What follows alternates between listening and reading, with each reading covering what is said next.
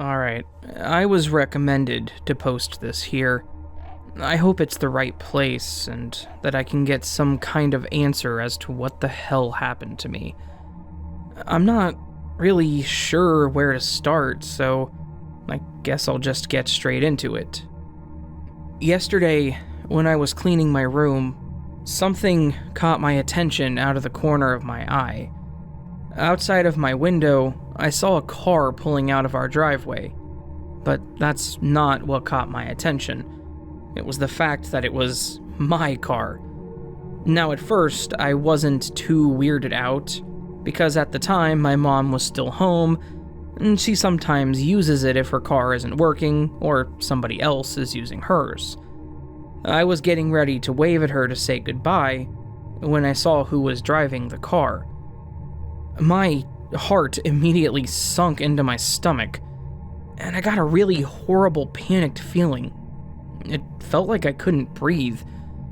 It felt almost like I had just dropped from reality, and everything seemed so fake. After just a few seconds of staring in absolute shock, just before the other me had fully pulled out at the driveway, they slammed on the brakes and looked up at the window. At me. I couldn't believe what I was seeing, so I immediately ran downstairs as fast as I could and ran outside.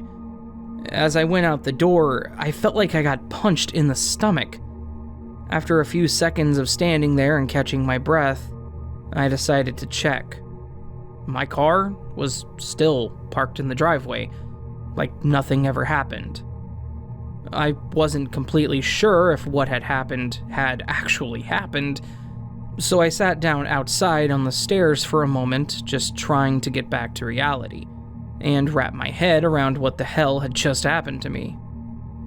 After about what must have been at least 30 minutes, I decided to get up and go back inside.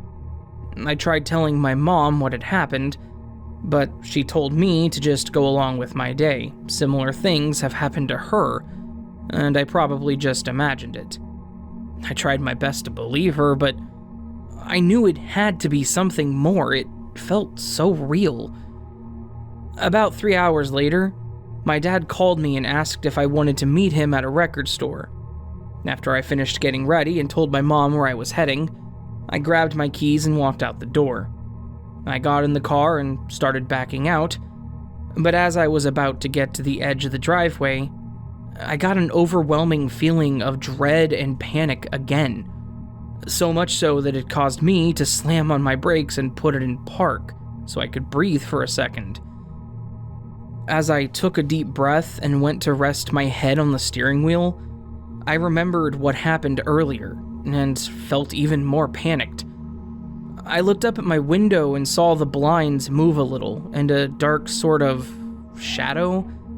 I don't have a better explanation. It moved quickly away from the window, and I knew what was happening.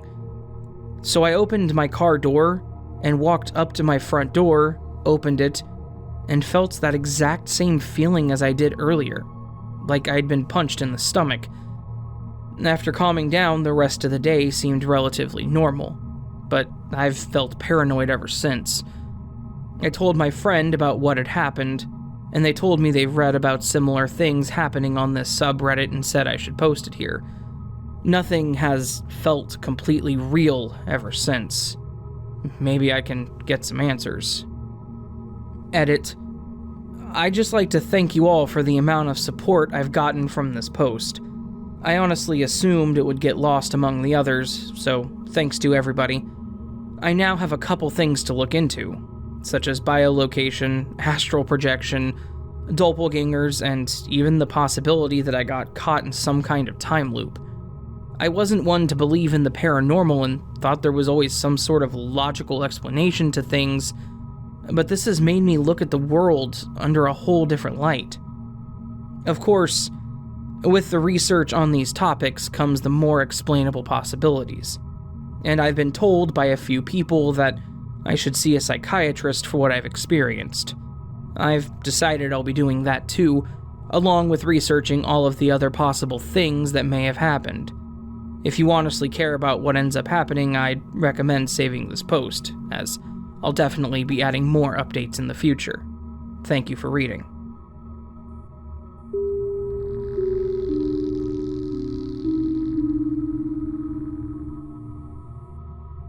This happened last November, just over a year ago.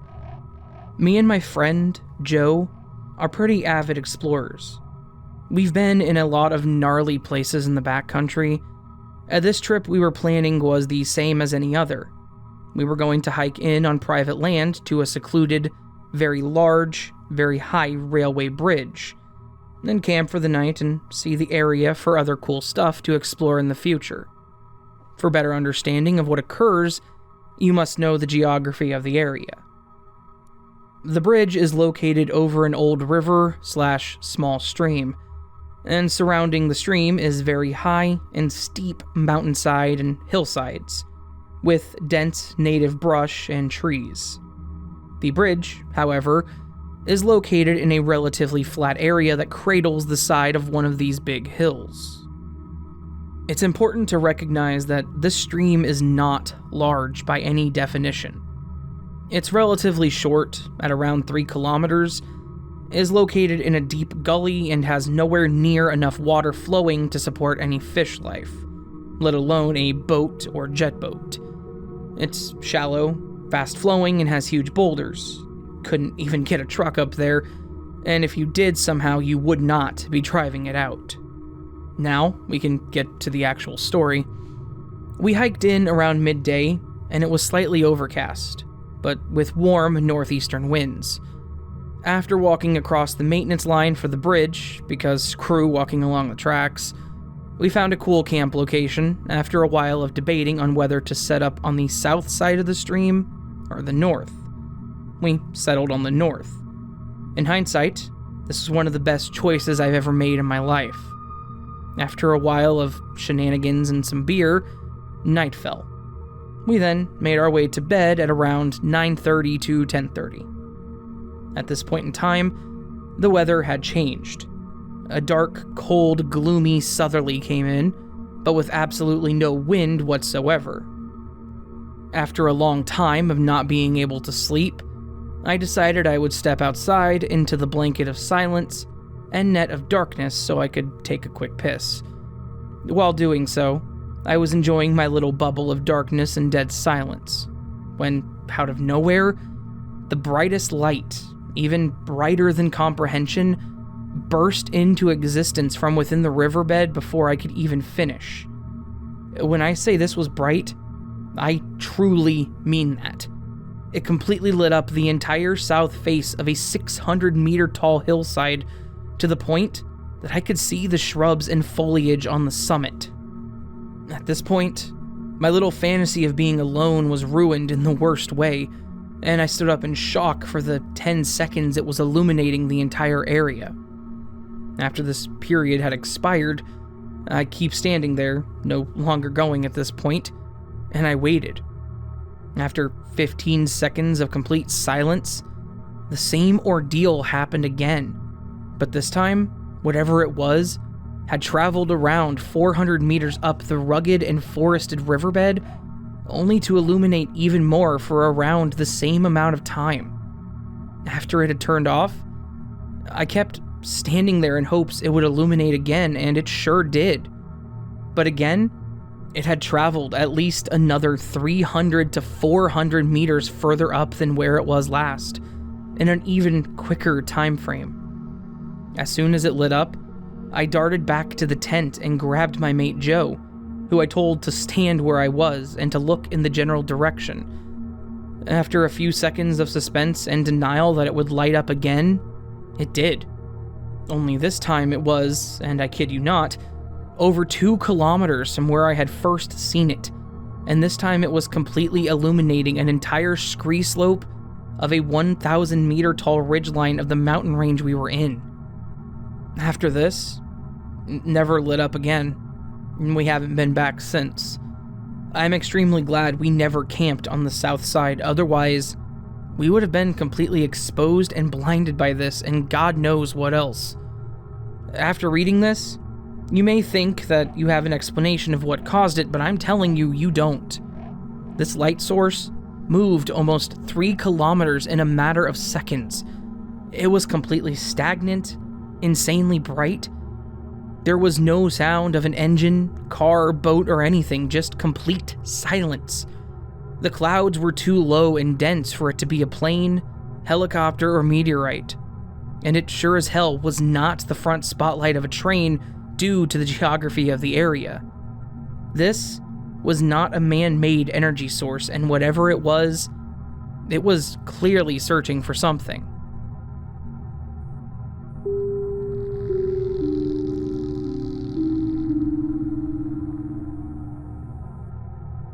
I have 2 short stories where I believe I have blacked out, and some strange things followed after those blackouts. Also, both stories are very hazy in my mind, when I typically have a very good memory. The only other time I can remember my memory being this distorted and fuzzy is when I've experienced trauma. I almost always black out when people are yelling at me because I think my brain is trying to protect itself. I was yelled at a lot as a kid, and then, unfortunately, dated some guys who yelled at me too. One more thing to note, I get deja vu a lot. I also have had many dreams happen in real life. Both are always about really insignificant things. Experience 1. 8 years ago, I was 25. I was in my apartment with my friend, Allison, and my boyfriend, David, at the time. I was having a drink before leaving to go out to eat. We only had 1 drink and left to go eat. We probably had 2 more drinks each at dinner, but we also ate a lot. Definitely not enough to make me black out, and I wasn't on medication at the time. I don't check my phone much when I'm with other people, but I decided to take a peek and noticed a text from a mutual friend of ours. It was a long text, and I read the whole thing out loud to her. It was my first time reading it. After I finished, Allison said, "Yeah, you already read that to me back at the apartment." I have 0 memory of reading it to myself or anyone else. I don't have memory if the text appeared on my screen as a new notification, though. I didn't question her further, because I think I was embarrassed if that was true. Just a little thing, but so weird. The second, when I was 19, I was studying abroad in Italy. I had a trip the next day, so I went to the ATM to get some cash for the trip, and then to the laundromat. I'd put my laundry in, and I was sitting with my legs across a bench, and my purse wedged between my legs and the wall. We were taught to do stuff like this so no one could steal it.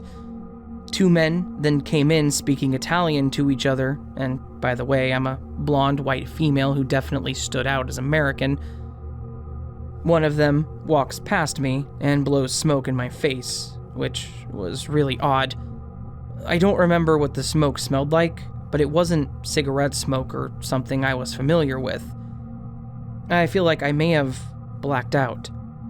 Everything seemed to be very hazy, and the sun was suddenly shining very brightly in my eyes. All I could see was the silhouette of the guy as he walked past me. Then, the other guy started asking me how to use the coin machine. I was naive and didn't realize that someone who is clearly from Italy doesn't need help from a young American girl in figuring out the coin machine, because all the directions are in Italian. Duh.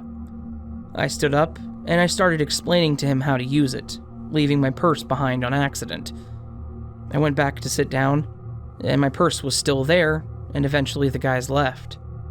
Once my laundry was done, I tried to find my wallet and pay for the dryer and realized my wallet was missing. The guys had clearly stolen my wallet and had probably been following me since I got cash at the ATM. They spent a ton of money on my credit cards, and it sucked, especially because my passport was in my wallet, which meant I couldn't go on my trip the next day and would lose the airfare. I also had to carry my wet clothes a few blocks to my apartment, since I couldn't afford to use the dryer. I was a sad sight. Fast forward to maybe 7 years later, and I was telling someone this story. When I got to the part about the guy blowing smoke in my face, before I could say it, the person said, "And then he blew smoke in your face." And I said, yes, that's exactly what happened. How did you know that? And they kind of shrugged, gave a side smirk, and laughed. I don't remember who the person was who said that to me. They either guessed or have heard of that happening before. Possibly a friend told this person the story already, which I highly doubt. Or they're a mountain biking vampire witch from the future. Has anyone else had similar stuff happen to them?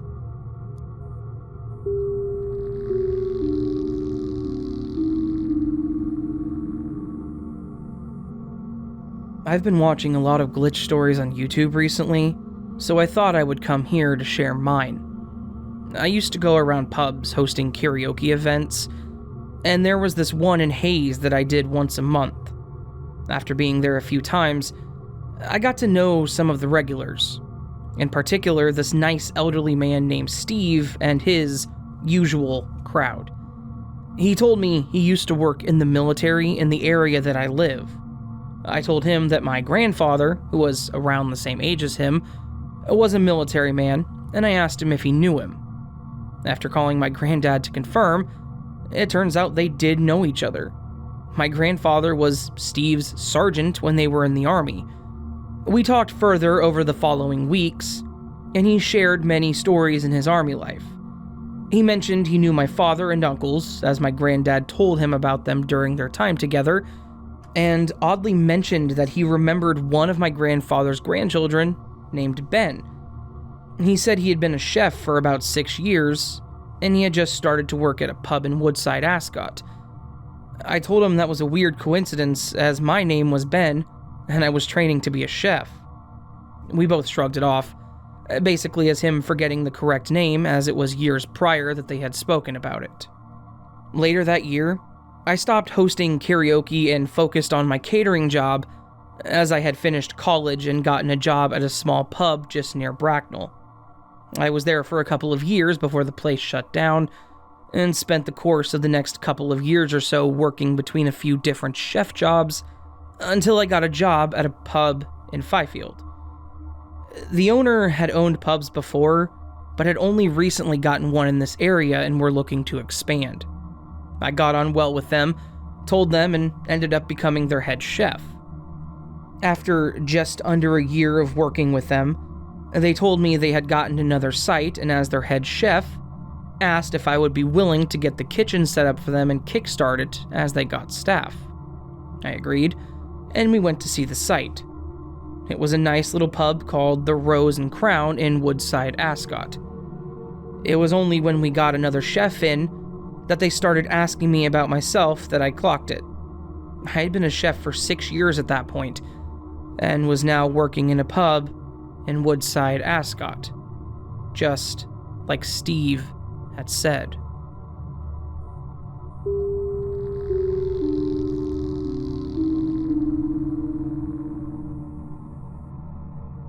This happened earlier last week at my sister's house. She lives about 5 minutes from me and has a 1-year-old baby girl who, when she goes to sleep, has a baby monitor in her room to make sure everything is okay.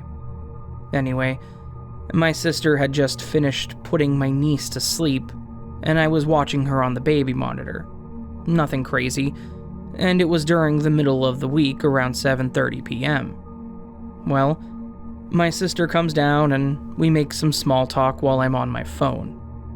Then, I randomly decide to check the baby monitor, where there is a clear view of a rocking chair in place about 3 feet away from the crib. I saw myself sitting there, wearing a t-shirt and shorts, looking down at my phone in the rocking chair. I was freaking horrified, and I screamed to my sister about it, and it scared the hell out of her. I'd never seen anything like it in my life, and I didn't know how to react.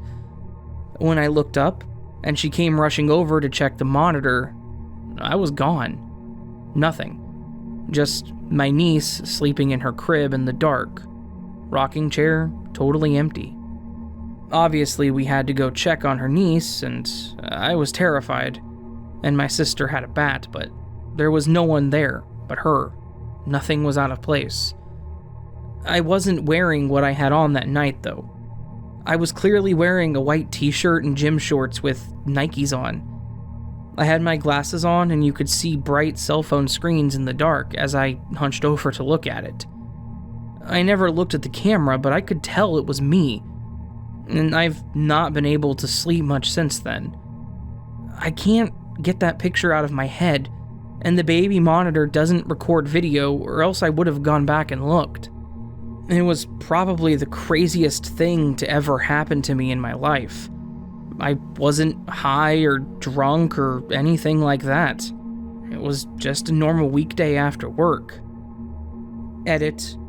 To clarify a question that has been asked a lot, no. I've never sat in that rocking chair before, and definitely not wearing what I saw in the video. The only time I've been in that room is during the day, but I never have sat in that rocking chair before while on my phone.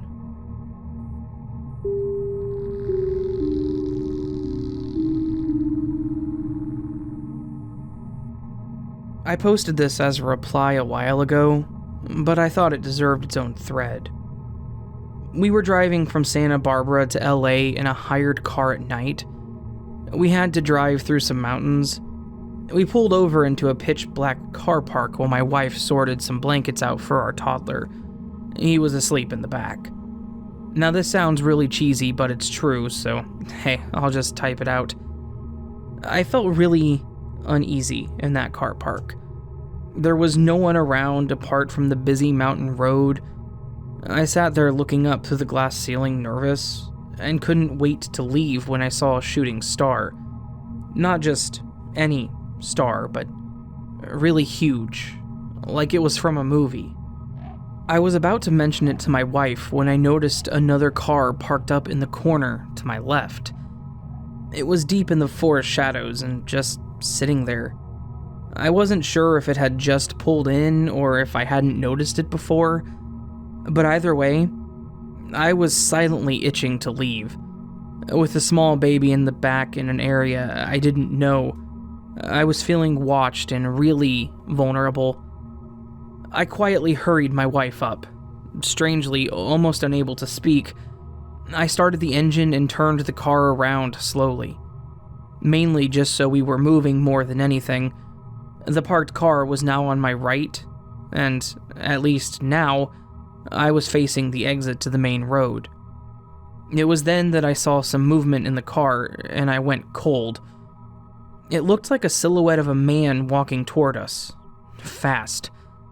I froze, and then saw to my left another man on the other side, just as fast but much closer.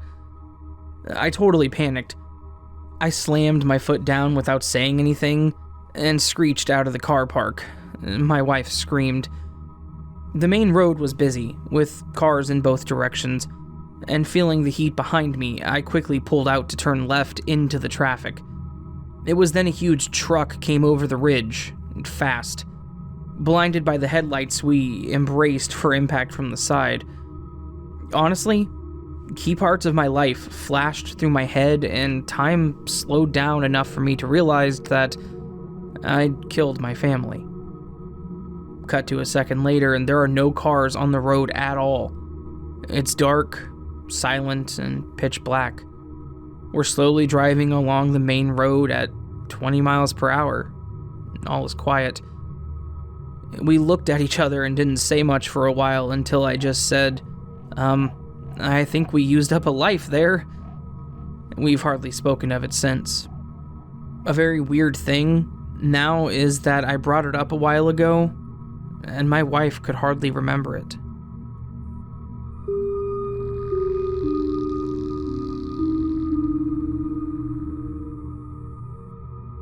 This happened about 6 or 7 years ago, when I was still in college. Some quick info about me and the class to help with the non-logic of the situation. It was mid-semester, so I knew the building and classroom by heart at this point. Honestly, no chance of a brain fart moment by choosing the wrong building. I'm pretty active and friendly in class, so even if I don't know every person's name, I know what they look like and have probably had at least one conversation with them.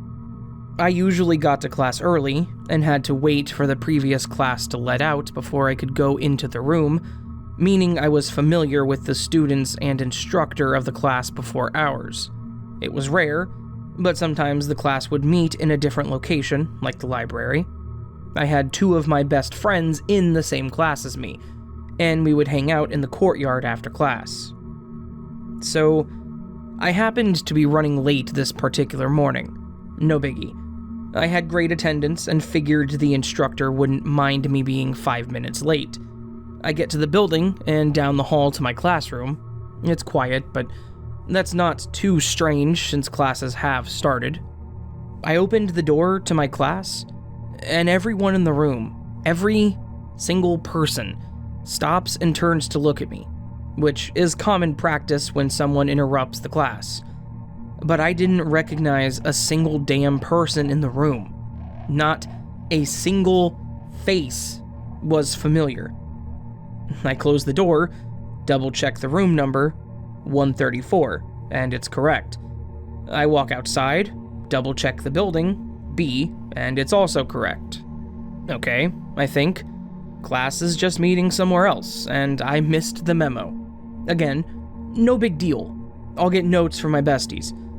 I wait in the courtyard and my friends show up at 11:40. Our class ends at 11:30. I ask them where the class was, and they say, "What are you talking about?" I explain what happened and they just stare at me like I've got two heads. Then one says, "Dude, class was in the same room at the same time. You sure you're not just confused?" Well, this time I am really freaking confused, because I know it was the right time, building, and room, but apparently my class just wasn't there.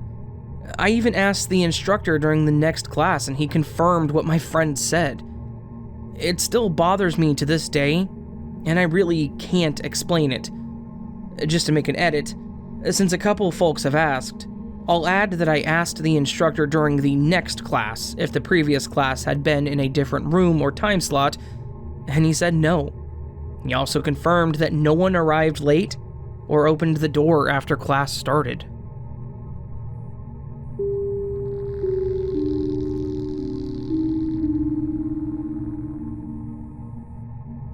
So, I was just reading an old thread from here about phone calls from deceased friends and relatives. I have a story that relates, but that is for another time. This is something that recently happened to me, and I feel weird mentioning it to anyone, because they think it is just a coincidence and I'm trying to make something out of nothing, but I can't let it go. Long story short, my mom had been sick for the past 2 years. Things got worse to last year, and then really bad this spring. In July, she passed away. I have sisters, but I was the main person taking care of her, and we became exceptionally close in the past 2 years. I was the one that she called for everything. Needing help ordering something online, questions about insurance, doctor's appointments, random other things pertaining to day-to-day life, etc. At the end, she was so weak, so when anyone asked her to verify the last 4 of her social or date of birth or secondary insurance to Medicare, she knew that I would answer for her, and I helped her with all of it, so I was well versed in her personal information. Fast forward to a few weeks ago, a friend and I were going to a drive-in movie, and I needed a few things at Target. So, I decided to place an order for pickup and added a few snacks for the movie so we would all be set. I get to Target and check in on the app. As usual, the app says that someone will be right out with my order and to show them the 4-digit code through the window. I briefly glance down at the numbers, look away, and then quickly look back at the numbers in utter shock. the last 4 digits are the last 4 digits of my mother's social security number. It wasn't backwards or off by a number or out of order, but in perfect order, exactly as listed on her social security card. I feel like this could be her, but I'm not sure what proof would be sufficient, since I think even if I were to see her, I would think I was going crazy or just needed sleep.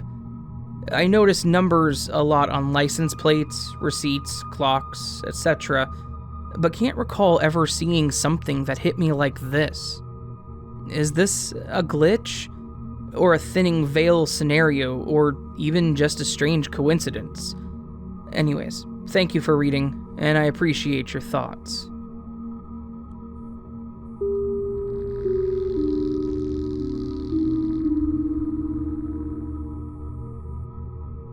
A month ago, I was sitting on the edge of my bed while looking at my phone. My son came into the room with our short-haired cat, cradled in his arms. I put my phone beside me flat on the bed. My son put the cat in my arms and walked away to go sort his Legos.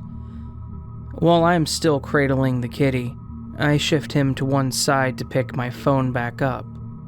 The cat always gets annoyed when I look at my phone while holding him. He swatted at the screen for a few seconds until I got annoyed and put the phone next to me again.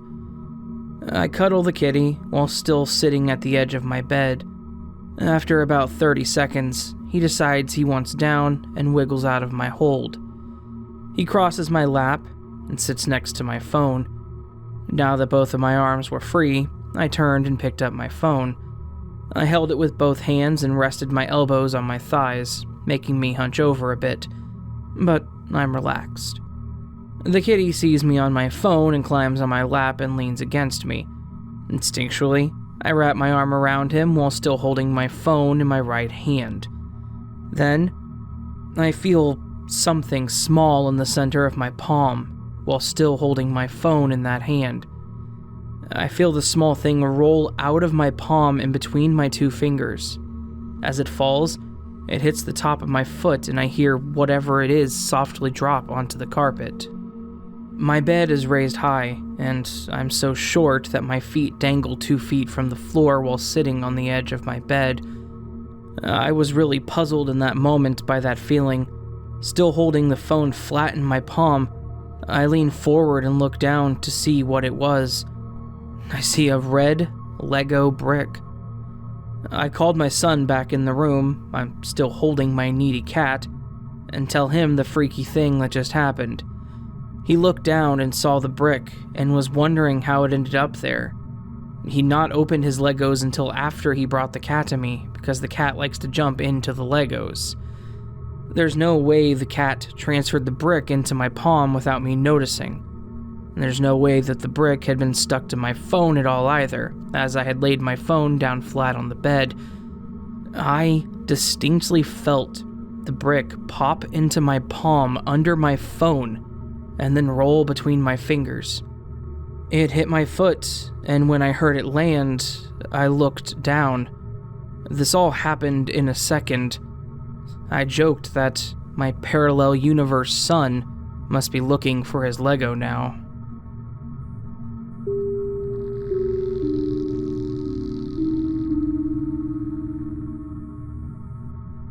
This is a story that haunts me daily. This happened in 1992. I had just graduated high school and was working in a warehouse. I kind of enjoyed it, and settled thinking I would probably retire here. Yep, I had zero ambitions. I was a sad, lazy, cringe-inducing bag. A new guy started. It's a warehouse with high turnover, so nothing unusual about new guys.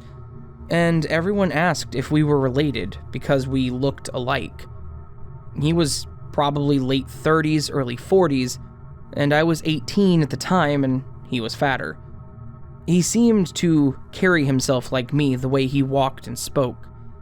His second day, we worked together on a wrapping station, and the first thing he said to me was, "You still have that Penthouse magazine under your mattress?" And I did. Weird, but Totally normal for teen boys, I suppose. He then said, "I know everything about you. You are worried about never getting a girlfriend." I was floored, but I again thought it was a usual teenage thing. I mean, I wasn't the best looking guy, so I guess it wasn't a stretch to guess. Probably the start of bullying and the end of my job, as one thing I liked most about myself is that I have no problems fighting anyone, anywhere, anytime. No matter how big or how many, I was always down. I never won, but I could take a beating and the person usually quit and never messed with me again. I asked him why he was saying all this stuff, and he looked at me, and his expression is seared into my mind, and it left an image that I see daily. He said, "I am you." He then went on to tell me everything about myself. I mean, my deepest, darkest secrets that no one knows. Then, he kept telling me more about myself. And then we went to lunch and were outside smoking and, yep, same brand, Camel Wide regulars. Hard to find where I lived, so I'd never seen anyone else smoking them. I asked him to be serious and asked how he knew all that stuff. And he said, "I already told you, Tom Thawk." Tom Thawk is a nickname that only one person ever called me, and he was my dad's friend that I barely saw. A crappy Jetta pulled into the parking lot, and he said, "That's our girl. She's the demon who is horrible to us." I asked him why he was with her, and he said, "She's the best we could do." When she got out, she was disgusting looking. I mean, absolute trailer trash would be too kind, and she waddled her ass over to us. She said, "Let's go." Before he left, he stared right into my soul and said, "We deserve better. Please, go to college and stop being lazy and make something out of yourself." Trailer Park Girl just kind of laughed like, "Yeah, right." He left with her, and I never saw him again. I think I ran into a younger version of her at a friend's house years later, and he introduced me and said we should hook up. I said no. I went to college and stopped being a pathetic, lazy cringe fest. I accomplished everything I set out to do, as I always felt the need to not let him down. Now, I know none of this makes sense. How can I explain something that I can barely understand myself? None of it makes sense whatsoever, like why would a future me get a job with me? He had to fill out a job application and have his references checked, right? Yeah. I asked my manager, who was a POS, who just told me to mind my own damn business and focus on my job and try to be less of a screw-up. Has anyone had something like this happen to them? It's haunted me daily since. I'm 48, and I haven't seen any time travel machines. Help me out here. Maybe end this once and for all.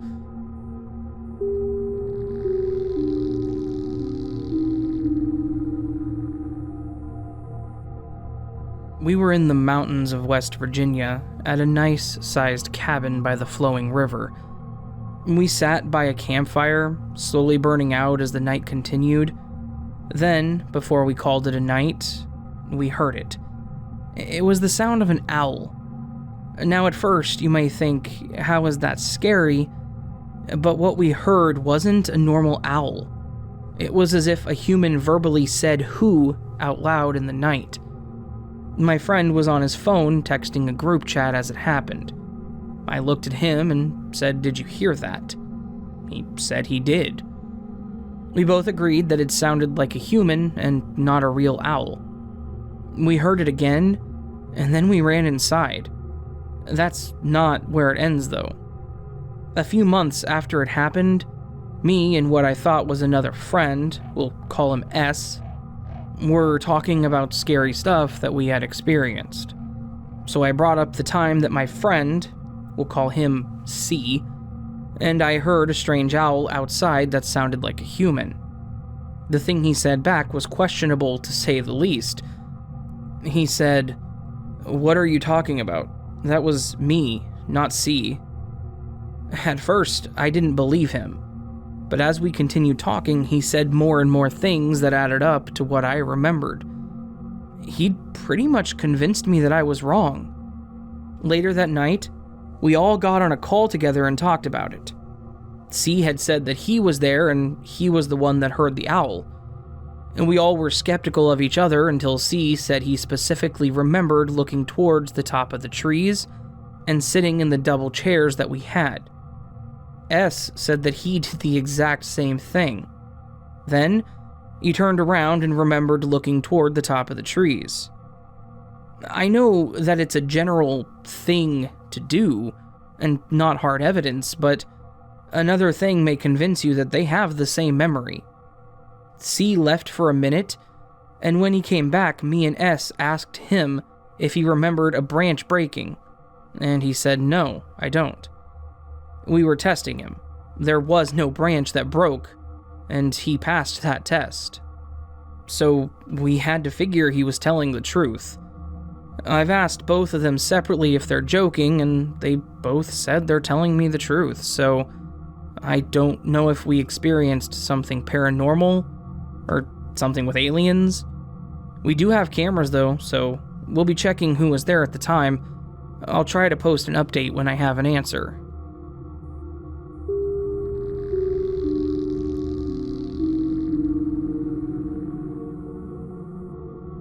So, I'm just browsing this subreddit in my bed today, which reminded me of some experience I've had myself.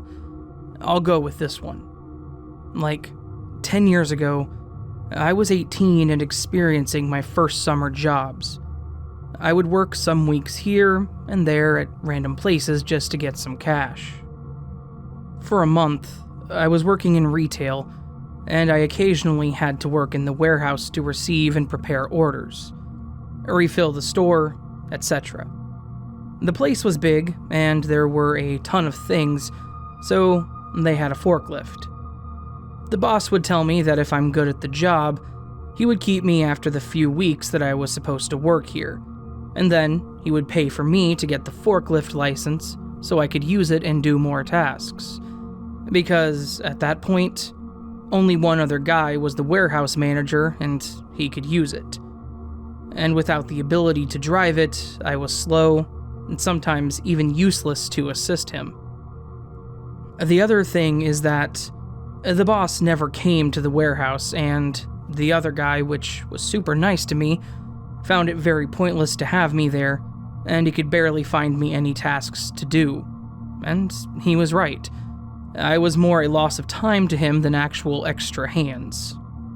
So, then, one day, he was like, "Screw it, you can drive it.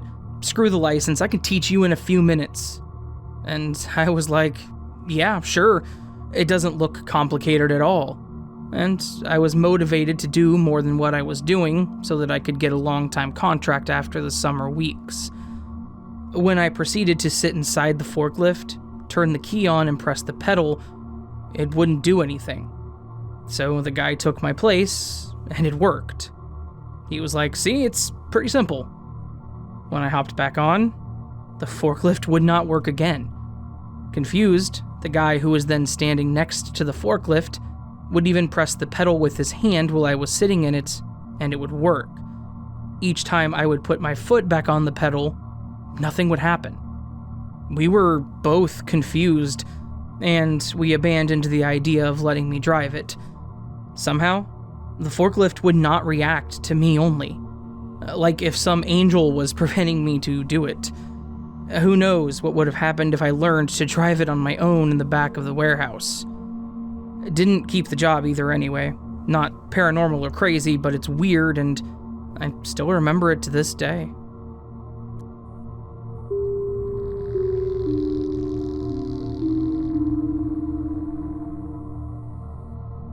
Okay, hi everyone. For starters, this is my first post. Here's what happened last night that I still can't explain. So, I was learning how to skateboard with my two friends. My friend and I were about to skate down my street on our boards, which is slightly downhill, when a homeless man walked up to us. We chatted briefly, and he asked if we had any money. I said I didn't have cash, but that my roommate made a bunch of homeless bags, and that I could run in my house and grab one for him really quick. At this point, I had one foot on the board and one foot on the ground. There was a snowbank right next to me, so I know that I would have wedged the skateboard into the snowbank so it wouldn't have rolled down the hill. I was right next to it, so it was the obvious choice. I was right across from my house, so I ran in and grabbed the bags, which were right next to the front door. This whole thing took about 20 seconds. I come out, give the homeless man the bags, and immediately look down and say, "Where's my board?" My friends look confused and said that they don't know, but they just saw me on it. The homeless man also said that he didn't see it.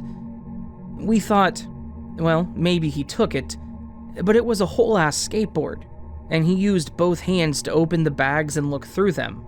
Plus, he was standing in front of my friends the whole time. And it was 1 a.m. and completely dead outside. The only other thing that happened was a car passed while I was inside, so they thought that maybe someone grabbed it real quick from the car and stole it, which was highly unlikely. We looked around for 20 minutes. We looked down the street in case it rolled and no one noticed, and we were stumped. I asked a million times if they were messing with me, and they sincerely promised that they weren't, and were just as confused as me. It was also my friend's board, so he was concerned because it was expensive. I told them that it was probably a glitch in the Matrix, and that I wouldn't be surprised if it showed up today. Sure enough, my friend leaves this morning, calls me and says, "Well, I've closed the loop in the Matrix. I was walking to my car this morning up the road, and the skateboard was right next to the dumpster." The dumpster was a bit up the road, which is uphill, and we weren't anywhere near there during our conversation. I still have absolutely no idea how it got there, and without anybody noticing within a 20-second span of time.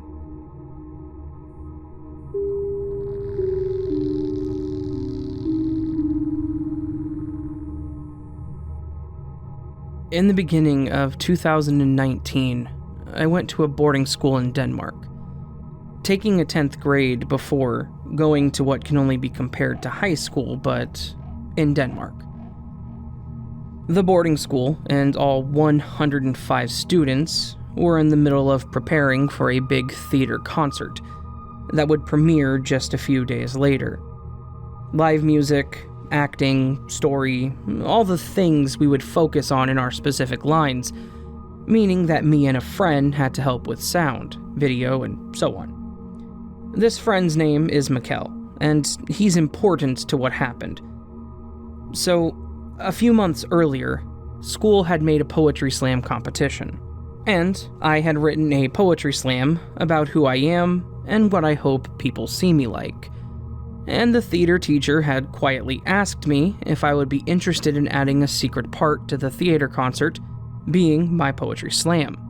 I accepted. For a long time, it was just called The Secret Scene, and most people didn't know until theater started practicing, because me, being in media, was suddenly a part of their work. On the night of the big reveal and first playthrough, I had asked Mikkel to go with me. I'm shy and anxious, and I didn't want to hang out there alone. I didn't know the theater people that well, and so we went to the Diamond, like we call it, to play through and then went to get cake in the dining hall afterwards. So, I'm sitting there eating a piece of cake and getting a cup of tea, and Mikkel joins me at the table. Sitting on the edge of the table, he's looking down at me a little, and we're talking about a video we were working on for the big theater concert. It's in the corner, by the way. We're, kind of alone, everyone else being busy with their things. So, Mikkel says, "Alright, and so what we have to do..."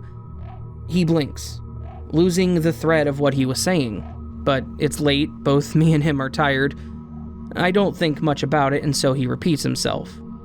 And I'm listening closely, paying attention to what he's saying so that I can try and picture it in my head, and so on. What we have to do with the video is cut off. Like, with the blink of my eyes, he's looking in a completely different direction, talking to a person who wasn't there just seconds ago, before just walking away, not even looking over his shoulder. I told him about it afterwards, and he was like, "That can't be. You weren't even there. I mean, Terza said you went straight to your room after practice. I was looking for you and you just disappeared." Or something like that, you get the idea. Afterwards, he claimed there to be big differences in my poetry slam, but that it had gotten a lot better with the changes. And everyone else thought so, so I never challenged it.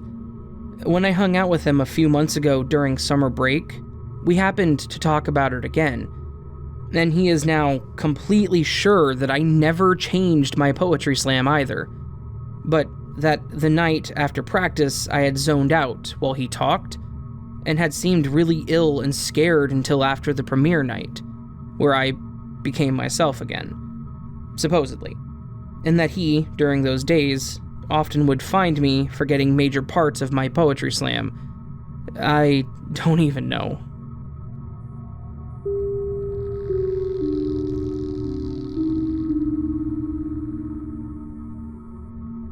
Hello everyone. This is kind of hard to describe in text, but I will try to paint a picture of what my glitch experience was. If you need a visual, go to Google Earth, look up Bitney Springs in Nevada City, California, view Rough and Ready that connects to Bitney Springs Road. A little further up, beyond a bridge, there is Newton Road that brings you up the mountain to Highway 49. Usually taking this route to 49, you would go down R&R Highway, turn right into Bitney Springs, pass the spring, go a few miles, turn right onto Newton Road, which brings you all the way up to the 49. It's very simple. No circular road that brings you around to Rough and Ready. So I was in my car, driving down Rough and Ready Highway. I come to the stop sign to turn right onto Bitney Springs Road. I turn right, past the spring, go about a mile into the woods, and come to a construction zone. It was the type with a flagger to move you on once incoming traffic passes. So I'm sitting at this construction site. The man holding the stop sign is hiding behind his stop sign. I find this odd. A few cars go by, everything is normal, and then he flips his sign to signal me to go ahead, so I drive through the site.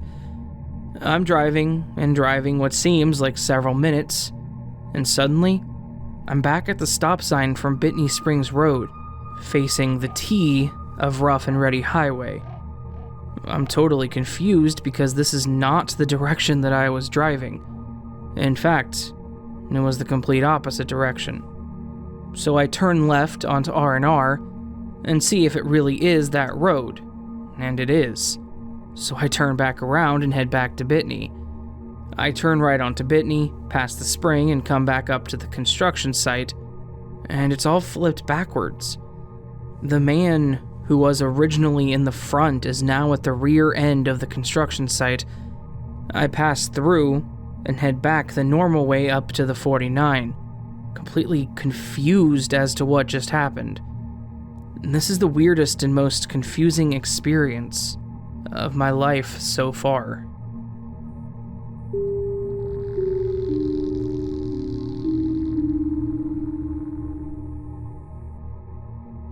This happened about a year ago, but it dawned on me that someone looking for glitches might be interested in this experience.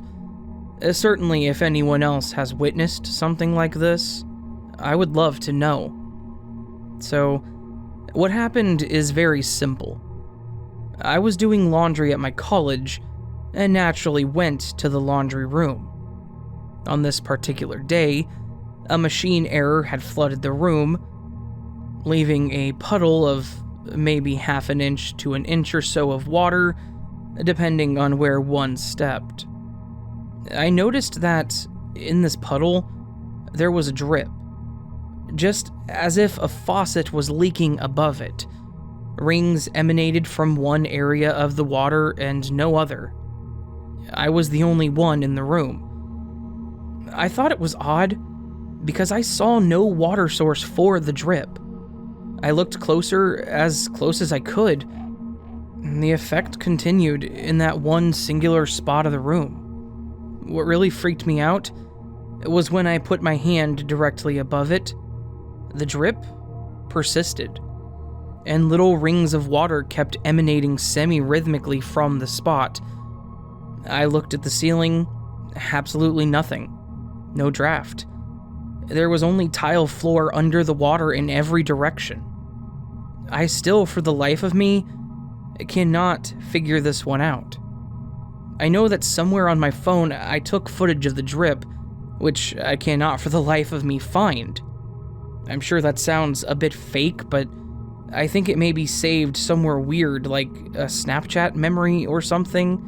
Maybe it was deleted by accident. I'm always running out of space, which would be a bummer. But I was stone cold sober, just doing my laundry. I'm quite confident that what I have described here is what I saw.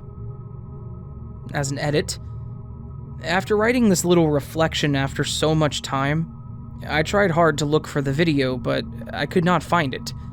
But I do know that I examined the video several times, and it absolutely showed circles emanating from water, and showed clearly that my hand above it did nothing to stop it, despite being totally unaffected by anything at all. So, as far as I'm concerned, the phenomena itself was proven.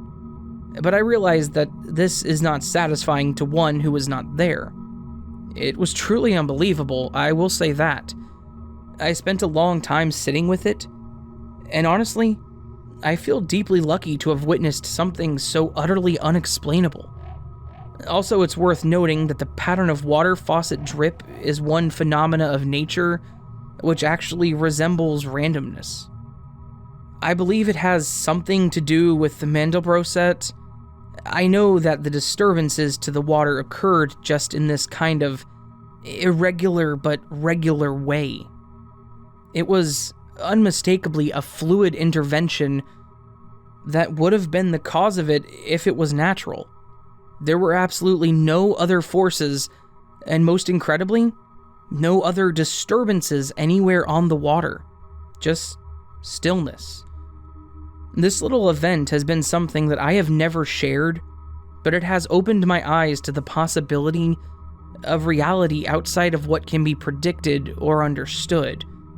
It was certainly as beautiful as it was spooky.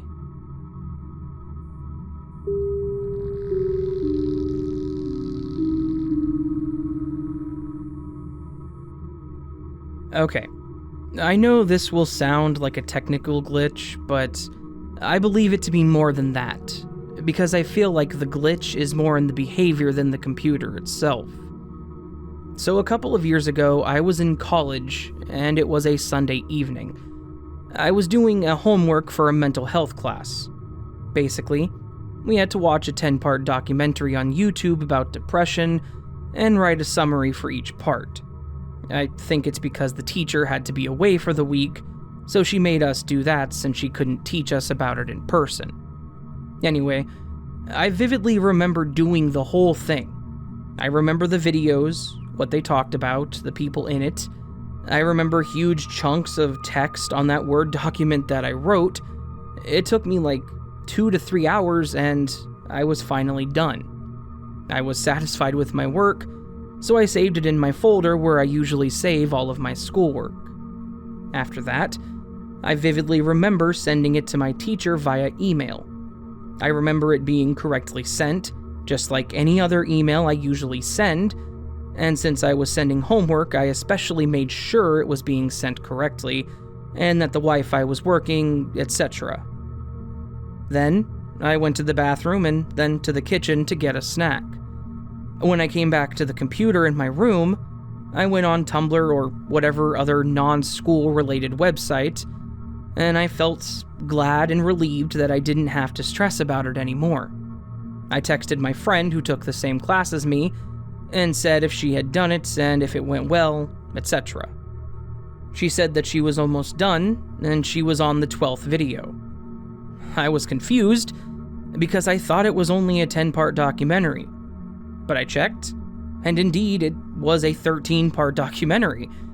I think I missed the last 3 ones because they were not included in the playlist that I watched. I was a bit bummed out, but it was only 3 parts, so it wasn't that bad. I could just do them right now, add it to my homework, and resend it to my teacher, simply telling her that I had forgotten the last 3 parts on the prior document. So, I went into my schoolwork folder and searched for the document. It was nowhere to be found. At first I was confused, but I thought maybe I had saved it to another folder by accident. I searched in literally every folder in my computer, but it wasn't there. I also used the search engine to try and find it on my computer by searching for the name of the doc.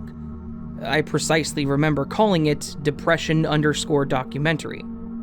I even checked every other document with different names, thinking maybe I had saved it with another name and my memory was faulty. This took a while. Again, nowhere to be found. I thought maybe I had deleted it by accident. I even checked the trash folder, but it wasn't there. I went to check my emails because I remembered sending it to my teacher, so I thought I would just re-download it from there. So I went to check on my sent messages folder, and guess what? The email I sent to my teacher with the homework wasn't there. I did not understand because I precisely remembered sending it to her, and the message being sent normally only a couple of minutes ago. I checked every folder, it wasn't there. I even checked my inbox on another computer, on my phone, but still, it was not there. I checked back on my computer again. I even checked on all my USB keys because I thought maybe I had saved my work on it and then removed it maybe accidentally, but no, it was still nowhere to be found. At this point, I was starting to get really upset. How could my homework have disappeared from my computer in the 5 minutes I took to go pee and have a snack? And not only that, but the email that I sent to my teacher was nowhere to be found. When I couldn't find it on my computer, I blamed it on a technological bug, but when I saw that the email was also non-existent, I was starting to think it was something deeper. Did I just imagine the past 2 to 3 hours writing my homework? Did I dream it? Did I fall asleep and sleepwalk to my computer to write my homework? I highly doubted it, since I've never sleepwalked in my life. I remember being so pissed off because I could not understand why the email was not there and why the document was not on the computer. I could not find any logical explanation. I was starting to question reality at this point. I was also pissed because I just spent several hours doing that stupid homework and all my hard work and efforts were just gone. I still had hope that my teacher received the email, though. I thought maybe it just didn't show up on my sent messages because of a bug. The next morning, I did the last 3 parts of the documentary on another separate document and sent it to my teacher via email. I asked at the same time if she had received my last document that I had sent her with the first 10 parts of the homework. When she had answered, later that day, she said she received the one email I just sent her with the attached Word doc with parts 11 to 13, but she hadn't received any other email from me with the first other 10 parts. I kindly asked if she could check again because I vividly remember sending it to her. She later answered that she had checked every possible folder from her inbox, even on her own computer, but she could not find it. I had never been more confused in my life. I remember doing that homework. I remember saving it, sending it to my teacher, and yet all of the evidence was gone. To this day, I still have no clue what happened. I still never retrieved the damn document. The only explanation I could find is it was either one of those glitch in the Matrix type things, or maybe I shifted to another universe when I went to get a snack. Honestly, It sounds absolutely ridiculous, but I don't know how to explain it otherwise. By the way, I didn't do the other 10 parts again. I just refused to believe the file had disappeared. I don't know. Anyway, I should have redone it, because I had an impressive 0% grade for that assignment. I lost 10 to 15% off my final grade because of that stupid glitch. God, I was so pissed. I still had a super good final grade in the class, above average, but I'm still forever upset of that 10 to 15% more I could have had if this stupid event didn't happen.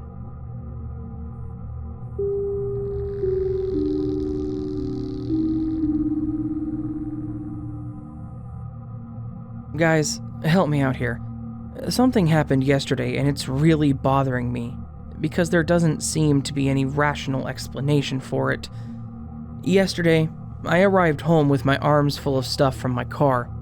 I make my way to the kitchen area, dump everything on the kitchen table, turn the light on, glance in. Everything is normal, and I turn around to start grabbing stuff to put away. When I turn back around, my dog is going at a large brick of butter right near the fridge, and this is where it gets weird. For one thing, when I looked in the kitchen, there was nothing amiss. I also don't know if the dog is part of this glitch, or just the butter and then she saw it, and ran in to take advantage of this situation. For another, there was no wrapper on or near the butter, which, if it had fallen from the fridge, that's not how I would have stored it. Another, when I went to put the butter in the trash, and when I picked it up, it was soft. Not hard like it should have been if it had just fallen from the fridge. Until this point, I had fully convinced myself that, despite not being hungry or thirsty and not having a need to open the fridge, I had opened it anyways, and just not noticed that the butter had fallen out. Or maybe before I left, I'd done it, and that's why it was soft. But even at this, I was slightly incredulous, but it was still a somewhat acceptable explanation. Until I really did open the fridge, to find that there was no butter missing. The butter I thought that was on the floor was in the door, in its wrapper, right where it was supposed to be. I had used the other half last week to make chocolate chip cookies, and there were another 2 sticks in a box in the drawer too. No missing butter. So this is where I start kind of wigging out. Where the hell did this butter come from? I'm kind of mad, actually, that I can't figure it out. I feel like this is happening to me more frequently. There was another instance a few months back in which a guy fully disappeared, and that doesn't make sense either. But this is straining the limits of what I find myself able to explain away. I'm either leveling up or losing my damn mind. I don't know what I'm looking for here, but if you could either find an explanation I can swallow, or tell me something similar happened to you, or even some alternate reality explanation. I mean, anything at this point would help, because I feel like I am losing it.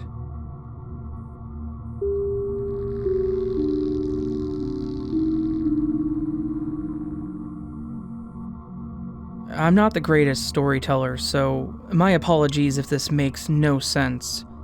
A couple of years ago, I met this girl online who I will refer to as Marla. I met her online through an app called Whisper. One day, I came across a Whisper posted by her. It was about how it's a red flag if a guy is in his 30s and still living in his mom's basement. The app has a chat feature, so I sent her a message. She messaged me back an hour or two later, "You're not a beautiful, unique snowflake."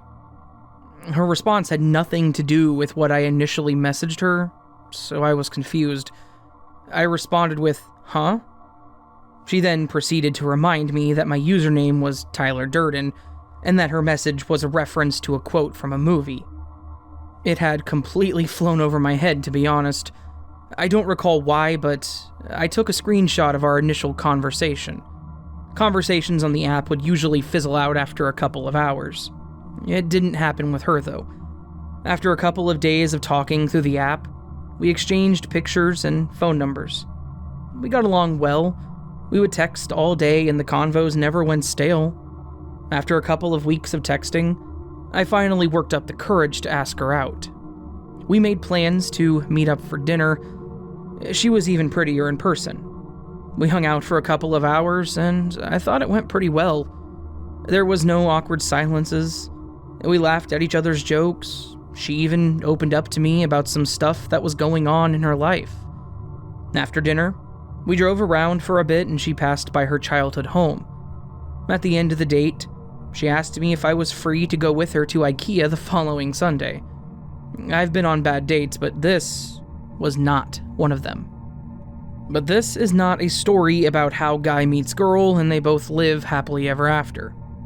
About a week after our date, she simply stopped replying to my texts. I was genuinely surprised that she was ghosting me. I was sad, sure, but more than anything, I recall being shocked. I blew up her phone with texts and calls, seeking an explanation. Unfortunately, I never got one. After a couple of days, I gave up and decided to move on. I deleted her phone number, I deleted all the pictures that she had sent me, and I deleted the screenshot of our first convo that I took. Let's fast forward to 2019. Around this time last year, I was talking to this girl. One day she texts me and tells me that she wasn't feeling it anymore, and that we should go our separate ways. I appreciated her honesty and wished her well. It sucked, but I wasn't too hurt over it. I got to thinking, though. I reflected back on the girls I had met and dated over the past several years, and I got to thinking about Marla. Yeah, she ghosted me, but from a personality perspective, I haven't met anyone quite like her. What happened next is something I can't explain. I was in my room, thinking about her and how I was done with the casual dating scene. Mind you, I was completely sober during this endeavor. I then get an email. Nothing crazy, right? We get those all the time. But it was an email for myself. There was no subject line or text in the body. There was an attachment, though. It was a screenshot that I took of our first conversation. I had deleted that screenshot years ago after Marla had ghosted me. What's more, I took the screenshot on a phone that I stopped using a long time ago. I never told anyone I took that screenshot, not even Marla. Emails don't just appear out of nowhere. Yeah, technology can be glitchy, but not like this. I have no explanation as to how I received that email, and if anyone has any theories, I am all ears.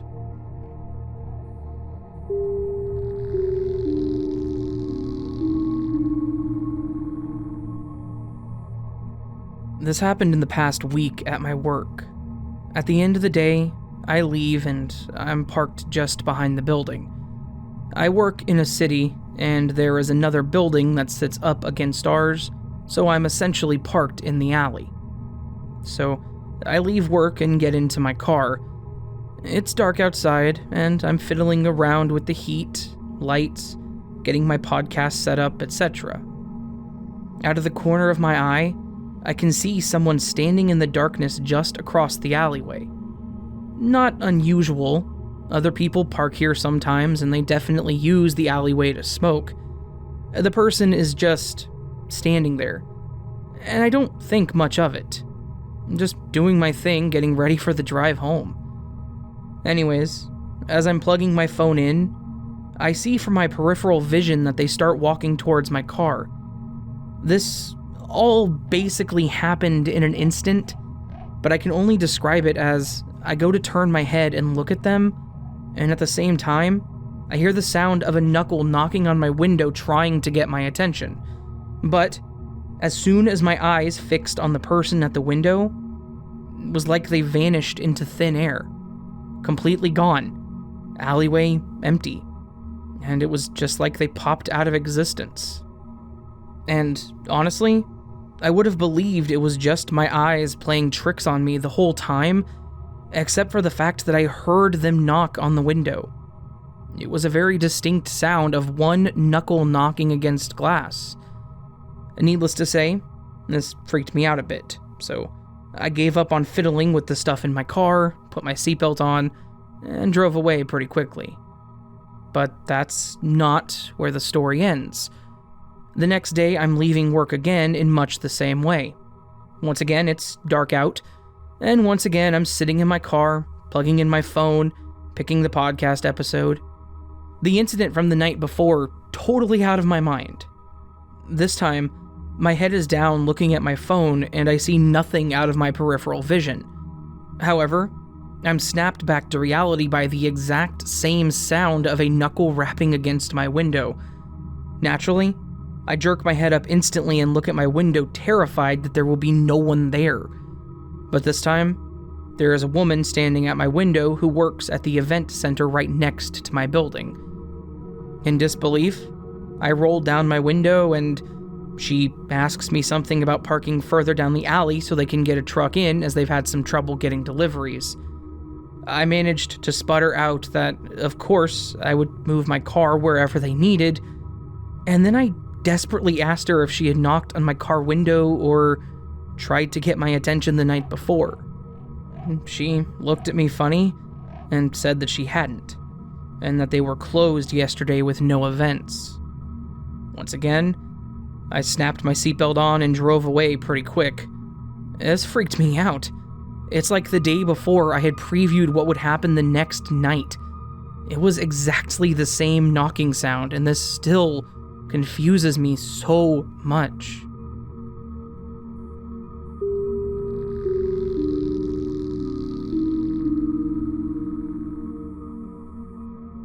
I'm a skeptic naturally, so I don't know whether to believe this or not.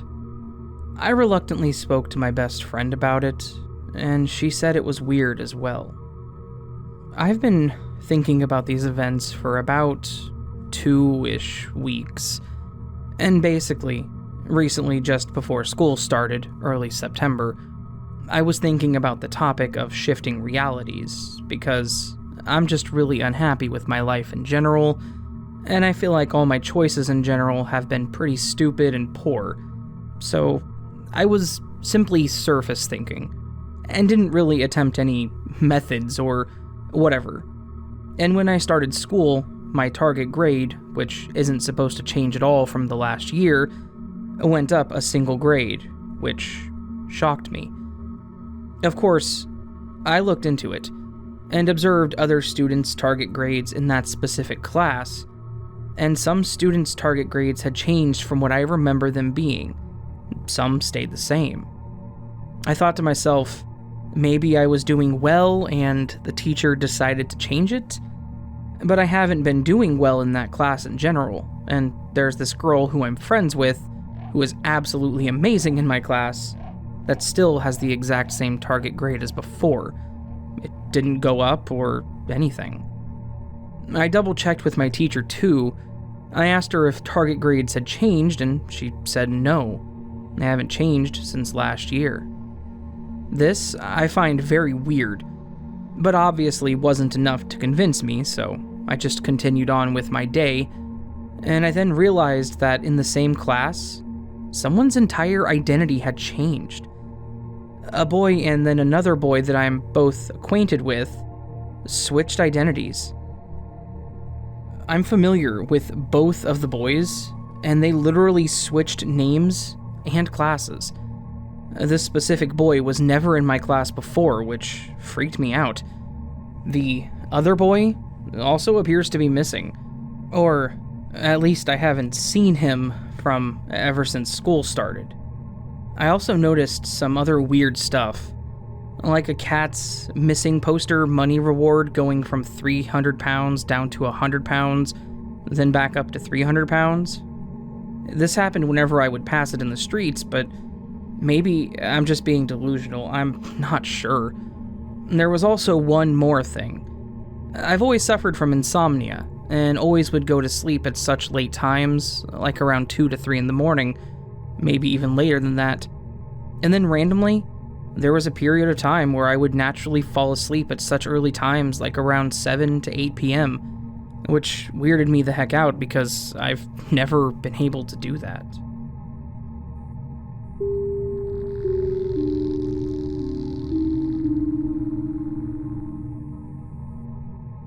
In 2009, I went to work in New Orleans with one of my closest friends. We were hired to run new data wiring for the Hotel Roosevelt on Canal Street, since Katrina had destroyed the area. A few days in, and we decided to work nights. We would be the only ones on site, aside from an old security guard who was a retired New Orleans cop.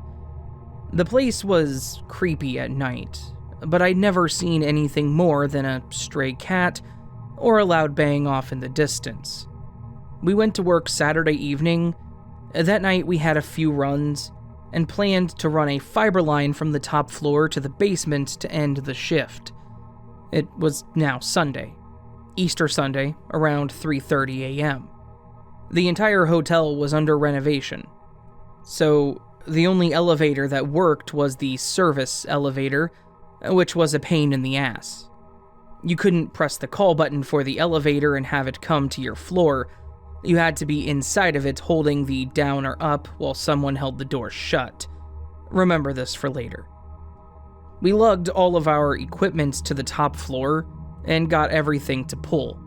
Every floor has a telephone room and it's in the service area. This area has a paper with the floor number near the elevator because every service area is identical. They're stacked on top of one another from floor to floor, and they have pipes running through the floors to allow wiring to pass through or to the room. Now, every floor has its own theme, not some outlandish jungle or space theme, but the carpets and hallway lights differ from floor to floor. We start the pool. I can't remember how tall the building was, so let's say it was level 25. We all get in the elevator and go down to the next floor. A few floors down, maybe the 22nd floor, our boss says grab the elevator and bring it down to the 12th floor so we can ride it back up to grab our equipment, and I'll meet you there. Since it was faster to jump down the stairs than it was to operate the pain-in-the-ass elevator, my buddy and I get in the sketchy elevator and go down to the 12th floor. We get off, and I clearly remember seeing the number 12 on the piece of paper as we exited the elevator. We walk over to the telephone room, and there's the fiber that we're pulling, already ran through the floor, going down to the 11th. We look at one another, say no freaking way he's that fast. We start walking back to the service elevator to go down to the basement, since we work with the Flash, and the elevator is not there. Instant panic, shock, confusion comes over me. I look up on the wall, and it says 22. Wait, what? How? How is this possible? My buddy and I are in a panic. We both hit the stairs and run down 10 flights in seconds. We hit the stairway door open, and there it is. The elevator on the 12th floor. Doors open. Its crappy little dim orange light shining in all its hellish glory. We look at one another, just completely scared and yelling for our boss. As we run down the stairs towards the first floor, I've never run so fast in my entire life. That was the last night I worked in that hotel. We left New Orleans a day later. I don't know what happened, and I've tried telling other people this story and, well, they laugh it off. I even call my buddy from time to time out of the blue and have him give me the same story. There's a wormhole in the Hotel Roosevelt, Nola, and I'll always wonder if I'm in the right dimension. As an edit, I sent this to the guy I was working with that night, and he said this. No, that's pretty much exactly as I remember it. The only thing different I would say is that I remember each floor being a different theme, like different paint, different carpet. Like when we first got off the elevator from going down to 12. When we got off on 12, we saw on the wall, it's at 12, which you had mentioned when we went to the IT room. And that's when we noticed the wire had already been pulled. When we walked out of the IT room, that's when I thought that I noticed the carpet and everything else was different. And then we ran back to realize that the elevator was not there, and we were actually on the 22nd floor.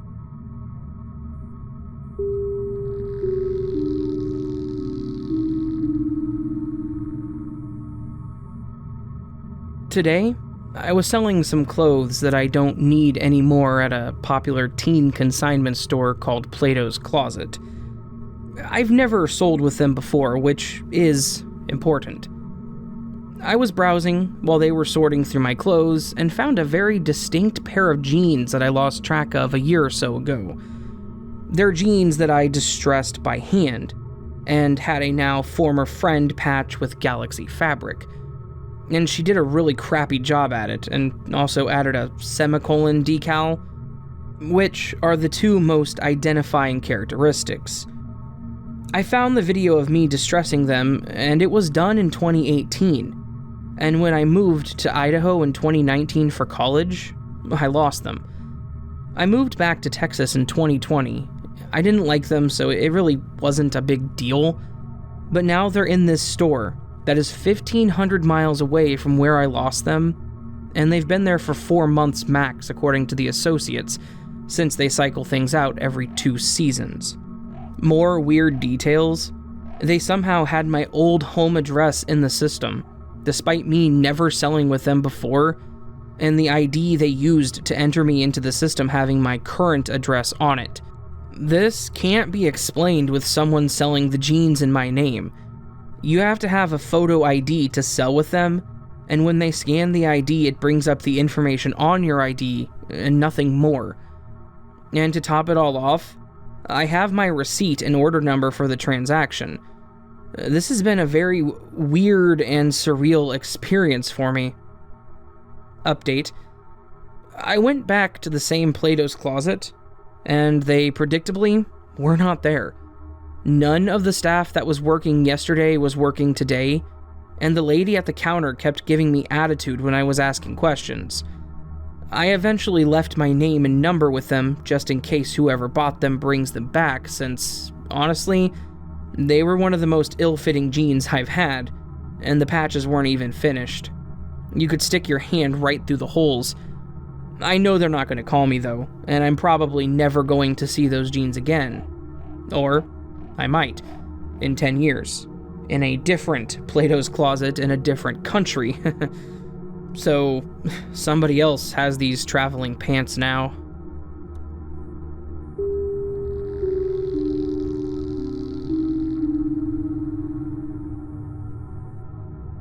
Ever had something occur as a coincidence, but still leave you questioning if it really is? One thing about me, I'm a night owl and qualified postponer. I tend to do things when I feel like doing them, because to my logic, that's when you do it best. About 2 months ago, I downloaded lots of movies and watched them in the next week at a slow pace until I came to one last movie, Dark Waters, starring Mark Ruffalo. But, as you guessed, I postponed watching the movie simply because I didn't feel like it. Fast forward to 2 weeks ago, I didn't mark the date, but everyone else was asleep. I decided to watch Dark Waters. Now, here's the juicy part. Ruffalo is in bed with his wife, played by Anne Hathaway, and wakes up to go somewhere in the house. The alarm clock on the side of his bed reads 2:37. Out of nowhere, I was curious, so I checked the time on my laptop. 2:37. Just a point to add, before that scene, earlier in the movie, I had paused it and gone for some midnight snacks and to go to the bathroom. This baffled me, because if I hadn't postponed the movie, the time wouldn't have aligned. I'm sure of that. Was I watching the movie at the right flow of time I was truly intended to watch it? And does it mean my actions of doing things when I feel best to do so are good? To follow up, this other time, I was back when I was supposed to go to get my ID, and my mom was always pressuring me to go do it, even on my 18th birthday. 1 month down the line, I felt I should go for it, so I did. There was a bunch of us applying, and there was this dude ahead of me. At one point, we just began talking to kill the silence. He saw my birth certificate, and we shared the same date, month, and year of birth. A coincidence? That's not even the juicy part. We were so surprised that when we started digging up each other's lives, turns out both of us had tried applying the week before on a Thursday, but the process was cut short by a heavy downpour, so we decided to return the next week. Again, coincidence? Also, both of our mothers, they're teachers. Does this make sense? Does it justify that I should maintain my way of doing things on whether I feel I should do them? Because as far as it goes, it seems to be good timing. Was this a glitch, or is it an advantageous hack? Has anyone else ever experienced this?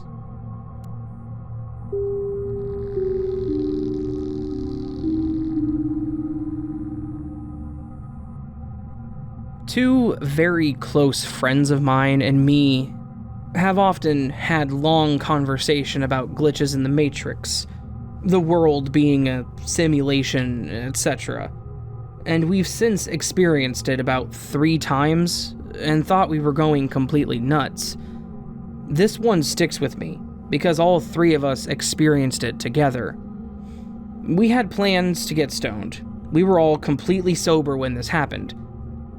We planned to be together, and obviously, snacks were important. I got a fat bag of nachos and cheese dip, along with some cola, with, I don't know, let's call him Ricky, and headed over to Corey's, who live in a single-room apartment.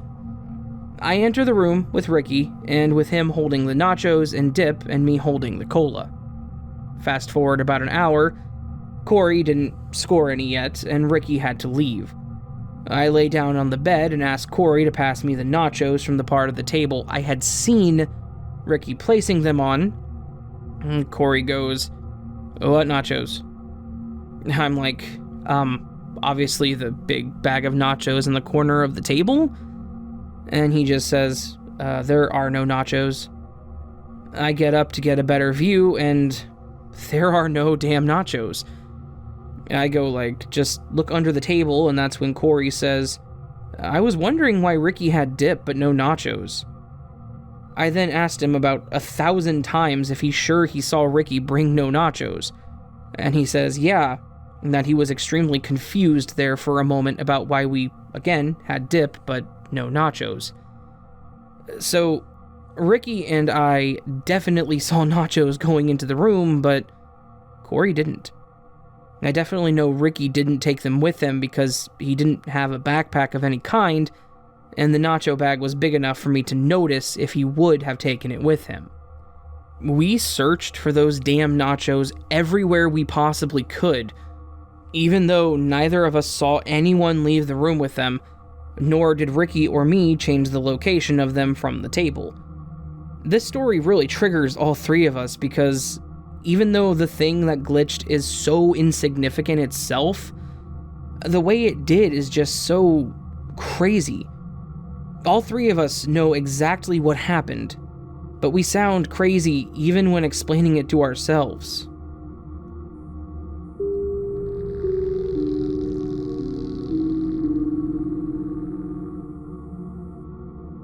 Okay, so my name is Daniel, and that's important to the story.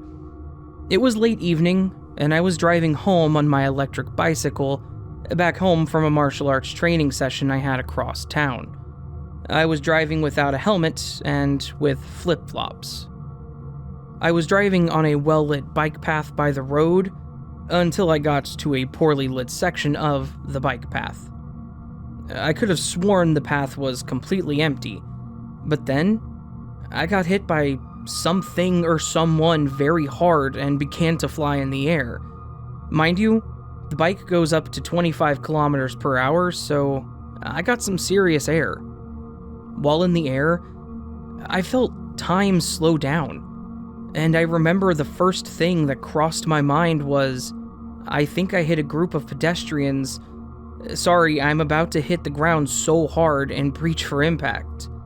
And in midair, I got into the fetal position to protect myself. I hit the ground and lights out. The next thing I see is me on my back watching a person standing right above me, and we both began moaning in pain. My muscles were tense. I saw him holding his other hand in pain, indicating that he got hit in his shoulder. After a few seconds, my muscles get relieved, and I put down my head on the pavement and fell asleep again. While being out, I had a dream, like a slideshow. I could see my mother first, then my best friends. I felt relieved, and I came to terms. Then, I hear a voice telling me to wake up. "Wake up, man, please. Are you good?" Then, suddenly, I opened my eyes and was feeling 100% energetic. Adrenaline, I suppose. I see the man helping me get up, and I got up very quickly, even too quick considering my state. I quickly looked at myself to see any damages. Okay, some skid marks on my hands and legs. Oh, I have an open wound on my leg, but I think it's manageable.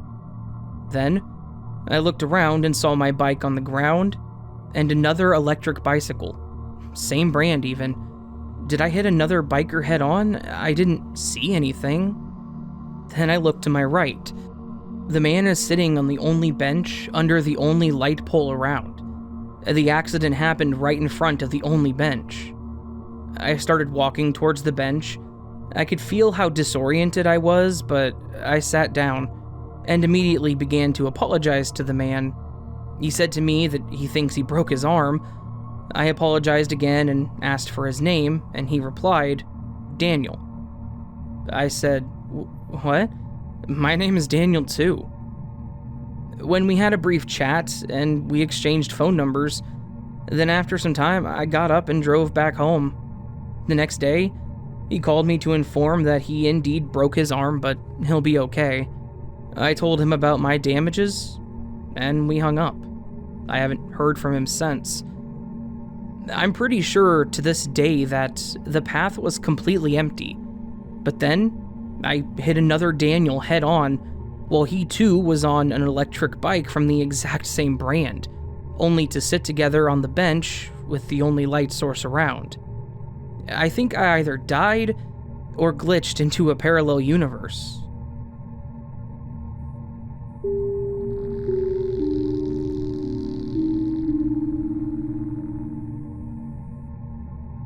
This story takes place last year in the springtime, around April, I would say. I was working a midnight shift, and on the way home from work on certain days, I would stop at the gym down the street from my job.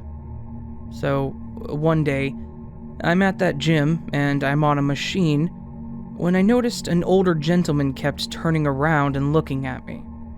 Now, I've seen this man in the gym very few times, but I had never seen him in my life prior to that. So, with him looking at me, I was wondering if we were going to have a problem. He finally approaches me, and he asked me, "Is my father's name blank?" Like his full name, not just the first name. I'm a junior, so he said my name as well, when he asked if that was my father's name. I told him it was my father's name and mine as well. He laughed and told me that I favored him, which is something I'm told often by others. Nothing out of the ordinary so far, right? I was just assuming he was a friend of my father's and recognized me, or just recognized the fact that I was his seed. So, I asked the man where they knew each other from, and he mentions a fraternity at a college that my father never attended. I know for a fact he never went to that college, and most definitely would have never been in a fraternity. So I tell him that. The man mentions a church that they had seen each other at a few times. Once again, it can't be right, because my father barely went to church, and when he did, he was forced by his mom as a teenager. Even then, it was a totally different church than what the guy had mentioned. So then I tell the man to describe my father's appearance, and that was off as well. He described my father to be shorter than what he is, and bald as well, which my father has never been. That's when I officially knew we weren't talking about the same person. Something I forgot to mention, This guy is at least 20 years older than my father, so them being friends on those types of occasions really didn't add up. I told the guy that these were two different people that we're talking about, and asked again to make sure he got the name right. I responded that it is most definitely both of our names. We both agreed that it was an odd case of events, and went our separate ways. I've never seen him again after that, even with me going back to that gym multiple times, but I know this will be one of those things that stays in my mind forever.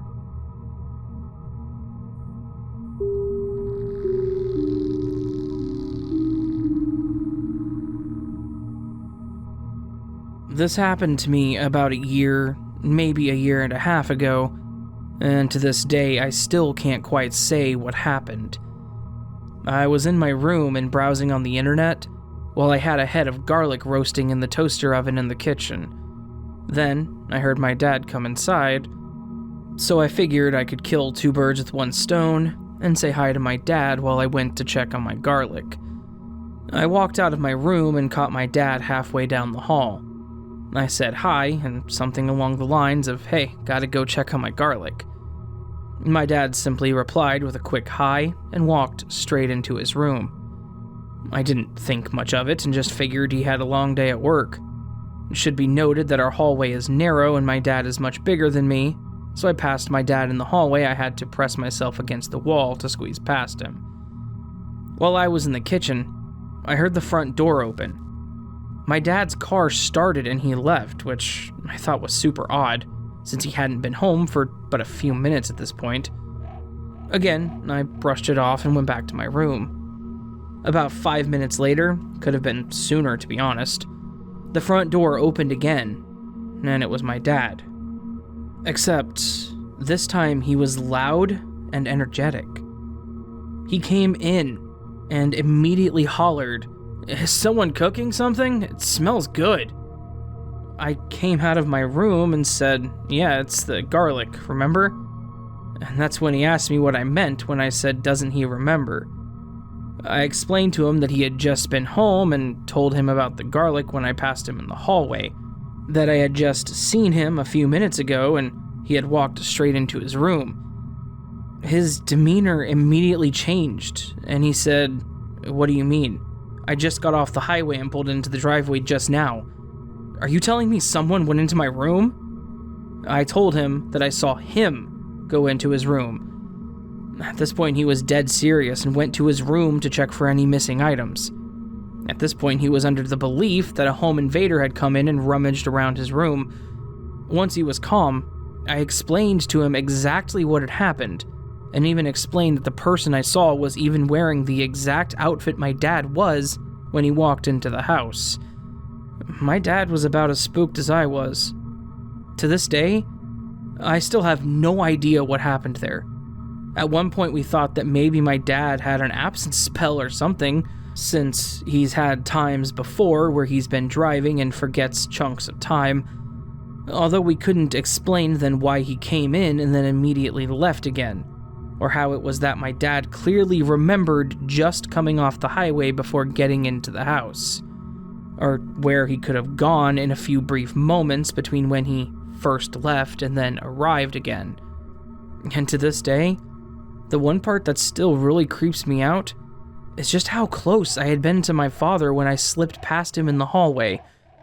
If anyone has any ideas of what might have happened that night, I'm all ears.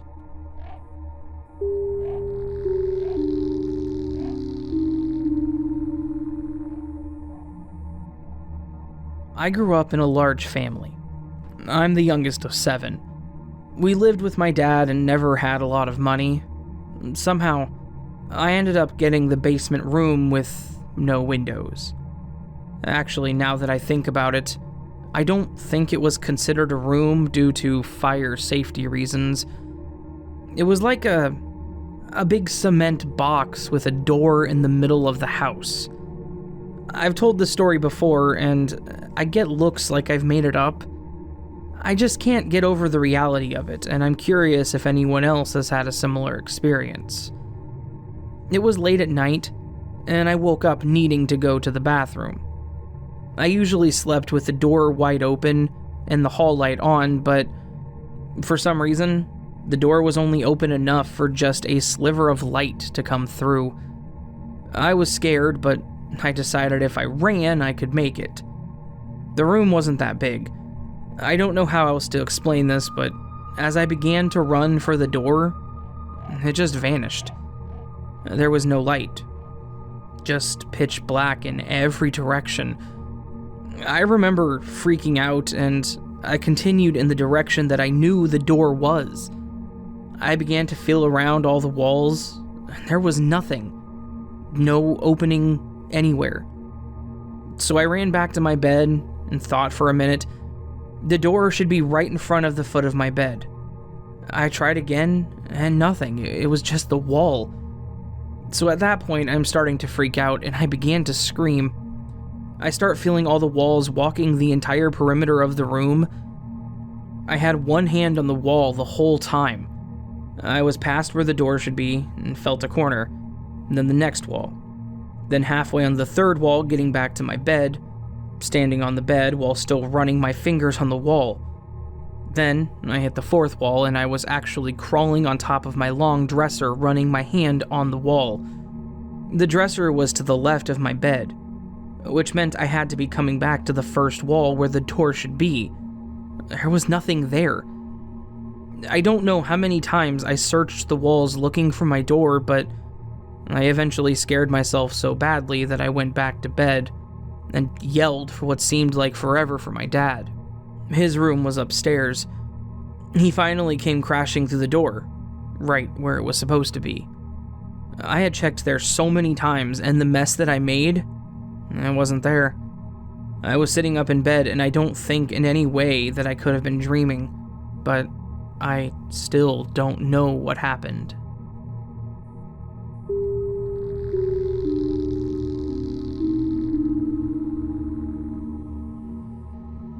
This happened a few years ago when I was in high school, but it still weirds me out. It was around 9 p.m., and my little brother, his friend, and I were downstairs in the living room watching TV. My mom was in the kitchen, about 10 feet away from us, cooking dinner. Everything was fine, and then suddenly there was a loud noise upstairs. I really don't even know how to describe it. Kind of like a huge bang, if I had to try. Anyway, I, being the person that I was and still am, ran to the front door and kept a hand on the knob, ready to run away if need be. My instinct to anything that scared me was literally always just run away. And my brother and friend just stared at each other. My mom walked into the living room and asked what happened. None of us knew, of course, so Mom went upstairs to check things out, while the three of us cowered downstairs. She was up there for a while, looking in all the rooms for anything that could have fallen or somehow caused a sound. And when she came back down, she laughed and told us that a shampoo bottle had fallen in the shower. I didn't really believe her, because the sound was way too loud to just be a bottle hitting the floor. I didn't want to scare my brother and his friends, though, so I didn't say anything. The next morning, my brother went into his room. He and his friends slept on the couch, so no one had been in there since my mom checked it the night before, and saw one of his footballs deflated in the middle of the room. He told us all to come look. Huh. Well, that was what we must have heard, I thought. I guess it popped? But then, why would Mom say it was just a shampoo bottle? I asked her that question aloud, and she looked confused. Well, I actually made up the shampoo bottle falling so you guys wouldn't be scared. I didn't actually find anything last night. I looked in here and I didn't see the football at all. We were all terrified after that. Little bro was convinced we had a ghost, but our house was built only a few years before we moved in. But really, how could a football randomly just pop? And then, why wasn't it there the night before?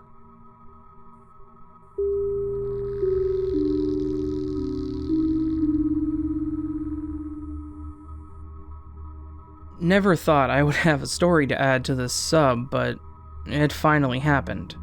And as I'd initially shaken it off, a strange dream brought me back to the moment that I'd experienced this past weekend. I was riding my bike down a long road with almost zero vehicles on it. I was in the dedicated bike lane, scooting along as I'd done hundreds of times before down this stretch of road. There's about 3 feet of open gap between the curb of this road and the bike lane, followed by the 3-foot wide bike lane, and then finally the vehicle lane. Vehicles are not allowed to park in the gap or bike lane unless they're the city maintenance crew that service the road, grass, and noise walls of this particular stretch. Well, this day there was a big blue moving truck parked right out on the curb, wide enough to take the empty 3-foot gap, the 3-foot wide bike lane, and spill over into the vehicle lane.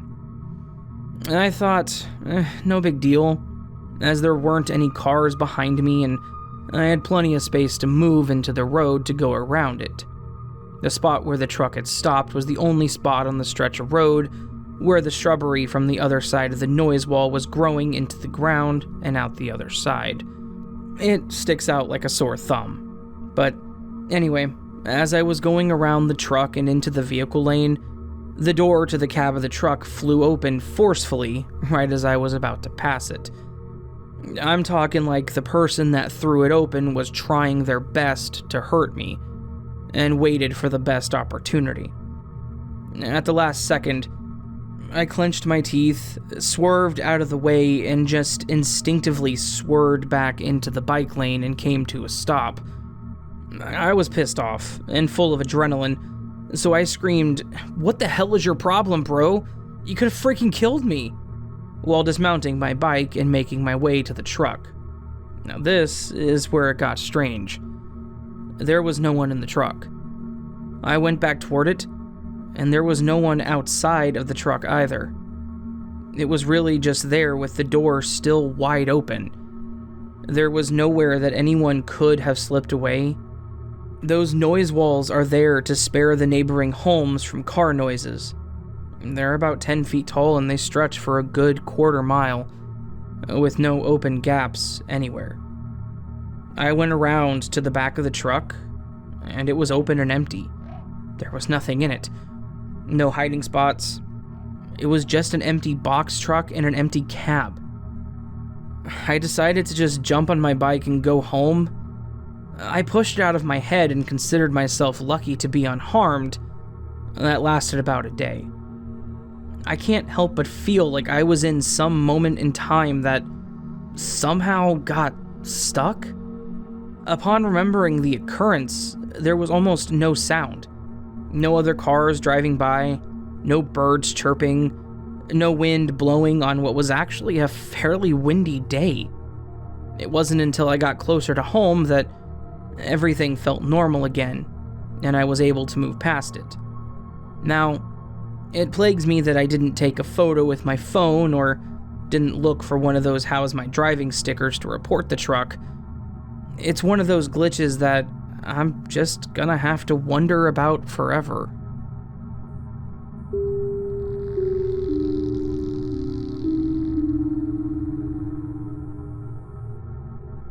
I'll try to make this as short as possible, but I'll add some context first. It was 3 years ago this month. I was at the hospital with my 10-year-old daughter because my stepdad was dying and only had a couple days left to live. I'd been there all day, and at around 10:40 p.m., my mom said, "Son, it's almost 11. Go home, get some sleep, and I'll see you in the morning." I said okay, told everyone goodbye, and headed for the parking garage. As I pulled out of the parking lot and grabbed my phone to call my wife to let her know that I was leaving, I noticed it was exactly 11 p.m. The hospital was about 58 miles away and is almost exactly an hour from my house. The 2-lane highway I took, I've been down a million times my whole life. I live in southern Illinois, and it's the fastest way to get to Kentucky, where the hospital is. The first half of the drive is fairly flat. Then it's consistent hills once you get to the Shawnee National Forest. It's extremely rural with no streetlights, stop signs, or traffic lights the whole way, except one highway you drive over with the streetlight on the east side of the road, which is almost halfway to my house from the hospital. Anyway, me and my daughter were just driving over the Ohio River when I realized I needed to pee. With no gas stations or businesses until I get home, approximately 55 miles away, I decided that worst case scenario, I hold it in until the halfway point with the streetlights, pull off the road, and go. About 10 minutes into the trip, when I'm driving through a very straight section of highway with cornfields on both sides, a really dense fog comes out of the east cornfield and completely covers everything. It was hard to see any further than 30 feet in front of me, but I couldn't see anything on the sides of me. It was like driving through a tunnel. You can't see anything except forward. Because it was deer season, I wanted to be cautious, so I had my daughter sitting up and looking for deer from her side of the road just in case. After another 20 minutes or so, this really strong feeling came over me. It was pure confusion and panic. I felt lost. I realized that I should have been to the streetlights by now, but I hadn't even made it to the hilly part of the road yet. So I asked my daughter if she's seen any lights on the side of the road. No. Have you seen any other cars? No, I haven't seen any other houses either. I told her that we just couldn't see them because of the fog and kept driving. I didn't want her to be freaked out like me. Then, I realized we're at least 45 minutes into this trip. We haven't seen any cars, lights, and the road has been straight the entire time. So, we must be lost. I pick up the phone to call my fiancé when the fog suddenly breaks, and my confusion goes through the roof when I realize we are just outside a small town, about 10 to 15 minutes from my house. While the town is on the way home, we never went up a single hill or around a curve. One curve on the way is almost 90 degrees, and the speed limit around it is 45 miles per hour, so there's no way to miss it. I spent the last 10 minutes driving home trying to rationalize what just happened. The scariest explanation I had come to was I fell asleep and somehow managed to drive 45 miles up and down steep hills and around sharp curves with my daughter in the car right next to me. As bad as that made me feel, it gave me some kind of relief because it gave me an explanation of what just happened. That all changed once I got home. I parked the car, got the kiddo and her stuff, and was walking in the door to tell my wife sorry it took so long, except when we walked in, she had a shocked look on her face and said, "How did you get here so fast?" Thinking she was being a smartass, I said, "Sorry, it was a weird drive. There was a really bad fog and I couldn't see anything most of the way, and that's why it took so long." She said, "What do you mean it took so long? I just talked to you on the phone 20 minutes ago when you called and said you were leaving." Me, that was over an hour ago. I called you at 11 o'clock. And then she said, "Babe, I know, but it's 11:20. I looked up at the clock and it was 11:20. I checked my phone, 11:20. I went to the kitchen and checked the stove, 11:20. I checked my phone again and I did in fact call her at 11. I was freaked out, so I pulled her outside and quietly explained to her what happened, so my daughter wouldn't hear anything, and her become as freaked out as we were. We couldn't come up with any explanation, so we go to sleep, because I had to be back at the hospital as early as possible. We never spoke about it again. We just kinda forgot about it overnight. I didn't even remember it happening until the next day. Then, just about a week ago, all that changed. I was telling my wife about a comment I read on here about a girl and her parents road tripping, coming up on some dense fog, and they were lost. They stopped at a gas station that they'd never seen before, but some weird guy there just kept telling them to leave. Something about the story seemed really familiar to me, And then, out of nowhere, my daughter says, "Dad, that reminds me of the creepy fog we drove through when Papa was in the hospital." I asked her what fog, and she was telling me in detail what happened and how she was scared because of how freaked out I looked. It all just came to me. I remembered everything, which really freaked me out that I had forgotten what happened, and then it all just came back to me at once. We talked about it, and we both remembered it the same way. The only exception being was she told me the look on my face scared her because she knew something was wrong when I thought I had played it tough, the fearless dad role to a T. I know it happened 3 years ago, but since I forgot about it, somehow I've only had a week to analyze it. The only thing I have ruled out was the time changing.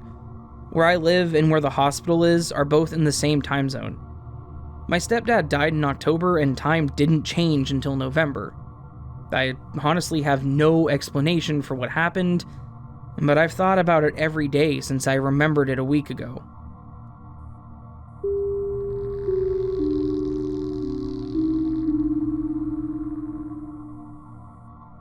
I'm wondering if anyone has ever experienced something like the following.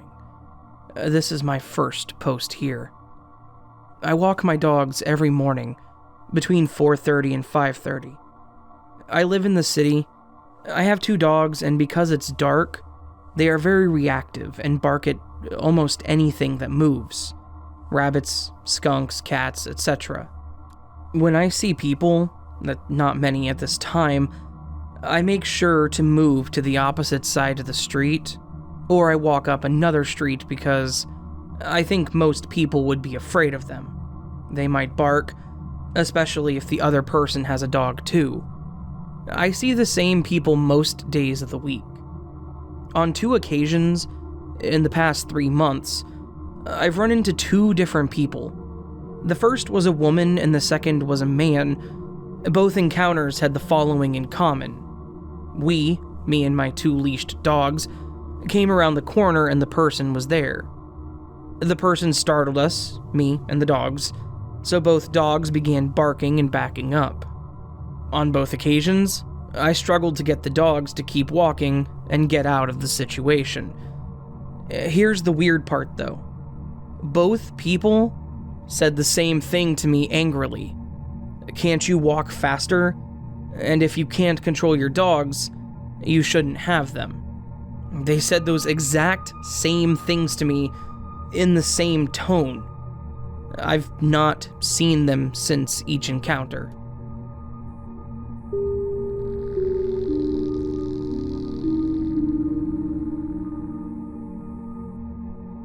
Okay, so I know compared to other people's stories on the sub, this isn't really spectacular, but it's something that really bothers me, and no one else seems interested, so I figured I would share it here. This happened this past September, when I moved cross-country for university. This is important since I don't know many people from South UK, as I've lived my entire life in the North, and I've only come down south for holidays or conventions before now. Early on, I met a few people on my course, and we decided to go to the local Spoons pub chain and meet with a few other people. When we got there, we sat down and chatted for a while before the others arrived, and one guy catches my eye. Not because he was particularly attractive or anything, but because he seemed really familiar. Him and the others sat down and introduced themselves, and we all started getting to know each other. I didn't recognize his name. It's pretty common, but I don't know anyone my age with that name. I figured I'd just forgotten because I'm rubbish with names, and then went to talk to him. I introduced myself and told him he seemed familiar, and he agreed. He said he recognized me, and we spent a while trying to figure out where we knew each other from, and couldn't work it out. He even commented that I had lost weight since we last saw each other, and no one else in my friend group knew that I'd lost a substantial amount of weight the 2 years leading up to moving south. He wasn't associated with any of the groups that I was that had brought me to the south before, and he'd never been up north in his life. It was weird, to say the least. We're both sat there convinced we know each other but unable to pinpoint how, and then it hits me. The southern country he's from is apparently the same one my dad is from, but I've never met the man, and my mom's side of the family have very little information on him. So, maybe we're related? I've heard stories of estranged siblings meeting and having things like this happen, and even falling in love because they know they share a bond, but don't know that they are related. So I asked if his surname was the same as my dad's. I don't carry that name, I have my mom's, and explained that apparently my dad is from the same area as him. That's when he drops the bomb. He's originally from Germany, and his whole family were born there. He only moved to the UK with his grandparents when he was around 5. So there's no way that we're related. We're both left entirely stumped and confused, and utterly convinced that we know each other but have no idea how. We've ended up pretty good friends through uni, as we're on the same course and lived in the same building, and so we spent a lot of time together before COVID. We haven't talked much about this since the first week or so that we met, and over time that weird feeling of familiarity has just disappeared. But it still seems so odd to me that we were both convinced we knew each other. I can't decide whether this is some glitch in the Matrix, that we were going to meet and become close friends, or if it's related to the whole past life phenomenon. Honestly, I'm just confused and would appreciate any input that people may have.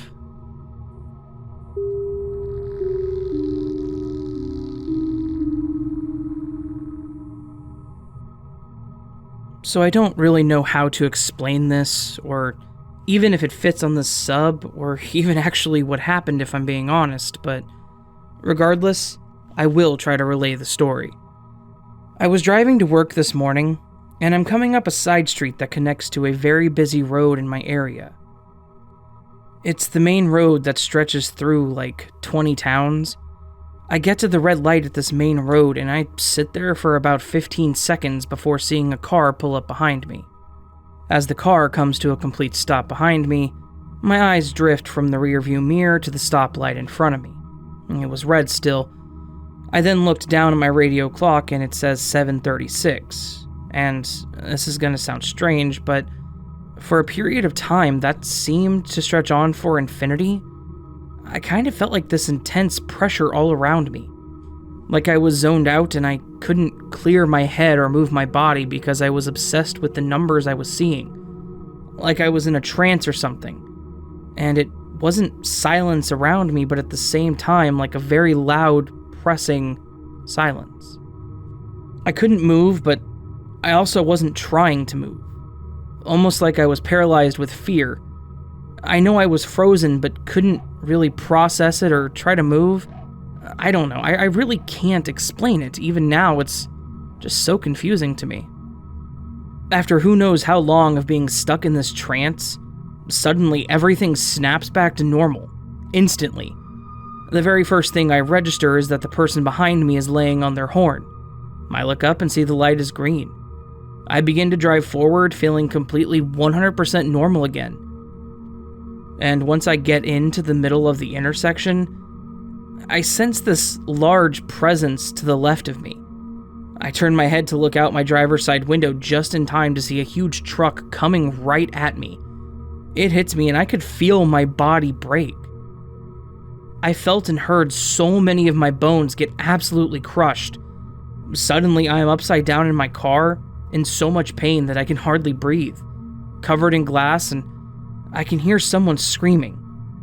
The last thing I remember before I passed out about 10 seconds later was seeing cop lights and distinctly thinking to myself, wow, how did they get here so fast? The next thing I remember, I open my eyes and I'm sitting at my car at the red light. The intense pain I felt a moment ago was fading fast, but it's still there. Almost like a ghost version of itself, if that makes sense. I'm intensely confused at this point, and I start looking around in a panicked way, and my eyes trail to the clock again. It says 7:36, and I'm just beyond confused. I know it wasn't a daydream, it was so goddamn real. I'm frozen in place staring at the clock, trying to figure out what the hell just happened. After about 5 to 10 seconds, I hear the person behind me start to beep at me, but I'm shaking and about to cry and so overwhelmed with leftover fear that I can't even react to it. They start to lay on their horn and I still can't move because I'm just so confused and frightened. Now at this point, I was starting to calm myself down and trying to rationalize what happened. I was beginning to convince myself that it had to have just been a daydream. It was early enough and I was tired enough that I even started to think maybe I just nodded off at the red light and dreamed the crash. What the hell else could have happened, right? If it weren't for what happened next, I probably would have been able to go the rest of my life believing I had fallen asleep and dreamt it. The moment that clock turned to 7:37, like the very second the numbers changed, a huge truck comes barreling through the light, definitely speeding. They ran their red light and crossed right in front of my car. A few seconds later, a cop who must have just been driving behind the truck in the first place runs the red light as well, turning on his lights in the process and beginning to pursue the speeding truck. They both drove out of my view within a few seconds. I was so shaken that I just pulled my car to the side of the road right where I was and sat there in silence for I don't know how long. Like, what normal explanation could I possibly come up with for this? Really, there isn't one. I hadn't seen the truck or the cop car before they ran the light in front of me, so how did the dream crash that I had include those very specific and very real details? The entire area I live in is covered in trees, so it's not like I can see very far down the road in either direction. I know for a fact I did not see the truck or the cop car before I experienced the crash. I'm still so shaken. How do I rationalize this experience to myself? I feel disillusioned by something, but I don't even know what. I feel like I'm going crazy. I needed to share this with people who won't automatically dismiss this as hallucination or dreaming.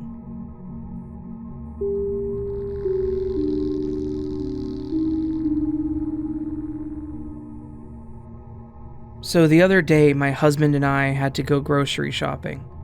It's a small town that we live in, as in blink and you'll drive through it small.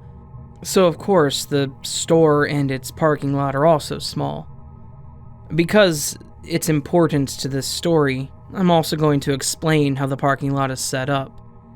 So there's only 2 rows of spots and an area on the side of the building to park. The side area is usually used by the employees, as you can usually see them leaning against the cars, talking and smoking. Then, the 2 most front spots are handicap parking only, with 3 or 4 spots on each side of them. I can't remember exactly at this point. I parked in the spot furthest from the entrance on the right, looking at the building. I remember this because it was over the weekend and it's usually pretty busy, so parking isn't always convenient.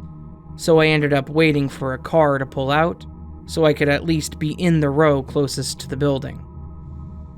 As I got out of my car and walked to the left to enter the store, I noticed a sticker on the back of the handicapped parking sign.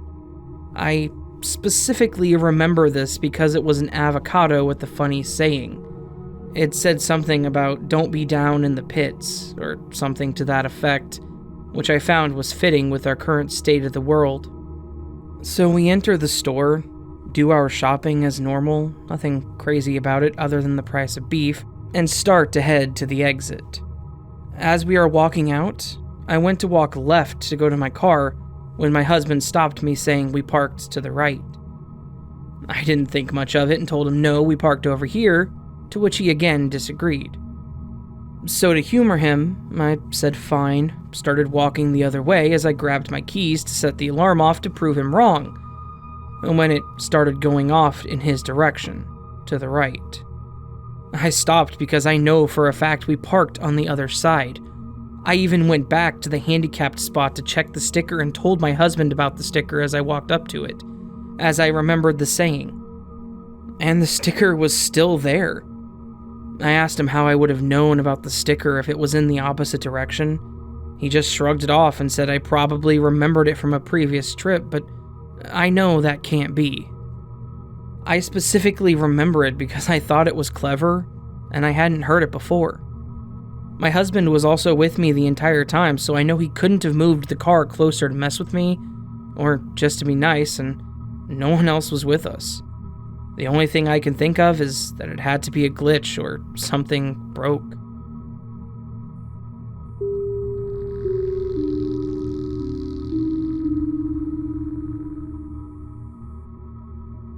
Have you ever met someone new and it felt like you've known them your entire life? I'm not talking about that stupid romantic love at first sight BS either. Like you meet someone and they look familiar, you can guess things about them to a T, but you've never known them prior. I work for an insurance company. I'm the one who reviews the financial records for businesses to make sure they're paying for insurance premiums, workers' comp, etc. Not a very exciting job, but I've also been doing it for years, so the pay is pretty good. So we hired a new person last year. I'll call her D. No big deal. People come and go, move up, leave, whatever. So I just thought it would be a new person that would ask me tons of questions at the beginning, talk to her in passing, meetings, and so forth. Nothing special. However, when I met her, she immediately looked familiar. So I tried to place her. Maybe I've seen her at the gym I go to, a restaurant, or maybe she lives in the same apartment complex as me. So I don't think much of it and just go about my daily life. After a few days though, I get to talk to her more since I basically help with the job training, and some of her mannerisms and the way she talks are so familiar. So I finally broke down and asked her where she used to work or live, or about her gym memberships, and to my surprise, she wasn't even from this state. She moved from Tennessee to here in South Dakota because of a job opportunity that her husband was offered. I've never been to Tennessee, and she'd never been here. So, okay, fine. She probably just looked like someone else, or it was one of those deja vu moments. But it gets weirder from here. I start to think that maybe I just feel like I know her because we get along so well. She's very polite and also sly with her insults, like you may not even catch it. And when she's on the phone and she lets one slide, she always looks at me with her cheesy grin like, "Did you catch that?" Which I find hilarious. I never really had someone I could do that with at work in fear of people taking it the wrong way. So I always had to just hold it in and share it with my husband when I got home. She's very intelligent. She went to a local community college for business, but she was super knowledgeable about health/biology, or whatever you want to call it. The reason this is important is because I happened to call her out about it accidentally. I mentioned I was having issues with heartburn at some point, and I just figured it was because of the coffee I drink in the morning, or maybe what I'd had for dinner the night before. But she mentioned that I should go to the doctor about it as it may be more serious. It didn't really occur to me that it could be something worse, but I am a smoker, so I figured, wouldn't hurt, right? Surprisingly, an insurance company has great insurance too. So I went, and come to find out I have GERD. This actually helped a lot to have an answer, and ways to help manage it, and also to get me to quit smoking. Anyways, I brought this up to her and thanked her for it, but I happened to make a comment how it was weird that she knew, and we both said at the same time, my/your mom's a nurse. We both paused and she asked, "Did I tell you that already?" But she hadn't. I just shrugged and said, good guess, and moved on. But seriously, I have no idea how I guessed her mother was a nurse. The things I happened to know about her before she told me started becoming overwhelming. It kind of became a running joke between us that I must have looked her up before she was hired.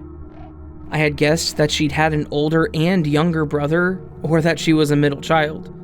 I guessed she liked painting and biking. I even guessed that she was in a bad accident as a teenager, and she made me guess where her scar was. I guessed it was on her right leg, but it was actually her left leg. The reason I guessed right leg, though, was because I was in a bad accident as a teenager and had a scar on my right, which also leads to the oddity of this. The reason I was able to guess all this, I feel, was because it was so similar to my life. I was the middle child. Older sister and younger brother. I loved painting, even though she was way better at it. My mother was a veterinarian though, but some kind of doctor, right? I even moved here from North Dakota for my business and accounting degree, and met my husband here, so we stayed. We shared other similarities, and even looked similar. Long, curly, light brown hair, hazel eyes, similar build. Even our husbands look similar. Our views and opinions are dead on the same. We became so close that I even went with her to Tennessee when her mother had an emergency and was in the hospital for a week. Again, I'd never been to Tennessee, but it felt so familiar. When we went to the hospital, I seemed to know exactly where to enter and what floor to go to before we even saw the map and setup. Now, how would I have possibly known any of this? Obviously, because of this, it has led us to become incredible friends. Sure, it's cheesy, but we can even finish each other's thoughts and sentences like it's nothing. We hang out constantly. The four of us are usually together every weekend. We even tried to find an apartment close to each other so we could ride to work together. I'm incredibly lucky to have met someone like this, but then I can't help but wonder, were we supposed to be the same person? Were we supposed to be in different timelines and something crossed? Is that why I seem to know all of these things about her? I've talked to her about this, and she finds it intriguing, but had no knowledge on my past and couldn't guess any of it. Did I do something at some point that caused a glitch or a parallel universe of some sort to merge?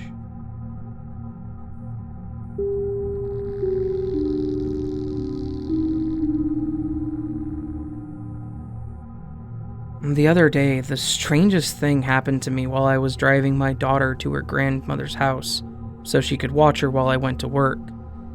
It was pretty early in the morning, and my little girl was asleep in the passenger seat while we drove the back roads. I had the windows down and was just enjoying the light summer breeze. Side note, has anyone else fallen in love with driving in their city without people on the streets? One of the positive side effects of all that's going on, I guess. Anyways, we've been driving for a little while, and we're most of the way there, when this jack-off of a kid shows up out of nowhere behind me in what I specifically remember as a blue Toyota. He's tailgating super close and keeps having to slam his brakes every single time I slow down to stop. For several minutes, I'm just sitting there and watching this kid practice his rap career while damn near smashing into my ass over and over again.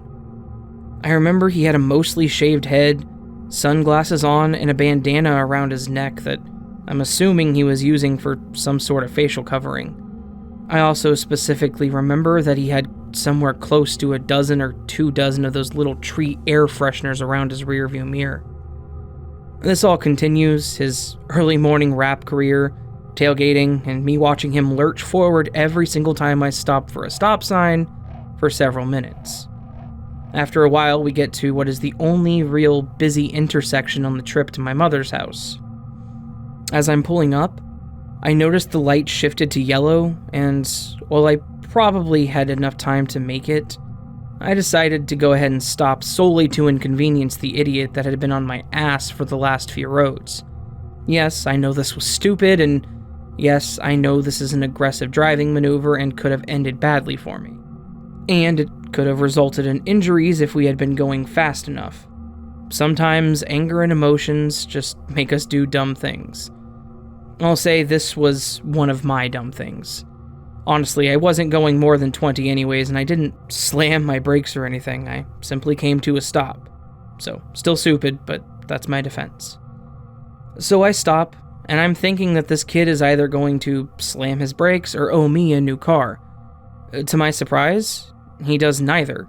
He gets over into the oncoming lane of traffic and guns past me to run the now red light. I specifically remember his blue Toyota passing me and heading into the intersection. I specifically remember a car that was starting into the intersection on one of the perpendicular streets, hitting his horn.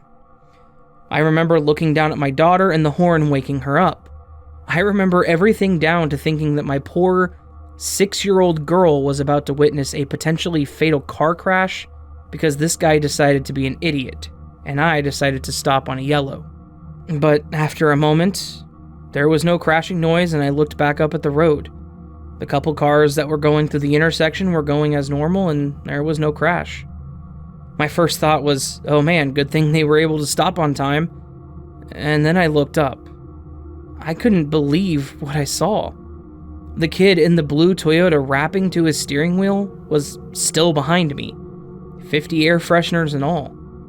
I stared at him for several moments in the mirror, and he must have realized I was staring because he motioned at me like, "Can I help you?" I looked back at the road, back toward the moving traffic, and then to my daughter. She was definitely wide awake at this point. When I asked her what woke her up, she said she didn't know. I asked her if she heard a car honking, and she said no.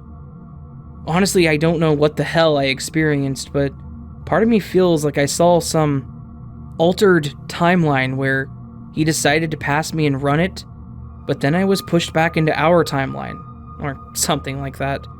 Honestly, it was just crazy, and I'm glad that what I thought happened wasn't what actually did.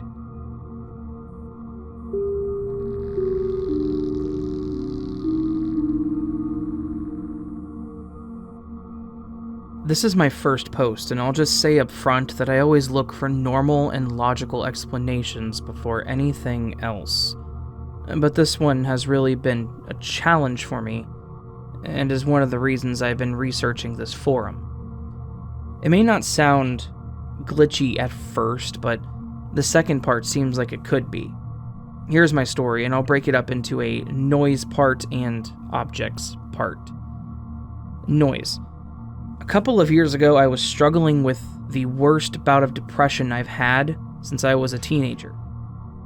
My daughter is a teenager, and she lives with me full-time. This night was pretty normal, and I don't remember anything unusual before going to bed, other than the fact that it was winter and there was a lot of freezing rain falling. However, once I was asleep, I woke up to a very loud thumping noise at around 2:30 in the morning or so. I stayed awake with my eyes open in the dark, and I heard it again and again in what seemed like a rhythmic pattern. I thought it was from my closet, but when I turned in that direction, I heard it from what sounded like the opposite direction. It was loud, and in a full-on rhythm now, almost like a heartbeat. Again, I thought of music, but that didn't really feel right, and I felt my fear rising. I started to think that maybe someone was trying to break into my house, or was pounding on the front door, but I wasn't sure. I was concerned enough that I turned on my light, and I got my gun from my safe. Again, the sound was in a full-on rhythm, and the hallway was dark under my bedroom door, which was shut. I opened the door and quickly turned on the hallway light and checked nearby rooms. Nope, nothing. Strangely, the sound had not really changed despite the fact that I had changed locations in the house. I started to worry about my sanity on top of whatever threat there may or may not be. I checked on my daughter, and I woke her up, and I asked her if she heard the noise. She said yes, after a few moments.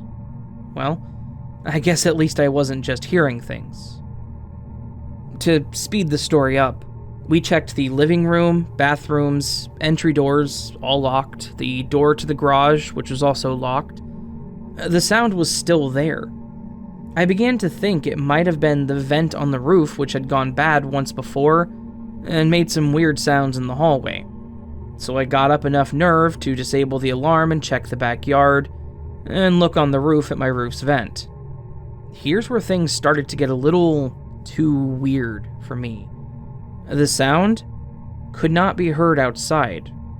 At all. Nothing was blowing or banging on the windows, my vents were silently spinning, and the noise was just inside. I confirmed this by going back in the house, and the noise was still there. I then went to the garage, and I didn't hear the noise. The doors were all shut as well. I came back in, and we really tried to figure it out. And then finally, the noise just kind of went away. We were very bothered, but after searching the house a few times again, we went to bed. It was difficult to get sleep after that. and then objects.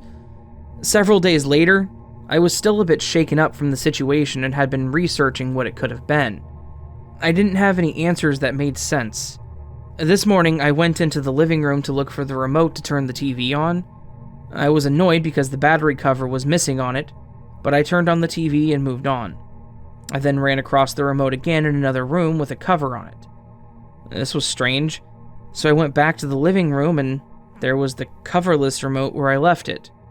Both remotes were identical Vizio TV remotes otherwise. Both worked on my TV, and we didn't have any other Vizio devices in the house. This bothered me more than normal because of how close it happened to the noise, but I was okay and just tried to work through it in my head. I continued on with my day. I opened a kitchen drawer to get a jar opener. We have one that came from a pampered chef's party, and my ex had thrown, so we only had that one. Well, not anymore. There were two in the drawer. At this point, I started to have an existential crisis of sorts. This all really bothered me that I had my daughter verify that she saw both of each objects, which she did. To make things even stranger, a third object appeared to have been duplicated, but I don't remember what it was. In fact, even almost right after it happened, I had trouble remembering what that object was every time I told the story or attempted to recall it. I just remembered that there was a third item and it freaked me out even more than the others. I still can't remember what it was no matter how hard I try. A few days later, I found out that my ex-sister-in-law was missing a remote to her Vizio TV. Yep, and it was missing a battery cover. I have no idea why it was at my house, but it did turn out to be hers. The other objects have never been claimed. I've never had any good explanations for these events, but I have one slight possibility for the noise. I had a friend say that her floor vents in her house flooded one time, and she experienced a similar sound. It's not a bad explanation. I do have floor vents, and there was a lot of rain/freezing rain. However, it's never happened since, and I never saw water in the vents. Does anyone have any thoughts or any experience with something similar?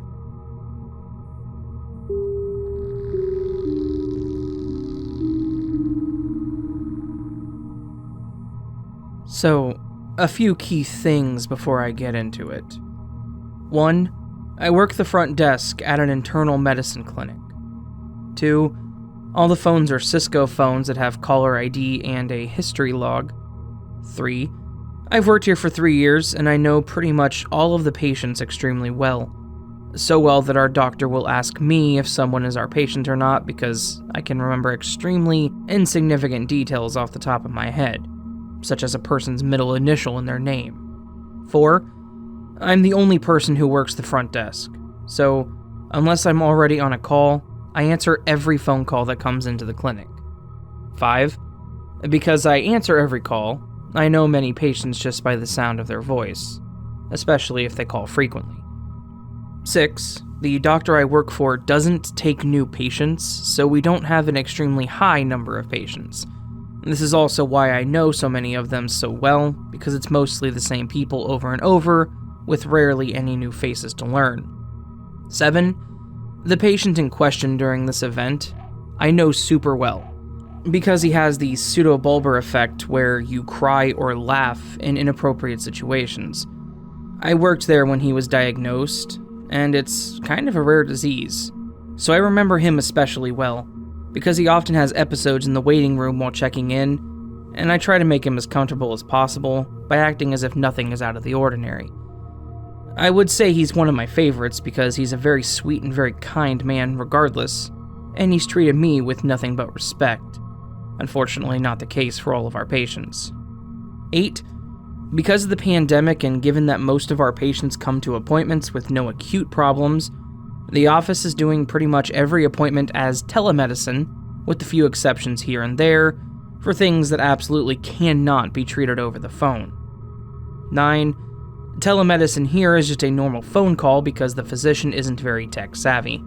The majority of our patient population is geriatric, so they really aren't tech-savvy either, so we don't do video chat or anything like that. And lastly, 10, the office is small, We have one physician, 2 nurses, and me, which is the front desk. And I work in a separate but very open room with a big checkout window and a door on the same side that stays open facing the desk that the physician and 1 nurse sits at. We can just talk normally across the room to hear each other. So, generally, I kinda zone out while the doctor is doing telemedicine appointments, but subconsciously listen for certain keywords or phrases that he usually says every single time before he sends the call to me when he's done to schedule the patient's next follow-up appointment. I'm halfway listening, and I know that he's on the phone and this patient calls in that I mentioned earlier with the pseudobulbar effect. We'll just call him Mr. L. Mr. L says that he was on the phone with the doctor for his telemedicine appointment, but the call dropped. Not a big deal. This happens somewhat often. I said back to him, I think he's on the phone with someone right now, let me check for you, hold on 1 second. And I put him on hold. I was double checking that he was on a patient call and not a personal call. This doctor will literally talk on his cell phone to friends about everything in the world. Hunting, fishing, football, you get the picture. He's older and he doesn't really text, he just talks on the phone a lot. And he does this all the time, but he'll only call patients on the desk Cisco phone. So I see that he's talking on his desk phone, obviously to a patient, I assume. He would never make a personal call on the Cisco desk phones because our company records all the phone calls. And I picked the phone back up after being put on hold and said, hey, Mr. L, he's on the phone with another patient right now. Just stay by your phone and I'll get him to call you right back. But when I picked up from hold, there wasn't anyone there. So I start saying hello a few times before hanging up because it was just dead silent. The nurse who sits behind the doctor on the other side of the room turns around to face me and says, wait, who did you just hang up with? And I was like, Mr. L, why? She replied back to me and said, because that's who he's talking on the phone to right now. Keep in mind, the doctor is still on the phone as she's telling me this, and she's telling me that he's been on the phone with Mr. L this entire time. I knew without a doubt from the moment Mr. L called in that the doctor was on a call already, and was on this call the entire time with 0 interruptions. Me and the nurse are just extremely bewildered by this. And by the time the doctor was done with his call and he sent it to me to schedule the next appointment, I asked Mr. L if his call had dropped at any point in time or if he called the office in the last few minutes. For our telemedicine appointments, the doctor calls the patient, not the other way around. He told me, well, I dropped my phone on the floor, but I just picked it back up and kept talking. He seemed confused by my questions, so I didn't push it any further. Me and the nurse, who realized this, then checked the call log history, and it confirmed that the doctor's phone had a call with Mr. L for around 13 minutes without interruption. And my phone also had a call during that time from the same number. His first and last name also show up on the caller ID, and it was on both phones. I also confirmed with the doctor that his call with Mr. L was never interrupted, and he confirmed that it wasn't at any point. When I told him what happened, he just chuckled and said, hey, we're living in the Twilight Zone, and had 0 logical explanation for it. I also recognized his voice, and there's 0 doubt in my mind that it was indeed Mr. L that I spoke to. So the only reasonable explanation the nurse that witnessed this and I could seem to come up with is that maybe in another dimension when Mr. L dropped his phone on the floor, it did drop the call, and when he called back, I answered in this dimension, but he was disconnected after I put him on hold since it was radio silence after I picked it back up. And honestly, if you have any reasonable explanations other than it was just someone else calling in, because I know that was impossible. The call history log backed up it was the exact same phone number, and I know it was his voice. Please do feel free to shoot them below. I'm honestly just mind blown by this. And while I was never disbelieving of alternate dimensions before, I was skeptical because of the lack of hardcore proof, but this has definitely convinced me. I should note that the nurse who experienced this as well said that she'd had a few other strange things happen to her earlier that day before this incident. First, she said that her son sent her a Snapchat saying it'll buff out randomly. She replied back with, "What are you talking about?" thinking he sent it to her accidentally. But nope. He said that she sent him a Snapchat of a huge scratch on her new car, and he replied it'll buff out. Except there was no scratch on her new car.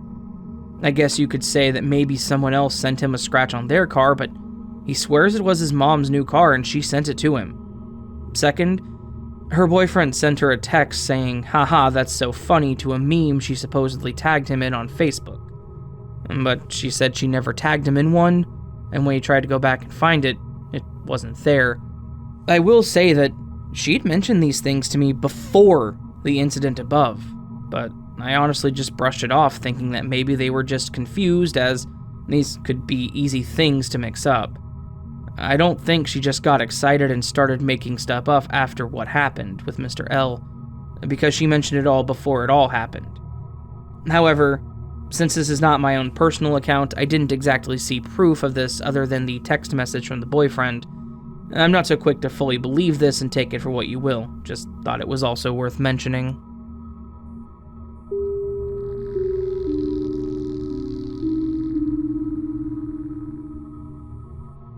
A fellow Redditor wrote a glitch story to do with the clouds, and it reminded me that I too had a strange experience. So one night, my friend and I were working in his shop, finishing up a job to be installed the following day.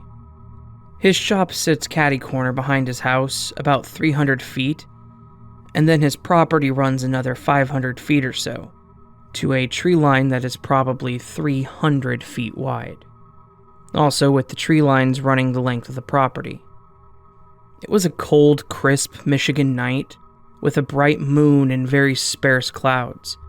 It must have been between midnight and 1 a.m. when I stepped out to pee and get some air. About halfway through, I glanced up and the oddness of what I was looking at hit me instantly. It was January, and the trees were deciduous and completely bare, but the strange part was that the only clouds were running half the length of the eastern tree line, and it's as if they were mimicking where the tops of the trees met the sky. I don't mean like they were loosely following the line, but every nook and cranny to a T. They were synchronistic, as if the clouds were an extension of the trees. I was baffled, amazed, and perplexed by this. I immediately thought, I need to go get my friend to show this to him. I hurried back in and got his attention, and in roughly 20 seconds he was outside and I was telling him, like, "Hey, check out the clouds, blah blah blah." However, in that short time, they were still mimicking the tree line but had started to separate from it. So me, feeling like a weirdo, started to explain how they looked when I first saw them. He was just kind of like, "Okay," and turned around to head back inside. No sooner than he did, he goes, "Whoa," and points now at the western tree/skyline and says, "You mean like that?" I turn around, and now on the other side of his property the same phenomenon is happening. I mean, every intricacy of the branches and tops of the limbs, there was a cloud sitting right on top of it with no separation, and outside of these light gray clouds, almost white from the moonlight, there was nothing in the dark blue winter sky besides stars. You could see through the bare trees as well, and easily see the clouds were not running behind them, just along the tops. Anyway, we stared at it for maybe 30 seconds as they drifted off, but if that wasn't some kind of glitch, then I guess the brain really does create what you see, which is a whole nother can of worms.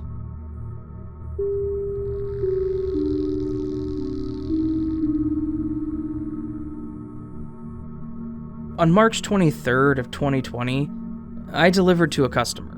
I'm a truck driver. I'm required to be on the docks of my customer to confirm the deliveries.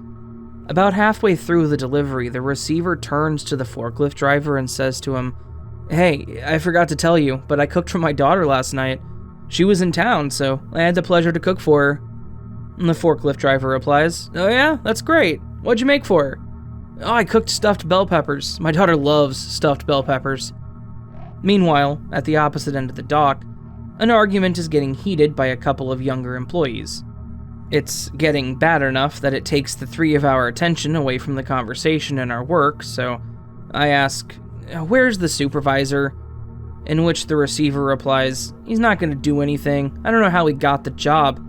To this, the forklift driver says, "I'm just glad that I'm nearing retirement. This time next year I'll be at home and not fooling with any of this." The next time I deliver to this customer is August 10th, 2020. About halfway through the load, the receiver says, "Hey," and then at this point I get a very euphoric deja vu feeling. "I forgot to tell you, but I cooked for my daughter last night." Now, I knew that she was going to say that. I know what the forklift driver response was going to be. It played out exactly the way it played out on March 23rd. Exactly. Even the argument at the opposite end of the dock. It was the strangest thing that has ever happened to me. Now, I've had deja vu, but that seems like you've been there before, but you don't know how it turns out. It feels familiar after it's taken place, but this specific moment, this was not deja vu. No, this was a replay.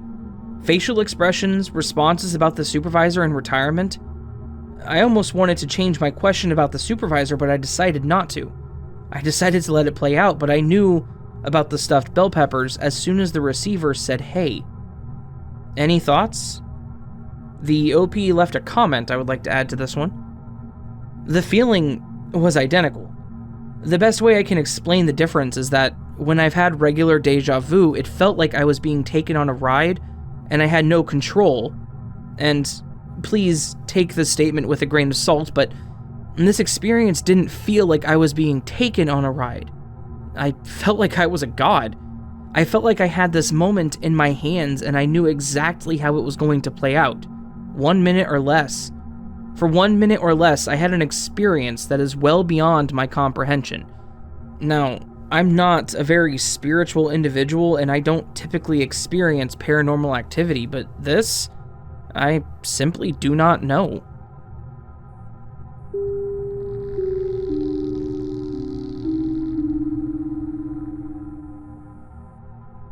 Yesterday, I had my second instance of a time gain. Back in June, when the first instance happened, I dismissed it as just a quirk of working from home and the general sense many were having of time being weird or having no meaning. That first instance involved no other people directly, and I didn't have anything to firmly give the actual time of events. Based on external, known fixed times, sunrise, roofing work starting, and tracking my time for jobs, I appeared to jump backwards from my internal estimation of 3 p.m. to 9:45 a.m. that same day. Honestly, I wouldn't even have noticed if my roommate hadn't remarked how weird it was I was grabbing a soda so early in the day, and then looked at the actual time. I'd been working from home for 3 months at this point, and been very accurate with time during so. At the time, I did spend a while overthinking it that day, but ultimately brushed it off because, hey, all that work got done and now I have 5 extra hours. The second instance from yesterday feels more significant to me because I was partly out of the house and have receipts. Actual receipts. Yesterday I was in the living room watching a Blu-ray when my roommate left for work. She leaves around noon. We did speak and she does remember talking to me. I finished the episode I was on and then watched 2 more episodes. Around 2.5 hours worth of a show that I had never seen before. After that, I left the house for errands, dropped off my ballot, returned library stuff, and got gas. My phone GPS gave the drive time to 64 to 66 minutes round trip. This is when I knew something had happened, because our mail lady was already there, and we get our mail early in the afternoon like clockwork. I look at my phone, and it's 12:43 p.m. I looked at the transaction from getting gas and fast food, 12:14 p.m. and 12:32 p.m. respectively. Even if my roommate left early and I left immediately after her, there's no way I could have even made the drive in that time, ignoring the time I was watching TV and puttering around the house. I basically brain blanked for a few minutes, but texted my roommate when I got home safely to confirm that we had talked and asked her what time she left for that day. She did confirm. She said she was actually running late when she left. She guessed around 10 to 15 minutes late. The first one was easy to attribute to anything besides a glitch. The second one, I have no idea. I am open to rational suggestions, but I estimate that I gained 5 hours again. So, at least I'm gaining time?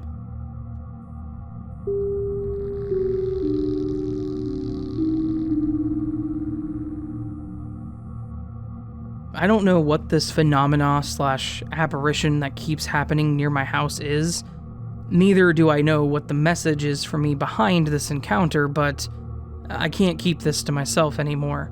So maybe you all could help me figure it out. Are you familiar with the glitch of the disappearing bird? A couple of months ago, I had been binge watching mystery videos on YouTube from all of the mysteries of the Mothman, and the blackbird stood out to me the most. Mothman is apparently a legend or an entity that appears when a catastrophe or disaster is happening. There were various videos claiming that it was him who flew around the location whenever something bad happened across the world.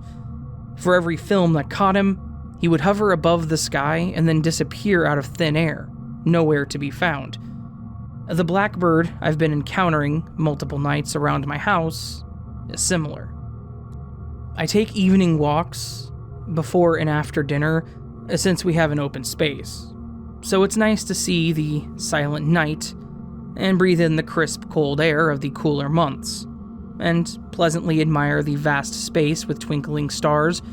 In contrast to the earth beneath, it creates an illusion of being inside of a snow globe. Sorry for that description. Going back, this blackbird would show up in my sight several nights just to disappear before me as if it was teasing me to follow it or at least try. I'm even suspicious to the possibility that it might be a familiar, though it doesn't make any sense to me that someone would try to do some sort of surveillance against me. There was even a time that it called out to me, crying out so that I would peek towards its location because it obviously hid in the cover of a haystack. I saw it clearly because the moon was reflecting on the waters of the rice fields, and when I got near it, it flew and then disappeared before me. And this is a blackbird. I don't know if it's a raven, crow, or any other bird with black feathers that would hover around our house. It would do it at night and disappear before my eyes. It seems like it's trying to catch my attention since it doesn't look like this is accidental, since he seems to do it every single time. Any ideas what this is or what it wants from me?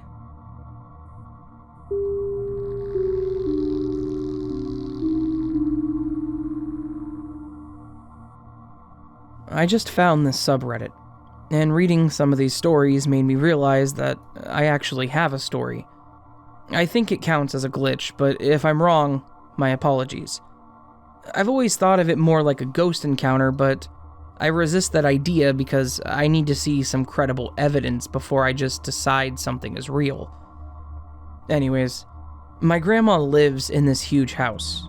5 bedrooms, 3 bathrooms, hundreds of years old. My granddad's family built it. It's out in the middle of the mountains and the boonies. An hour from any real town. It's beautiful, but I felt creeped out being alone in it my entire life, including as an adult, and the upstairs is by far the creepiest. I always feel like I'm going to spin around and see someone behind me. And this was about 9-ish years ago, because I was 25 and a new mom, so we had made the trip out to the home place so my grandma could spend some quality time with my baby. Bedtime comes, and I go to my usual guest bedroom upstairs, because it has the California King, which left enough room for me, safe bed sharing, and all of my stuff. At the bottom of the bed, I have my overnight bag and diaper bag in the bottom left-hand corner, and more in the center, I have one of those small, plastic-wrapped bags of diapers and some wipes. The bag of diapers has a hole in it because I had just changed her before bed. The bed is so huge and I'm about 5'3", so my feet don't even come close to any of it. Anyways, the blankets and sheets on this bed are tucked in military tight, and after trying to pull the bottom loose for a minute, I just gave up. So there's no way they could have been pulled out on their own as I got under the covers. My daughter is asleep beside me. I've just turned out the lights and I'm looking at my phone for a bit, because I still feel a little jumpy and creeped out as usual. It's in the middle of nowhere, so it's pitch black other than my phone, because there aren't any streetlights or other houses, or even more than one car every few hours. Then I thought I heard something, but I wasn't sure, so I was laying there, phone down, extremely still, trying to hear it again when it happened. I hear the crinkle of the bag of diapers, just barely, and then a super loud thwack, followed by quiet ruffling sounds. I immediately reach out and pull my daughter to my side, and I just freeze and strain for any sound at all for, honestly, like 10 minutes or longer. I'm totally petrified, and it's so dark that I keep blinking to see if my eyes are still open. Finally, after a long time, I hype myself up to go for the light switch, which involves stepping out of the bed. I turn on the lights, and everything seems normal. So I walk around the bed, and there are diapers and wipes everywhere. The bag of diapers is completely empty, and in the far corner, every diaper is spread out like they exploded out of the bag, totally fanned out. Not evenly, like they were just placed, but like they went flying with some serious force. And the wipes are the same way. It was a small plastic wrap container, not the hard plastic box, which means you have to tediously remove each wipe as if from a tissue box, but here they are, all over. A few are clumped together, but most of them are separated. I'm just completely flabbergasted. I check the blankets, but they're in just as tight as ever. The diaper bag and the overnight bag are still perfectly in place and untouched. There is no way that I kicked my feet or moved them by bouncing or rolling over, because I was being still so as to not wake my daughter. And in the morning, I tried to kick the diapers off by kicking and moving and rolling around, but nothing. And even if I had somehow made them fall or even bounce up, nothing explains how every diaper looked like it was machine gunned out of a t-shirt cannon, much less whatever exploded all of the wipes out. I laid in bed with the lights on until daylight because I couldn't relax enough to sleep. I've told all my friends and family, and to this day, I cannot figure out how it happened like that.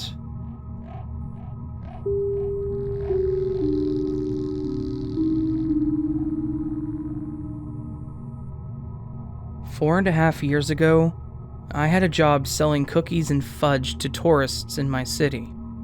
Occasionally, someone would come into the shop drunk and flirt with me, but not very often, as I was this awkward 20-year-old with bad acne and a terrible sense of humor. One memorable evening, a much older gentleman entered and I offered him a small sample of fudge, as was required. He looked like he could have been mid-50s with the energy of a 30-year-old. He had a thin frame, thick white hair, a narrow face, and piercing eyes. It felt like he was hitting on me, and it was very confusing. He was older, flamboyant, and he wanted me to show him around. He asked me when I would get off work that night. I had neither the social skills nor the confidence to tell him to F off.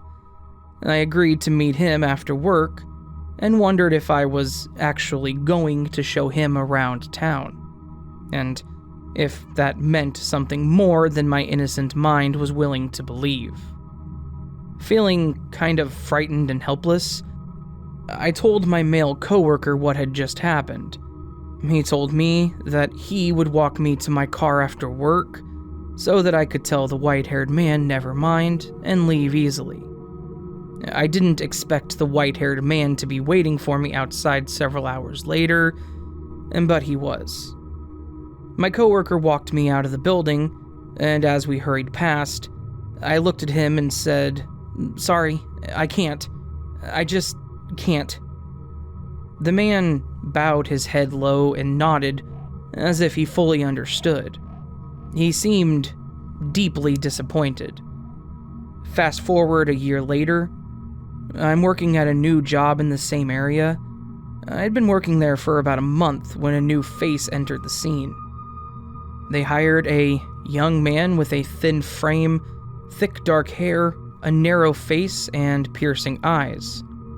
This young man was flirtatious, intense, and just my type. He was fun and flamboyant, and we almost dated, but I had to put the brakes on it for personal reasons. I was deeply upset about it for a long time. He used to talk to me a lot, and he was the first person who had ever liked me back.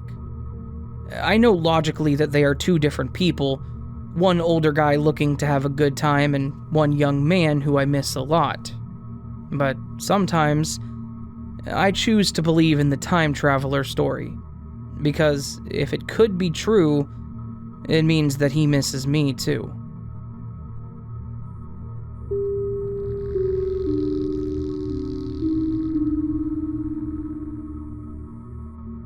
So I've posted on this subreddit before about a time I had when I had recurring memories.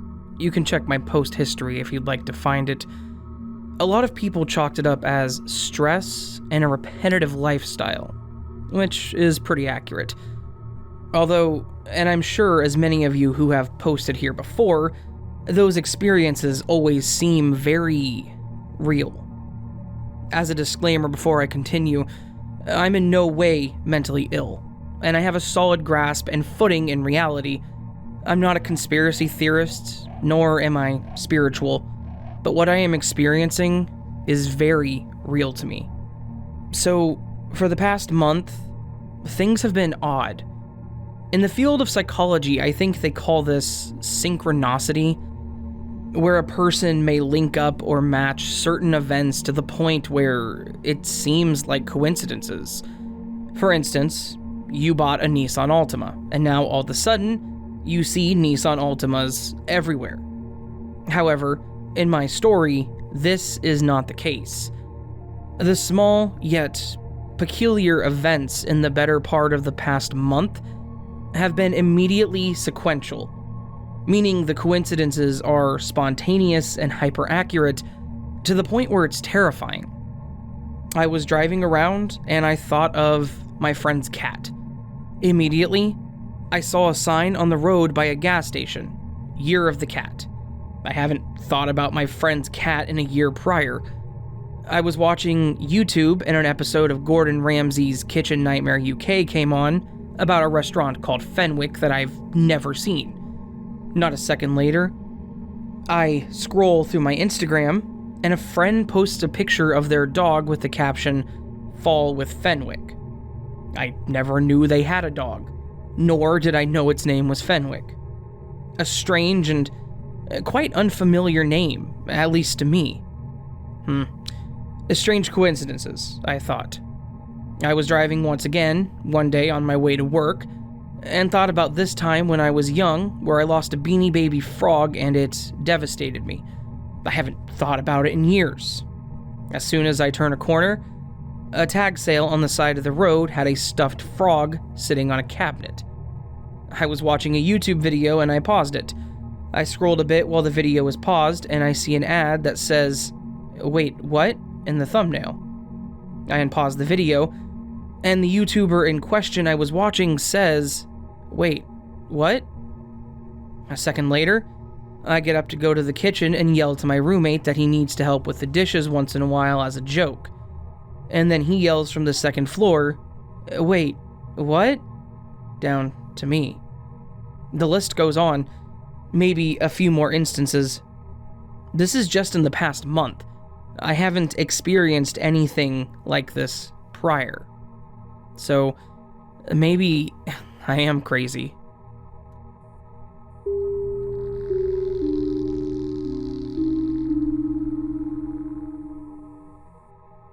I don't know if this belongs here, but please direct me to the correct subreddit if not. Thanks. I think this is a major glitch situation going on in my apartment, where things disappear as if they have never existed. It started happening about 3 months ago, when I left hairspray on my bathroom sink counter and left for a weekend vacation. When I returned, the hairspray wasn't where I left it, and I blew it off as me just being forgetful and not remembering where I put it. I looked everywhere and could not find it. So then, I just forgot about it. Fast forward a month and I'm leaving to go on another small trip to see family. I get my thermometer and asthma peak flow meter and place it on the counter next to the door so I don't forget it before I leave. I arrive at my destination, and I'm looking for those objects, and I could have sworn I grabbed them as I was walking out the door and put them in my purse. But they weren't there. Not even in my suitcase. I thought I was being forgetful and just probably never grabbed them off the counter. When I returned to my apartment, they were not on the counter, nor were they anywhere to be found in my entire apartment. Mind you, my apartment is small and I don't have a lot of stuff. Fast forward a few days and I'm doing laundry.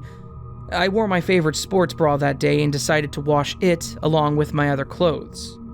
I share a washer and dryer with my apartment complex floor, so whenever I decide to start laundry or the laundry is done, I always check inside and behind and in between the machines to make sure I didn't leave any clothing behind.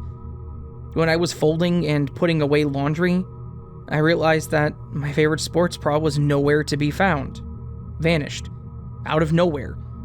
And lastly, 2 days ago, I took my dog out in the morning and put his collar on, as I always do before I take him out, and then his harness.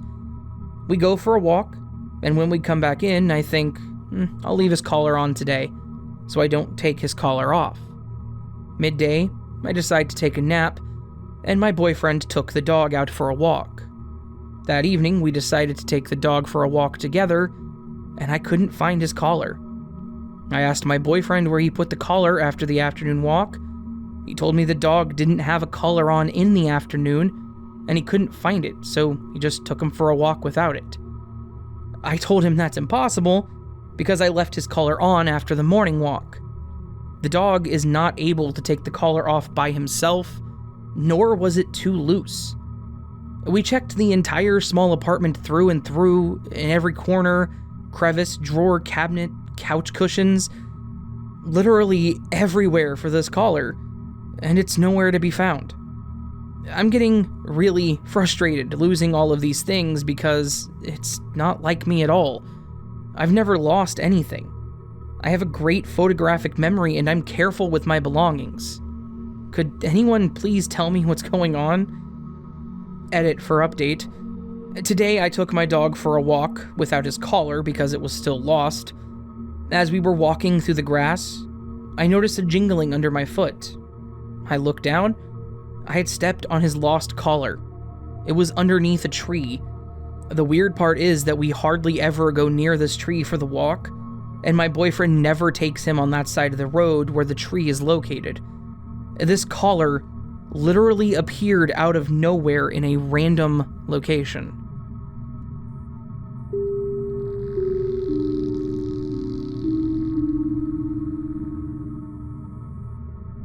So, a couple of years ago, I went with my dad to Florida to watch the Daytona 500. Before the race started, we were wandering around, getting food, and just kind of exploring while we waited for everything to start.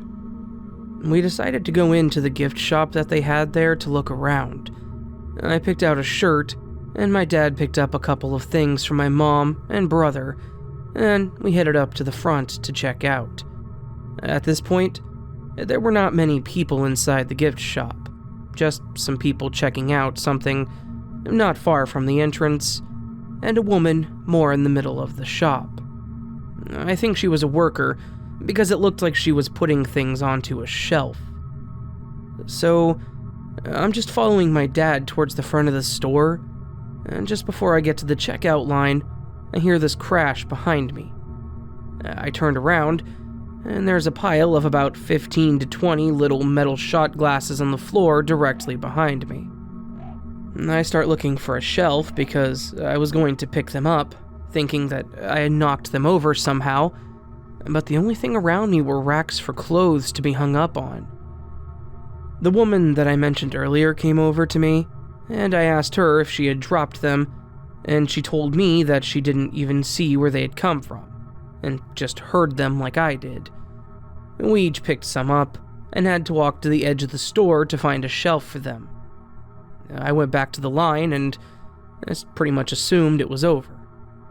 As I was walking through the line, I heard another crash behind me. I turned around to find 3 more shot glasses on the floor. At this point, I'm halfway to the register. There's still no one behind me, as the other people in the store were still shopping. I was pretty freaked out after that, because even if these glasses had somehow fallen off of a shelf the first time, the second time I wasn't near even a clothes rack. I guess it's also worth mentioning that I couldn't seem to find a spot where they were selling these. It doesn't mean that they weren't, I just couldn't find them in the area that I was in.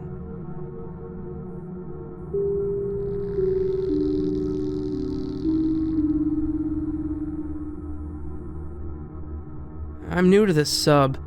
I read all the rules and I hope this fits here because it's been bothering me for 15 years and I want to know what other people think. When I was 20, I'm now 35, I used to love speeding and racing cars. My Honda had a governor in it, which keeps you from driving over a certain speed, usually 120, and I would hit it daily. I begged my friend every day to let me drive his VW Serato that did not have a governor in it, and one day, he finally let me. Myself in front, with him and another buddy in the back seat, we hit the empty freeway at 3 a.m. to see what I could do.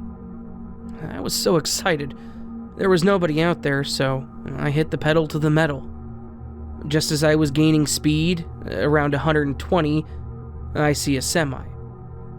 Gaining speed, I see another one.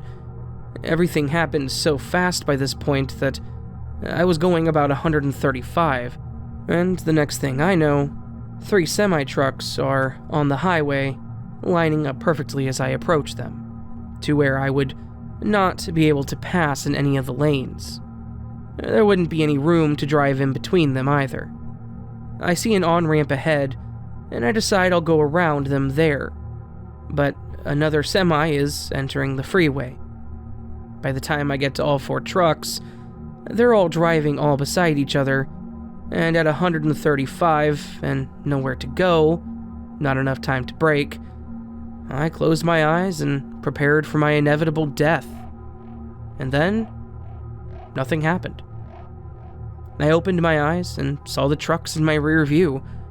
I asked my friends what happened and they said they didn't know, since they had closed their eyes and prepared for death too.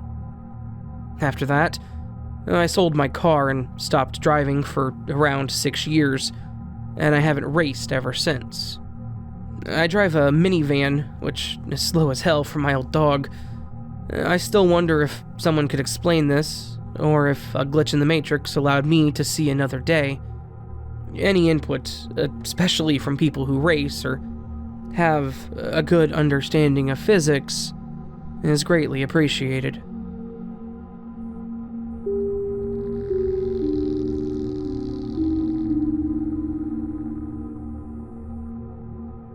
Not very many weird things happen to me. I'm not a believer, and I think that's what protects me from weird things. My life is very bland and typical. Same thing each day. But something happened a few weeks back that I can't exactly explain, and anytime I bring it up to someone, they can't fathom an explanation either. Now, I'm an early bird. I wake up at 4:30 in the morning, before dawn, and I'm on the road to work by 5:25, and no later than that. The ride to work is short, especially on Sundays, because there's already a low flow of traffic, being that it's Sunday, during rush hour, much less before sunup. I was driving down the feeder of the Beltway to get to work, as always. It's a series of 3 lights, fairly simple. On the feeder you have 3 lanes, the 2 on the right that go straight, and the farthest left, which is straight or left on a green only. It was 5:30 and I came to the second light, in the 3rd lane to the right, and it turned red. So, of course, I stopped. There was nobody, and I mean nobody, around, except for myself and another car in the farthest left lane next to me that had been somehow stopped before the light turned red. I was in the farthest right, going straight. The other car was clearly on, the brake lights were lit up, and you could see the exhaust from the back. It wasn't broken down or abandoned. Somebody was driving it, I guess. I hope. Again, there were no other cars or people around but that red car. I waited at that light for what felt like forever. Typically the feeder lights aren't that long, but it seemed to be taking forever. I kept looking to the left of me because something seemed so weird about only 2 cars. Usually there are a few more, but I thought nothing of it. Just kept waiting. The car was still there. I looked to the left 1 second later, and that red car was gone. The light was still red. The car did not drive off. I would have been able to see it drive straight or left, and it's a 2-way, and you have to drive straight up and then left. The lane to turn left was well in my field of vision, where I was looking, waiting for that light to change, and nobody had gotten into that lane since I'd been there. I also would have heard it, because it was dead silent that morning, and I keep my music fairly low. It just disappeared. It was there, the very next second it was gone. It didn't have time to go anywhere. I was completely alone in that intersection at that point. The light turned green as soon as I realized that car was gone. I chalked it up to me being tired, but I still find it odd that there was not a single car in that intersection the entire few minutes I was stuck at that light, other than the red one. It felt as though I wasn't actually there, or that the other car was all in my head. And something felt odd that day, even as I got to work. Everything felt unsettling, and I'm still thinking about it.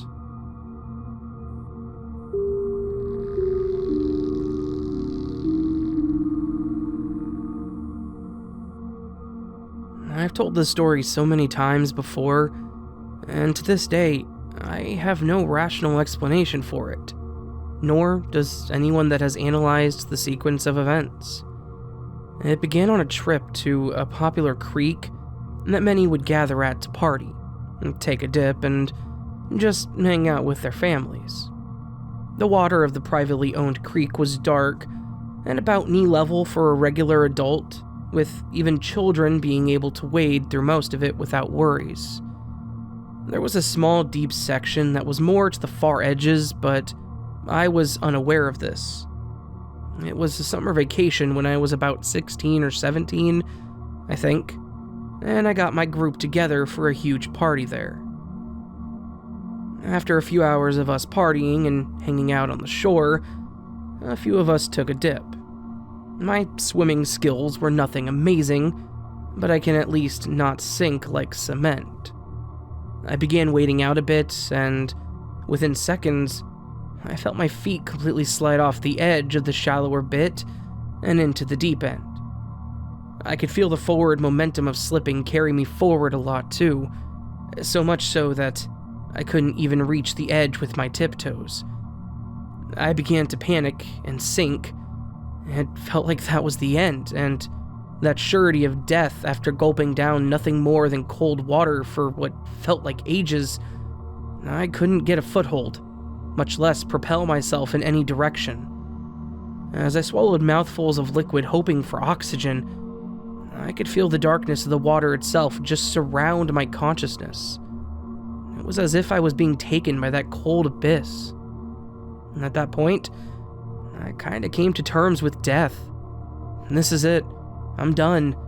At this exact moment, I felt a spark of pure energy. Screw this. I'm not going to die, was the only thought then. I made an attempt to flail a little bit.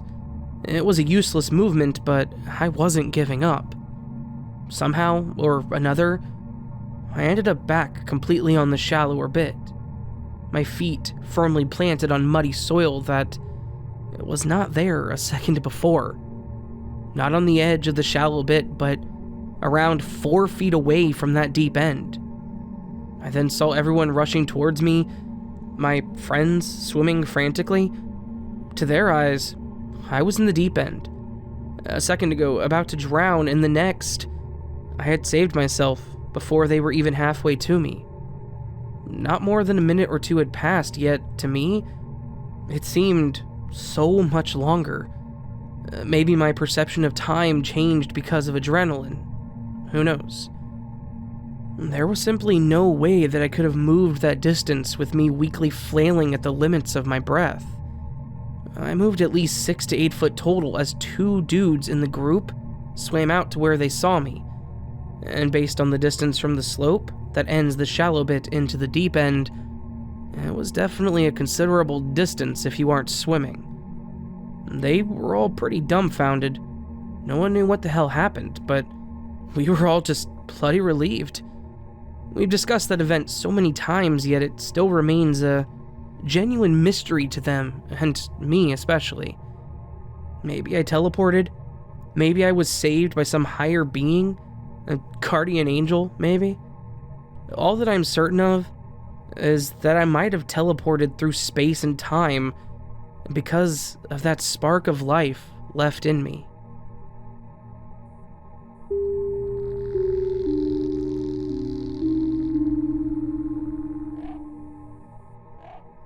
Okay, I'll make this quick. This happened in my dad's old apartment. It was one of those old apartment houses that's connected to another one. It's made out of bricks and really old. They're not identical inside. The layout is different, and my dad's place cost more because it had more rooms, a bigger kitchen, and a living room. Anyways, I was visiting my dad and brother for a few days when this happened. That morning, my dad left to go to work, and it was me and my brother home. My brother stayed in his room drawing. I made a cup of tea to warm myself up.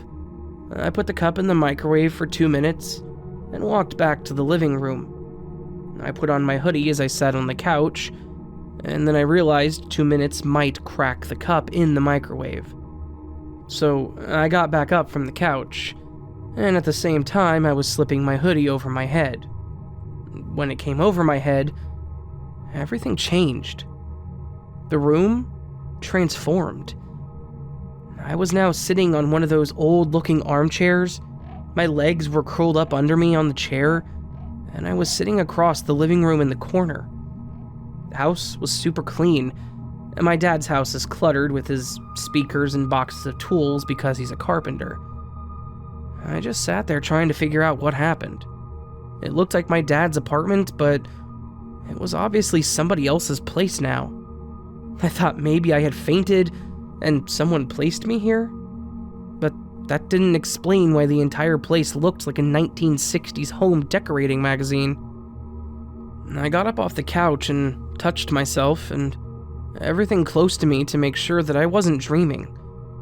I was scared because I felt like I was trespassing in someone else's home. As I walked across the living room, I warily glanced out the window. It was all bright and sunny outside. Green grass, tall trees, blue sky, nothing out of the ordinary. I slowly walked to the kitchen, and there was a pot of soup simmering on the stove.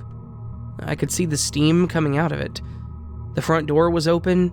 The screen door was old-looking, but looked new for some reason. Toward the bathroom, the door was open, and I could see a shadow of a person moving around in there. I quickly turned around and ran straight to my brother's room. It was locked. I knocked on his door. I needed an explanation. I heard his voice answer, but it sounded like it was far away. And then his doorknob rattled a bit. I was about to open his door, and as my hand touched the doorknob, it began to shake so strangely. I quickly let go because it felt like it was going to break my wrist. Then, the entire door began to shake/vibrate violently. My brother was yelling at me from the other side of the door. The door was shaking and pounding so loudly that it was almost deafening. It's hard to explain, but this freaked me out so bad. I thought a monster was going to burst through that door. I ran into the living room and hid behind a small yellow sofa. I crouched down in a fetal position with my head completely covered by my arms, and I prayed like hell. Everything got quiet, and I heard footsteps. Then, I heard my brother's voice. What the heck just happened? I could tell in his voice that he was so confused. I raised my head and noticed everything was back to normal. I happened to be in the middle of the living room, and the yellow couch that I was hiding behind wasn't there anymore. Later, my brother said that when I knocked on his door, he went to answer it, but the doorknob started shaking violently. Whatever shook that door did not want my brother to step into another reality, maybe? Of course, I never told anyone all this. I honestly don't know how.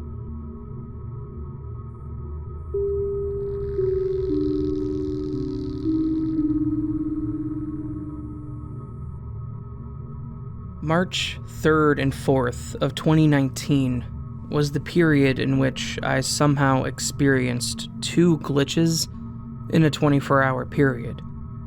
Our faculty Catholic student congregation was holding a weekend retreat/outing at a retreat house in a small town, an hour from the university, with the freshman year students being introduced to the congregation's organizational activities. After the fun and games of Saturday night, March 2nd, went beyond our supposed bedtimes, I went to bed. However, I had no intention of sleeping for long because there was a football match that night, and so, after nodding off at 1 a.m., I woke up at 3 to watch the match on my phone. Fast forward a few hours, the retreat was finished and we prepared for our return to university. Since I was part of the retreat's committee, I had the privilege of not boarding the tour bus the juniors had to use.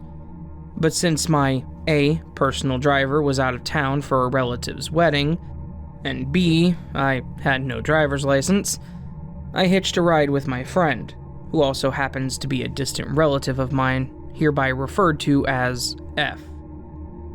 We were one of the last people to leave the retreat house, since we were the ones carrying the bulk of the equipment. We decided to tailgate one of my other friend's cars, hereby referred to as V, a gray minivan which F recognizes very well down to the license plate. But as we arrived at the first major intersection with the closest major road from the retreat house, V's minivan went down a small alley, which none of us knew where it leads to. One thing's for sure, that alley does not lead back home. Anxious as to whether V and the other occupants of the minivan, there were 5 people including V, might end up lost, F immediately called V, warning her that she was on the wrong path. But then she revealed something that shocked us both. The minivan was approximately half a mile away from where we were. And the worst part, there was an extremely long traffic jam on both lanes. We later found out that it stemmed from a single parking lot, meaning overtaking was impossible, even on a scooter, let alone a minivan. And yet, F and I both witnessed V's minivan entering the alley. We considered ourselves very lucky that we stopped tailgating the mysterious minivan. Fast forward a few hours later, something else happened that I couldn't explain, although I'm not sure if it's related to the previous incident. I've had a bad habit of waking up early to eat breakfast and then going back to sleep for an hour or so before going to uni. That morning, I woke up for breakfast, went downstairs, gulped down my scrambled eggs, and went back to sleep. When I woke up, I checked my phone only to realize that it was my normal wake-up time. I was baffled, and it only got more confusing when I realized that the scrambled eggs had just been cooked, meaning I hadn't had breakfast. Has anyone experienced anything similar to either of these? Any sort of explanation would be good.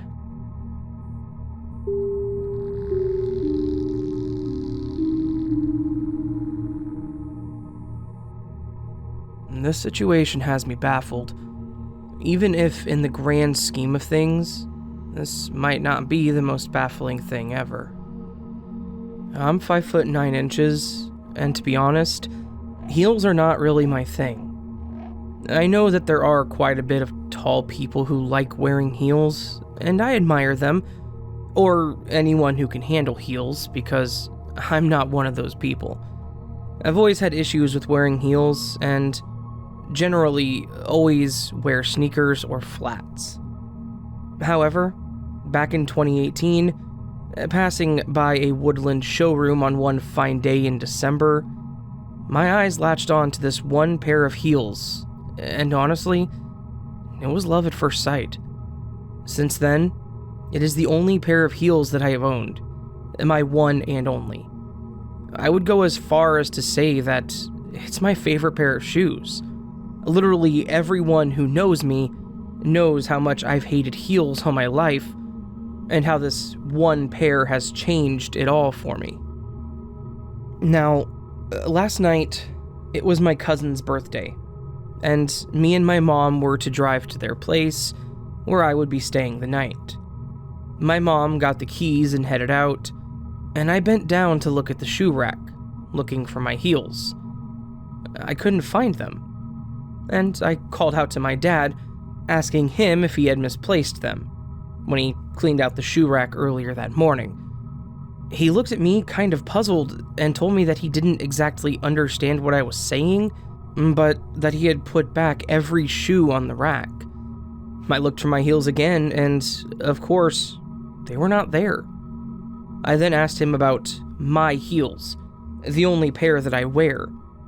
He laughed a little and said, "But you don't really wear heels though, honey." I felt a little confused and rushed outside. My dad does have the tendency to forget things, and at that time, I didn't think much of it. My mom was waiting in the car, and I got to her window and told her that I couldn't find my heels. The look of surprise on her face suddenly churned something in my stomach, and it worsened when she asked, "What heels? You don't have any heels."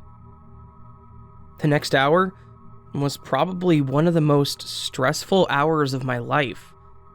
I kept on pushing and arguing that I did have my pair of heels. I'd bought them 2 years back. I've been wearing them for 2 years, and I've been wearing them almost everywhere. My parents just kept getting more and more surprised and confused, and I think by the end of it, they felt quite alarmed. I've calmed down by quite a notch now, but I remember them looking at me last night like I had gone crazy. Like I was positively losing it over something that didn't even exist. I still feel like I'm going a little insane, because I did not go to my cousin's place last night, and was up looking at pictures from parties and other events where I know that I've worn those heels. And I'm horrified, but I'm not wearing those heels in any of the pictures from the last 3 years.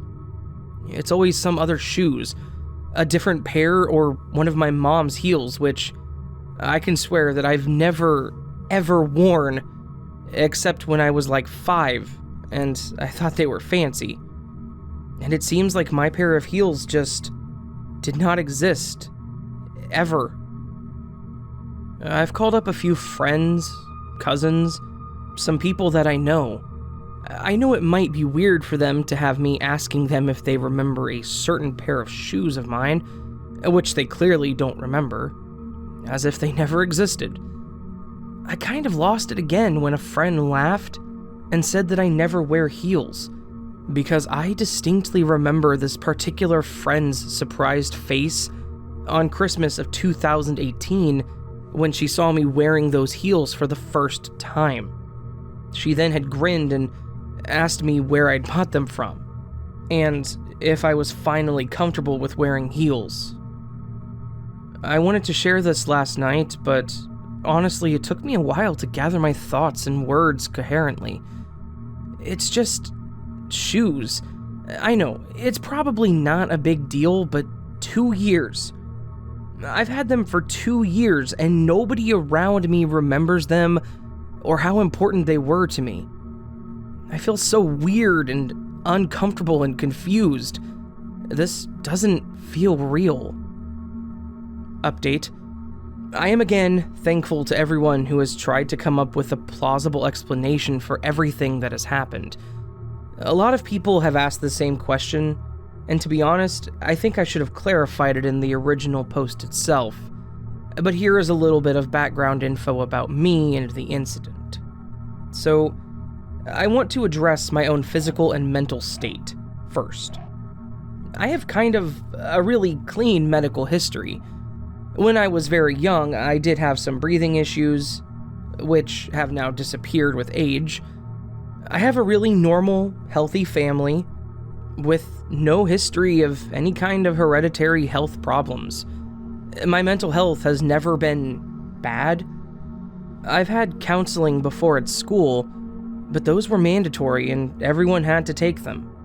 And nothing really alarming has ever really revealed itself during those. I did have my own teen emo phase, but I don't think it was anything out of the ordinary.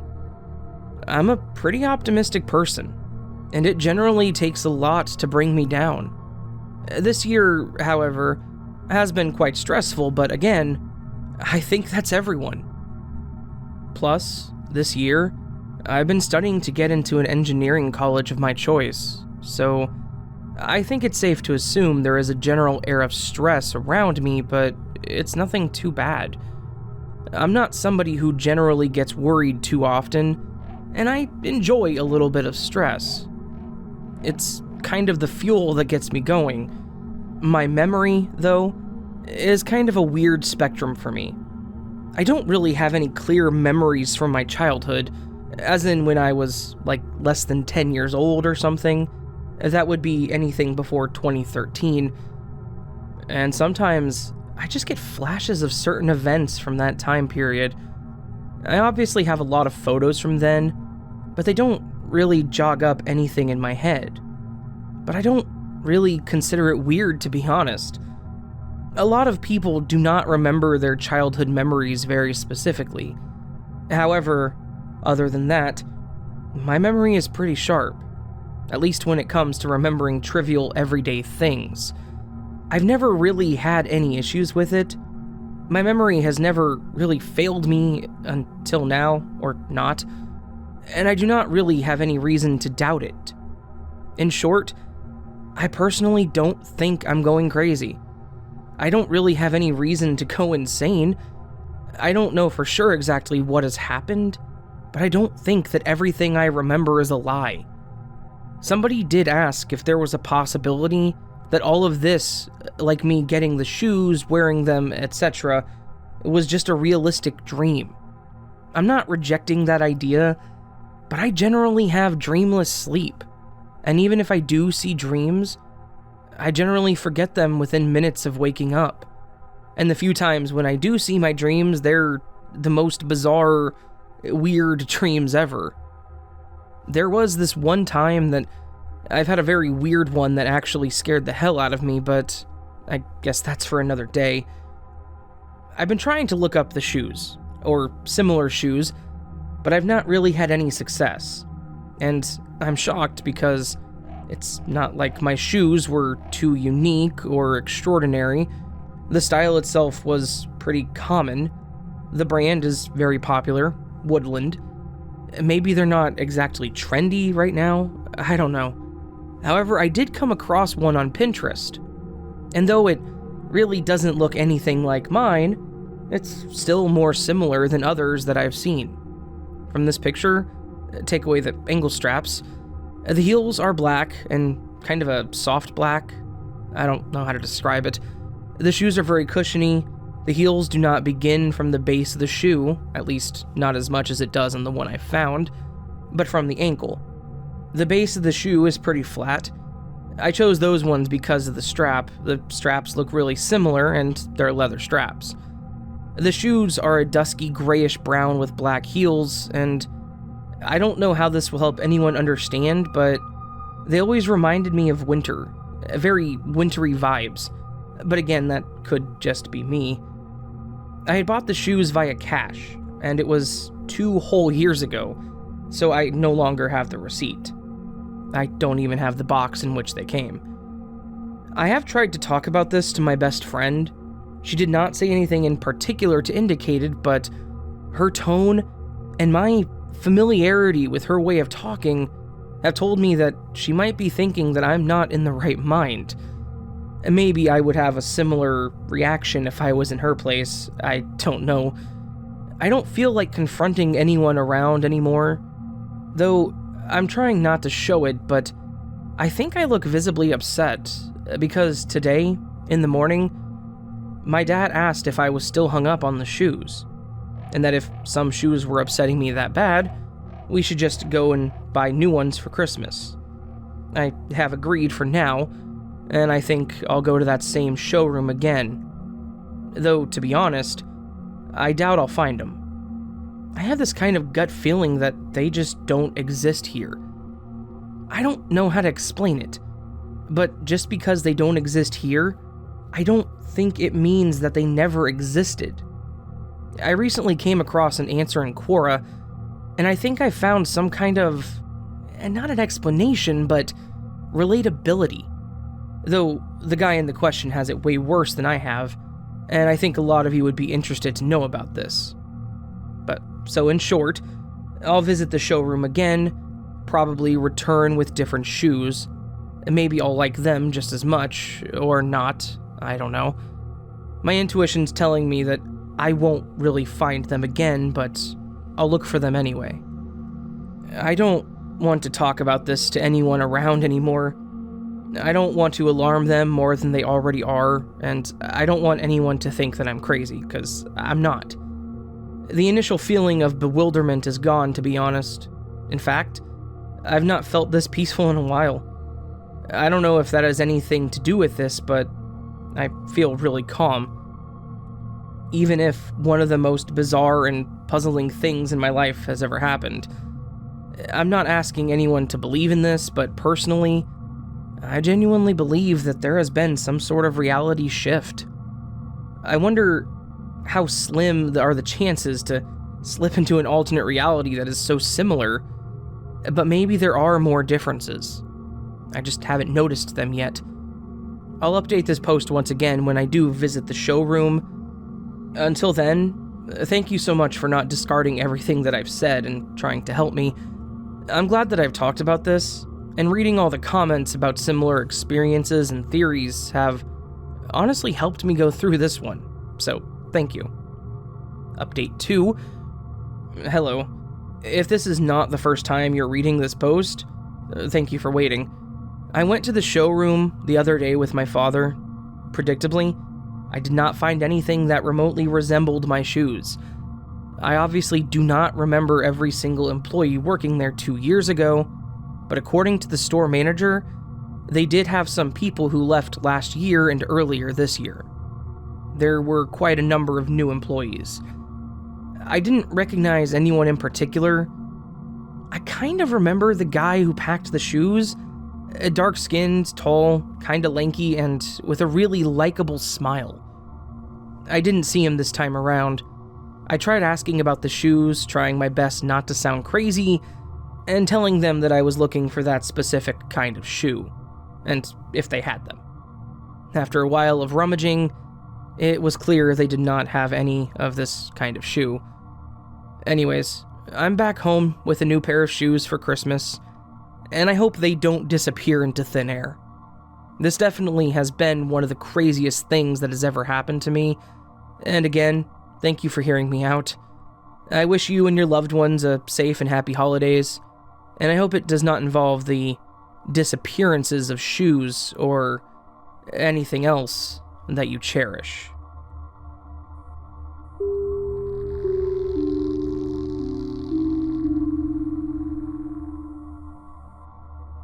I'm new to posting on Reddit, and I also apologize for grammatical errors. I've been reading a lot of posts here recently, and I wanted to share my story. I still have no idea how this happened, so some opinions would sure help. So, this happened in high school, when I was a junior, in 2012. For context, the school I went to is like many other schools. Students were required to show their student ID to get into the building. We were also required to show the student ID to security guards at all entrances of the cafeteria to eat. If for some reason you misplaced your ID card, you could get a replacement at the dean's office. The secretary would print out a paperback version of your student ID, and they were color-coded for each week for whatever reason. I was a disorganized and troublesome teenager in high school. Back then, I would very often lose my student ID. So, going to the dean's office for a temporary paperback was a normal thing for me. I would always grab one, fold it a couple of times, and stuff it in my pocket. However, if you lost the temp, you were pretty much out of luck to get another. To the glitch. I was having a rough week at home and school. It was finally 5th period lunch, which was my favorite part of the day. I remember being especially hungry and excited to sit down and eat. However, when I approached the entrance to the cafeteria, I realized I didn't have my temp ID. I left it at home, most likely, and it wasn't in my bag or my pockets. So I go up to the security guard and try to explain that I don't have my temp ID. The security guard in particular was known for being a huge ass, and immediately started cutting me off and telling me that I can't eat, and I should have brought it to school. I immediately stormed off to the bathroom stall, closed it behind me, and started crying, which is something that I very rarely do. Even then, I just remember feeling totally hopeless. Like I said above, things weren't going so well at the time. After wiping my eyes, I noticed a red index-looking card on the ground. I picked it up and turned it around, and it was my pristine copy of my temporary ID, with the color of the week, which was red. It looked like it had just been printed, and no crease marks or anything on it. I was in shock for a moment, but kind of dismissed it and went back to the entrance and was allowed entry. So, yeah, that's what happened. I still don't know how a perfect copy of my temp ID could just appear there. It was bizarre looking for sure.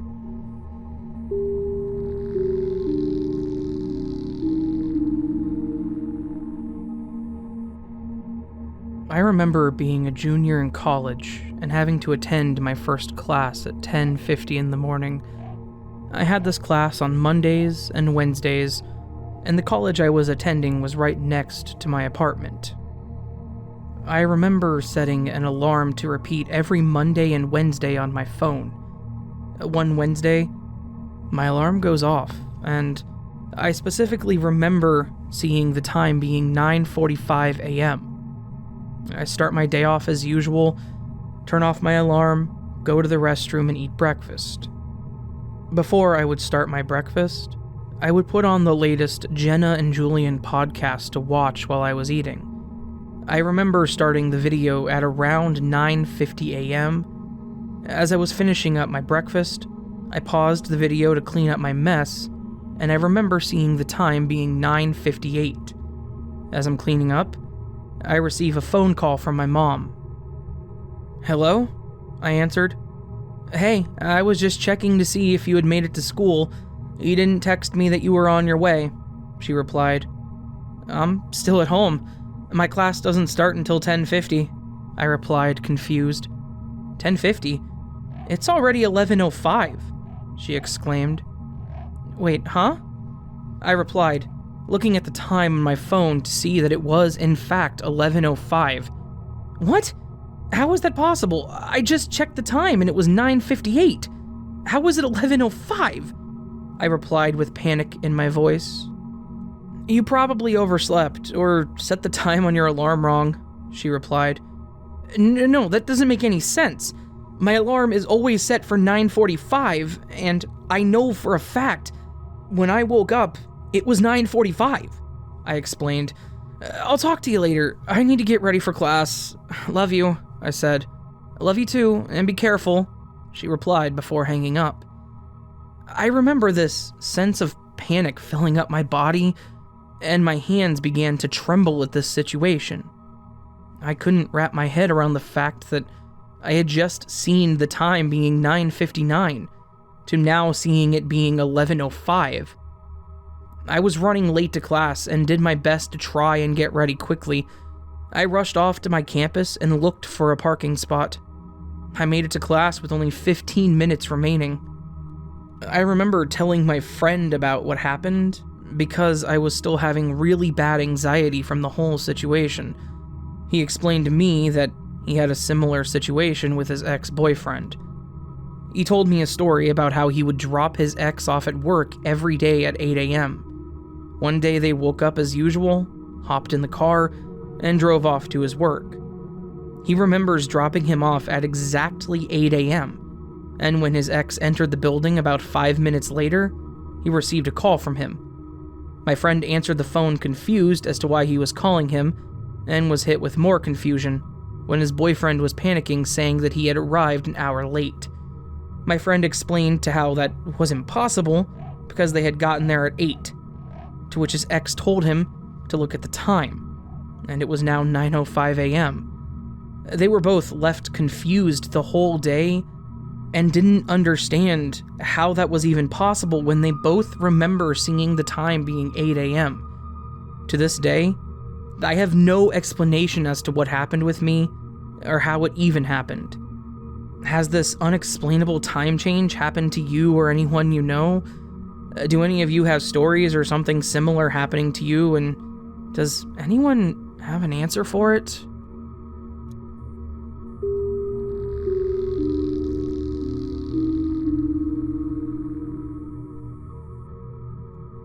This story isn't too terribly eventful, but it's still one of those stories that comes up between my mother and I because of how weird it was.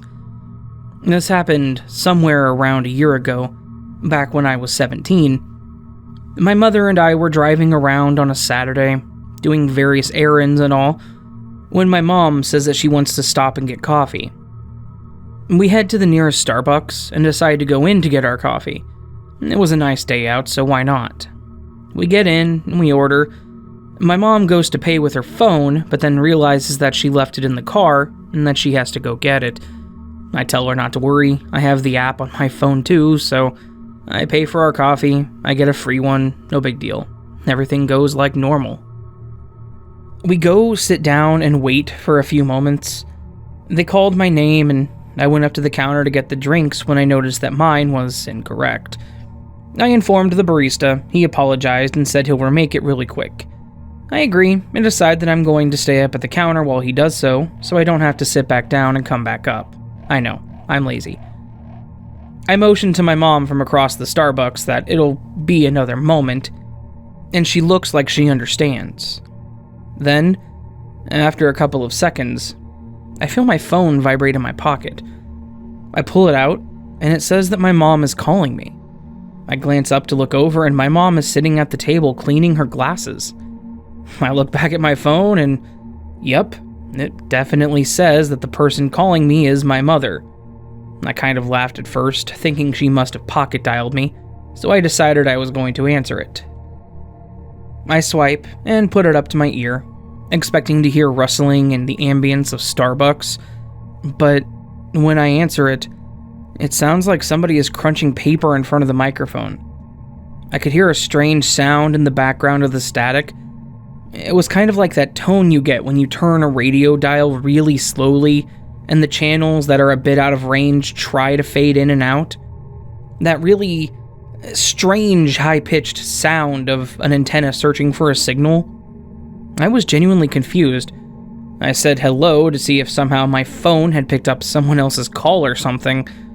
After a few more seconds of static, I could finally hear a voice come in just a bit clearer. But the only thing that I heard it say was, "Do you want to get coffee?" It almost sounded like the conversation that we had had just before we decided to get Starbucks.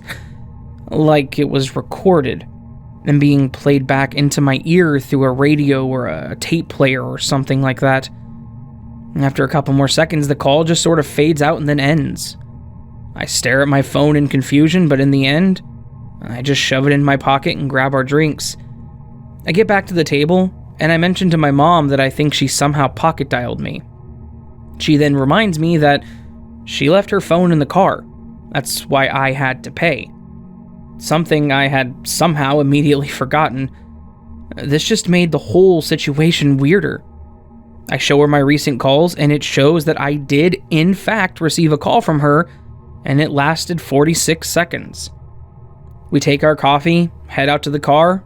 Lo and behold, her phone is sitting on her dash clip in plain view. She checks it when we get in, and much to both of our surprise, her recent calls shows that her phone did have an outbound call to my phone at the exact same time. There was no one else in the car. Her doors were locked, and there's no way someone would have broken in, grabbed her phone, called me, played back a conversation that was recorded, and then hung up, and then locked the doors again. Honestly, neither of us have any explanation as to how this happened, but part of me thinks it was some sort of alternate dimension or alternate timeline call. One where I hadn't gone with her to run errands, but she called me asking if I wanted to go get coffee.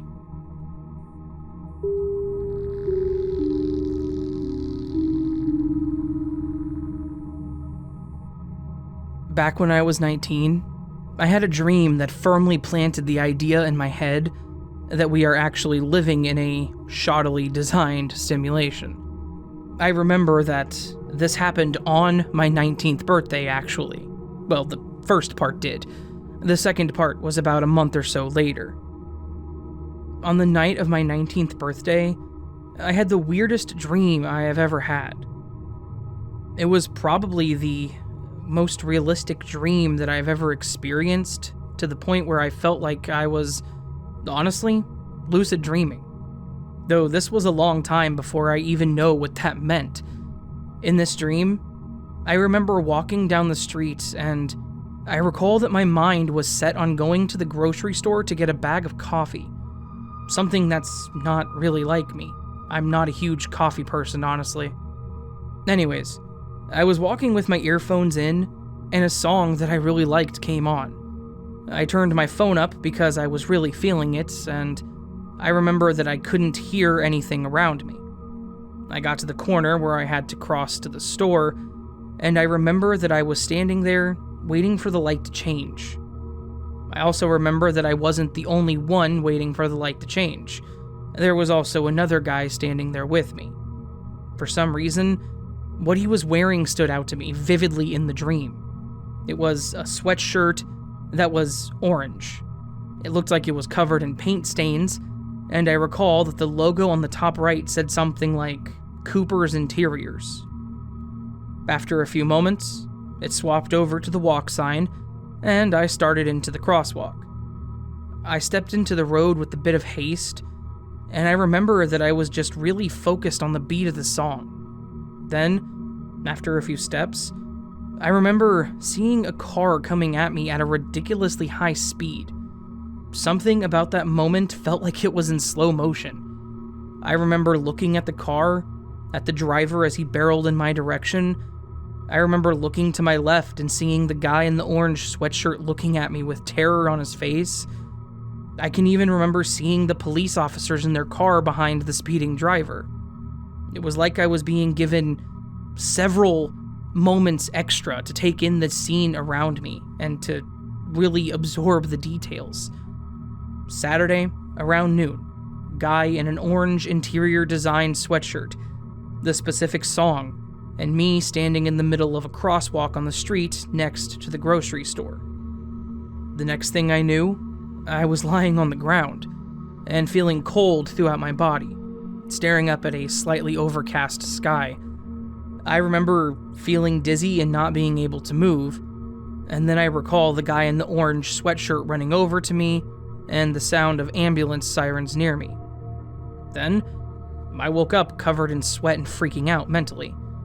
And that dream legit felt like it had happened in real life, almost to the point where I wanted to believe that maybe I had actually died and essentially loaded a save file or something like that. Anyways, on to the really freaky part. A month or two after I had this dream, I was at home and talking with my girlfriend on the phone, and she mentioned that she had just bought some sort of pumpkin spice coffee and that she really liked it. She was saying that it was the best coffee she had ever had, and that I needed to try it. I relented and told her I would go sometime soon and get some, but she told me that I needed to go now and get it, otherwise I never would. She knew I didn't really like coffee, and honestly, she was right. I sighed and said fine, then told her I would call her back when I got home. I threw on my jacket and put in my headphones ready to walk to the store. Well, you probably know where this is going. I was walking down the street with my mind dead set on getting this dumb pumpkin spice coffee to make my girlfriend happy. I knew I was most likely not going to like it, but it was for her, so I felt like I needed to do it. Near the corner, where I would need to cross, one of my favorite songs came on, and something about it just felt different. Like I was really feeling it. It felt like I hadn't listened to it for years and it just randomly came on. I reached for the volume button to turn it up, but I paused. It was at this moment that dream came back to me. The song was the same, the street was the same, it was the same day and time, and the plan was the same. There was only one thing about this whole situation that was out of place. The other guy on the corner. There was still a guy standing there, and he was the same person, but he was wearing a blue paint-stained sweatshirt. It still said Cooper Interiors, but it was pale blue and not orange. I was just standing there and staring at the light, waiting for it to change and thinking about how that dream went. I pulled my earphones out for a moment and just kind of stood there. Within seconds, I heard police sirens heading in the direction quickly. The light changes over to walk, and at that moment, I felt strange. I got that cold feeling all over once again that I had in the dream, almost like it was reminding me what would happen if I did walk. I just stood there and waited for a few seconds, waiting for that car to zoom down the road at full speed. Sure enough, it did. And that car, with that driver being followed by that exact police officer, all of them blasted through the light and passed both myself and the guy in the sweatshirt. After they passed, the guy next to me chuckled and looked over at me. He said something like, "Dang, good thing you took your earphones out when you did, huh?" I just kind of laughed and nodded, kind of in awe that this whole situation played out in front of me. That's pretty much it. I dreamt the situation, and it almost played out in front of me as it did. Part of me thinks that it was either a prophetic dream where I was given a heads up, or it was another timeline with the perfect storm setup. The only difference is, in this situation, it was the color of the guy's sweatshirt. And maybe that was the only thing that needed to be different for all this to unfold in a new direction. And also, if anyone wants to know, I hated the coffee, and ended up giving the rest to my girlfriend.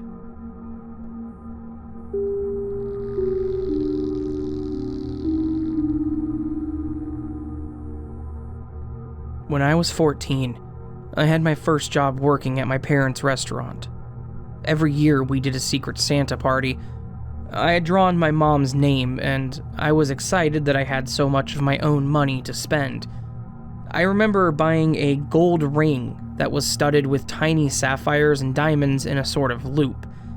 I bought it at K Jewelers and it cost $225. Since it was for my mom, I wanted to get her something really nice.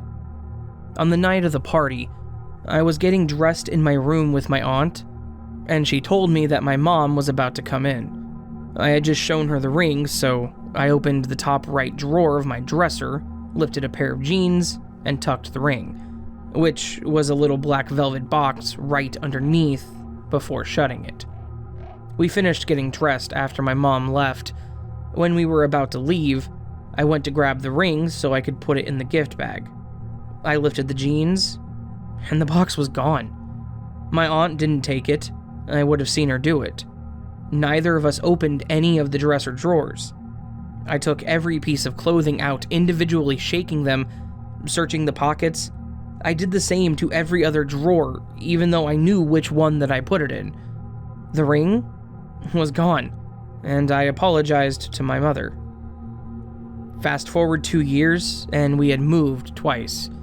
Each time we moved, we would take our drawers out of the dresser, wrap them in plastic to make everything easier to carry. Throughout the 2 years, I had rearranged the contents of my drawers multiple times, moving things in and out or just around. My left middle drawer was where I liked to keep certain jewelry items, but I would shove them to the back left corner and put clothes in the drawer as normal. I remember going into that specific drawer one day when I was 16. I was keeping jeans there at the time. I opened the drawer and lifted a pair of jeans right at the front of the drawer. There at the edge was a little black velvet box. The first thing I thought was, "You've got to be kidding me." I opened it, and sure enough, the ring was in there. I had searched everywhere for that ring. At 14, $225 was the most money I had ever had at one time. I took every piece of clothing out of every single drawer. I searched through my little jewelry section and opened every box multiple times. I'd gotten rid of clothes and bought new ones. I moved twice. I rearranged my clothes every few months at least, and I kept my jewelry towards the back. When I put the ring under the jeans, it had been at the very front of the drawer, and I found it in the exact same spot. Except, instead of the top right drawer, it was in the middle left. Whenever we moved, I never really put the drawers back in the same spot, so they would get rearranged sometimes. The jewelry being kept in the middle left is coincidental. I gave the ring to my mom, and to this day, I have no idea what happened. My second story isn't as exciting. This happened maybe a year ago. I'm about to turn 30 in a couple weeks. I'm married, and my wife and I were going to one of our favorite restaurants. Coming from my house, we would make a left turn at the end of a road where there is a light. We drive about 250 yards and make a right at the next light. The restaurant is fancy, and we're both feminine women. Sometimes I mistakenly put on her heels and such, and we don't wear the same size. And we don't have the same complexion. As such, we're leaving just on time to make our reservation at this really nice Japanese sushi and steakhouse place around 30 minutes away. I was driving and made that left turn onto the first road, approaching the intersection, and on my right side was a young, husky, tan man in pants and a hoodie. The hoodie was blue. I glanced at him, walking on the sidewalk as I passed by, heading in the opposite direction. About 200 yards later, I see him again, still heading in the opposite direction. Same guy, same walk, same clothing.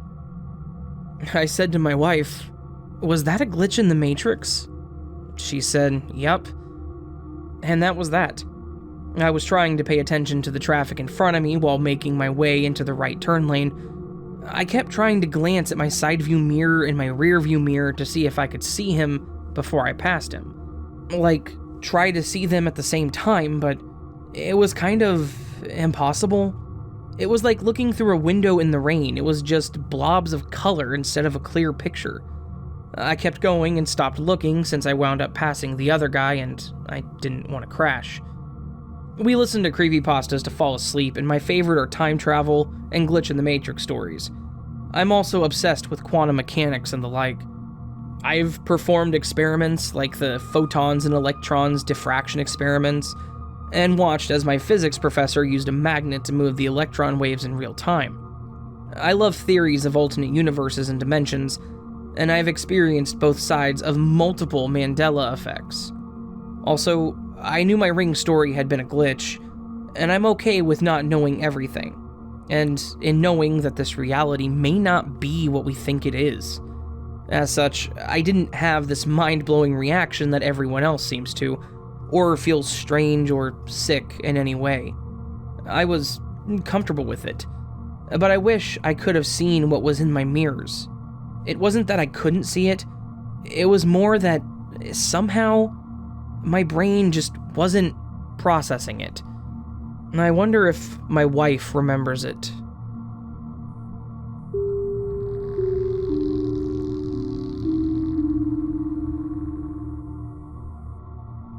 So, I just recently started reading this sub, and tonight I thought I should share something that happened to me a few years back and get some opinions. In August of 2016, a group of friends and I went camping in Sequoia. We got to our campsite and set everything up.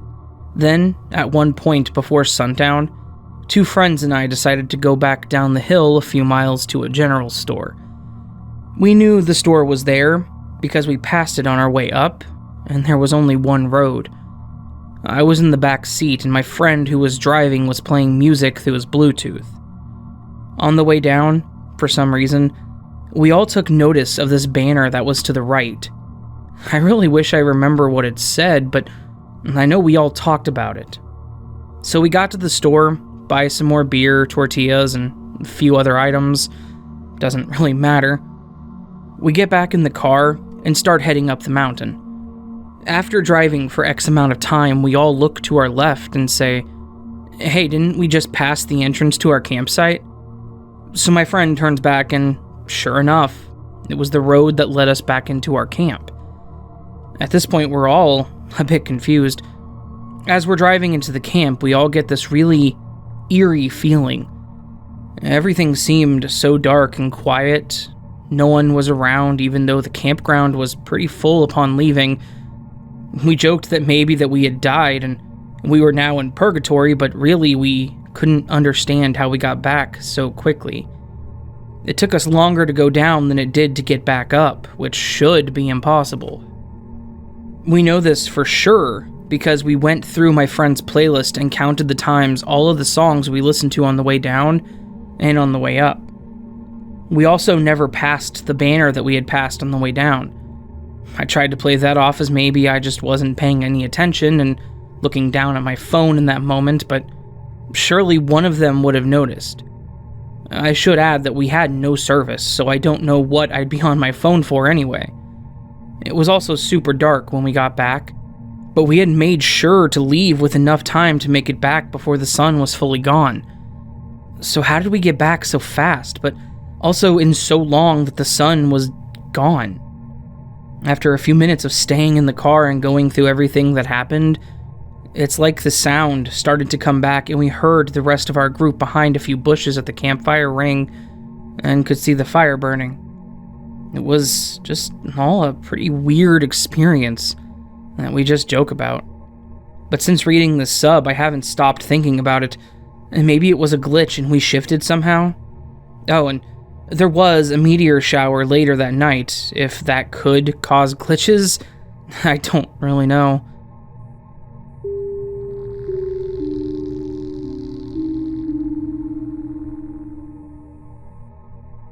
The husband and I had the local security company install inside and outside cameras when we moved.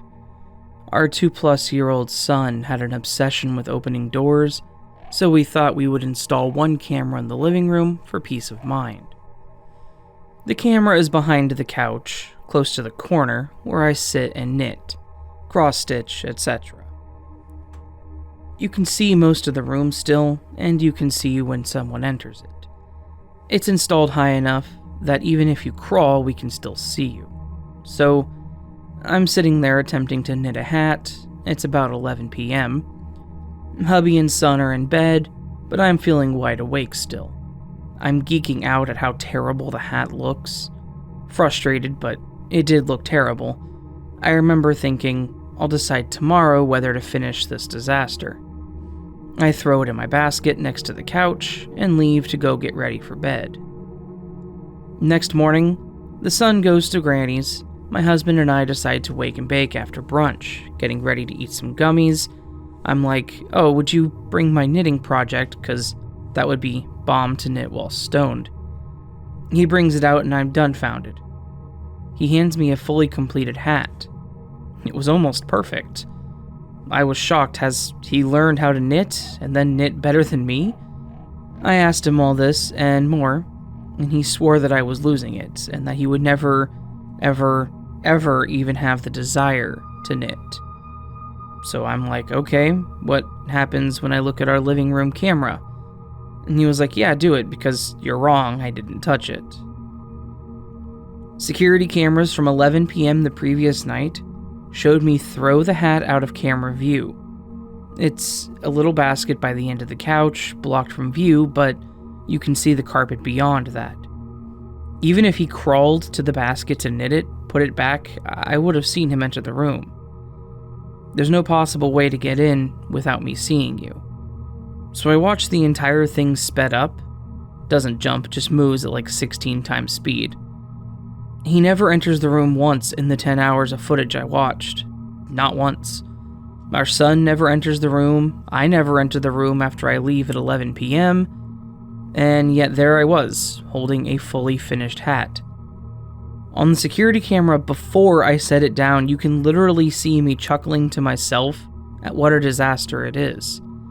And I had not finished it. I accused him of tampering with the footage. He obviously could see that I was frantic and freaking out. And he's like, okay, maybe you did finish it, blah, blah, blah. I tell my husband all about this Reddit page, and I'm like, oh, crap. Check the carbon monoxide. These people talk about hallucinogenic mold and stuff. I need an MRI, etc. Hubby is so kind. He's like, okay, if that'll make you feel better, and has a guy come to the house.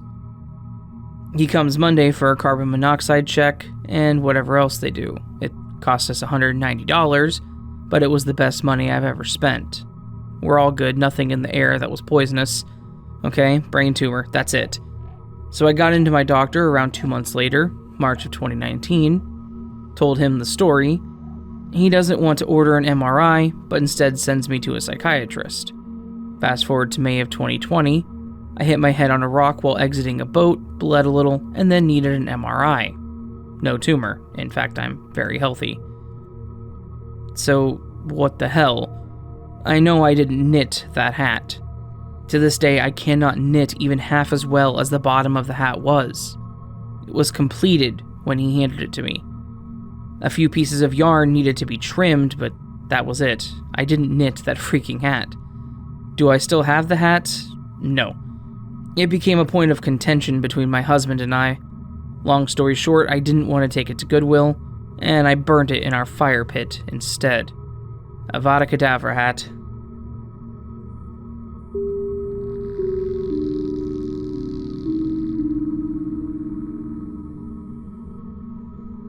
A few years ago, I made a pen pal from another state through a website. We talked a lot, with very extensive and specific letters, for about a year and some months. She told me about her childhood, her high school experience, and what she was going through at the time. Her family, her house, her city, everything. One day, she tells me that she was going on a vacation and couldn't send letters, so she sends me her Instagram in case of an emergency, or if I wanted to talk to her. Honestly, I had tried to find her before on social media, but her name and surname were too common. We were very close, and I didn't like talking to my pen pals on social media, but one day I wanted to tell her about an accomplishment I had made. I go to the user she sent me, but it didn't seem very active. She had no bio, no profile picture, and only one photo.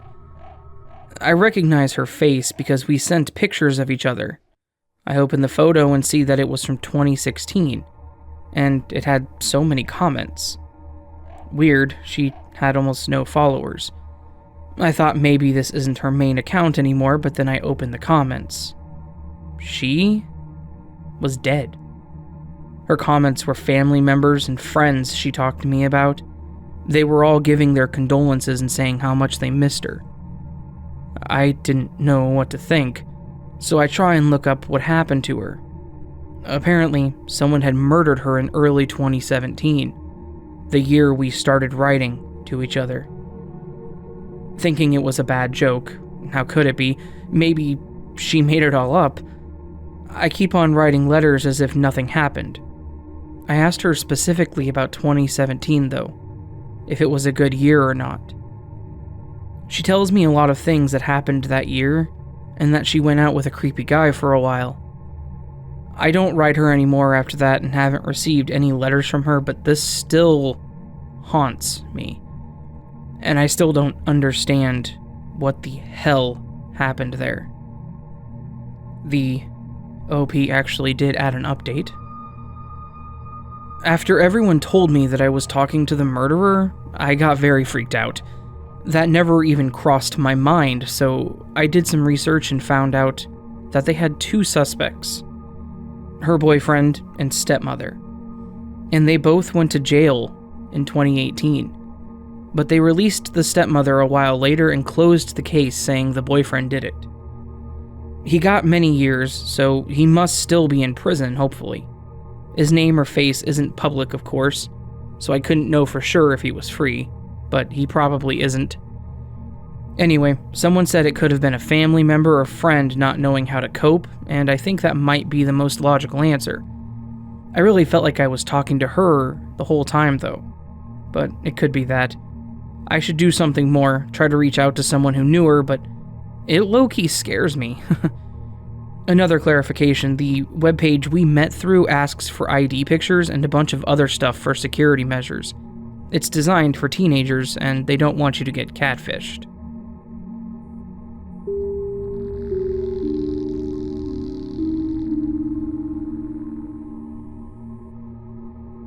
Have any of you heard robotic voices in the night?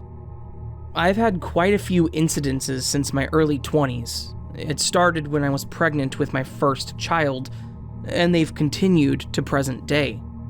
I remember the first time this occurred quite vividly. I still lived with my parents. One night in particular, I was laying in my bed trying to fall asleep, not tired at all. I'd been laying in bed for a while, deep in thought, thinking about God only knows what weird crap goes through my brain on the regular, when suddenly, I heard what seemed to be an inaudible, yet audible robotic voice. I couldn't tell the gender of the voice, but if I had to choose, it would be female. I had a salt lamp nightlight that gave the room an eerie pink glow, and it added an alien quality to the setting. I'm not sure what the voice said, but my name was the only thing I could almost clearly make out. I'm pretty sure she or he was speaking English, but I could be wrong. It sounded like English, but how I feel English would sound to a non-native speaker, if that makes any sense. I know it's strange to describe it this way, especially considering I'm a native English speaker. The voice didn't radiate any type of emotion or negativity, but I could sense an urgency in it. Afterwards, I laid there staring in the direction of the voice for about 10 minutes, trying to wrap my mind around what just happened. Being young and naive, I just chalked it up to my imagination getting the best of me, despite the fact that it was so real. It was so creepy, to the point where it gave me goosebumps and made the hair on the back of my neck stand up. But for some reason, I wasn't terrified out of my mind like I think I should have been, considering the fact that I had just heard a mystery robot voice from beyond. I've heard this robotic voice a handful of times since then, but they're not all the same. Once it sounded younger and more childlike, and other times it sounded more mechanical and not human. A majority of the time, it has been the same voice as described above. For years, I've never told anyone about this. One day it came up in conversation with my sister. She completely freaked out and said that she heard the same type of voice, but thought she was dreaming. She inherited my old room that I stayed in when I lived with my parents. I figured it might just be the room or the house was haunted, but I've heard the same type of voice in my new house that I live in now. We eventually discussed it with my daughter, who's 12. And by the way, I've never mentioned this to either as not to scare her. My daughter said that she also had a similar experience. I'm surprised that she never told me about it. I assume it's for the same reasons that I had never told anyone. My youngest daughter, 11, still has not experienced this yet. In their experiences, I'm unsure to whether or not it was just a hypnagogic hallucination, but I know in my experience, I was wide awake. I have also heard what seems to be an extremely loud, aggressive, echoey knocking sound. It sounded like it's been at my bedroom door and the front door different times. Sometimes it sounds closer, and sometimes it sounds further away. The first couple of times this has happened, it terrified me to the point that I thought someone was actually pounding on my door, which prompted me to investigate by searching the house with a weapon and looking out all of the windows, only to find nothing. This phenomenon was much more terrifying than the robot voice to me. Upon researching this, I've discovered terminology like EHS, exploding head syndrome, a very sinister sounding name for such a phenomenon. It definitely fits the bill, but I sometimes wonder, are these syndromes that human experts try to coin really just an attempt to label the inexplicable? My theory is that exploding head syndrome is just really hyper-aware humans getting as close as possible to whatever is outside of the matrix or simulacrum, without being obligated to, quote-unquote, take the red pill. Perhaps we're hearing the voices beyond our little incubators that we are nestled in so tightly. Or perhaps not. Perhaps it's just a weird phenomenon that occurs deeply within our brains that humans have labeled exploding head syndrome. Either way, the human psyche, perceived reality, and the human experience in general are all very strange, beautiful, and scary things.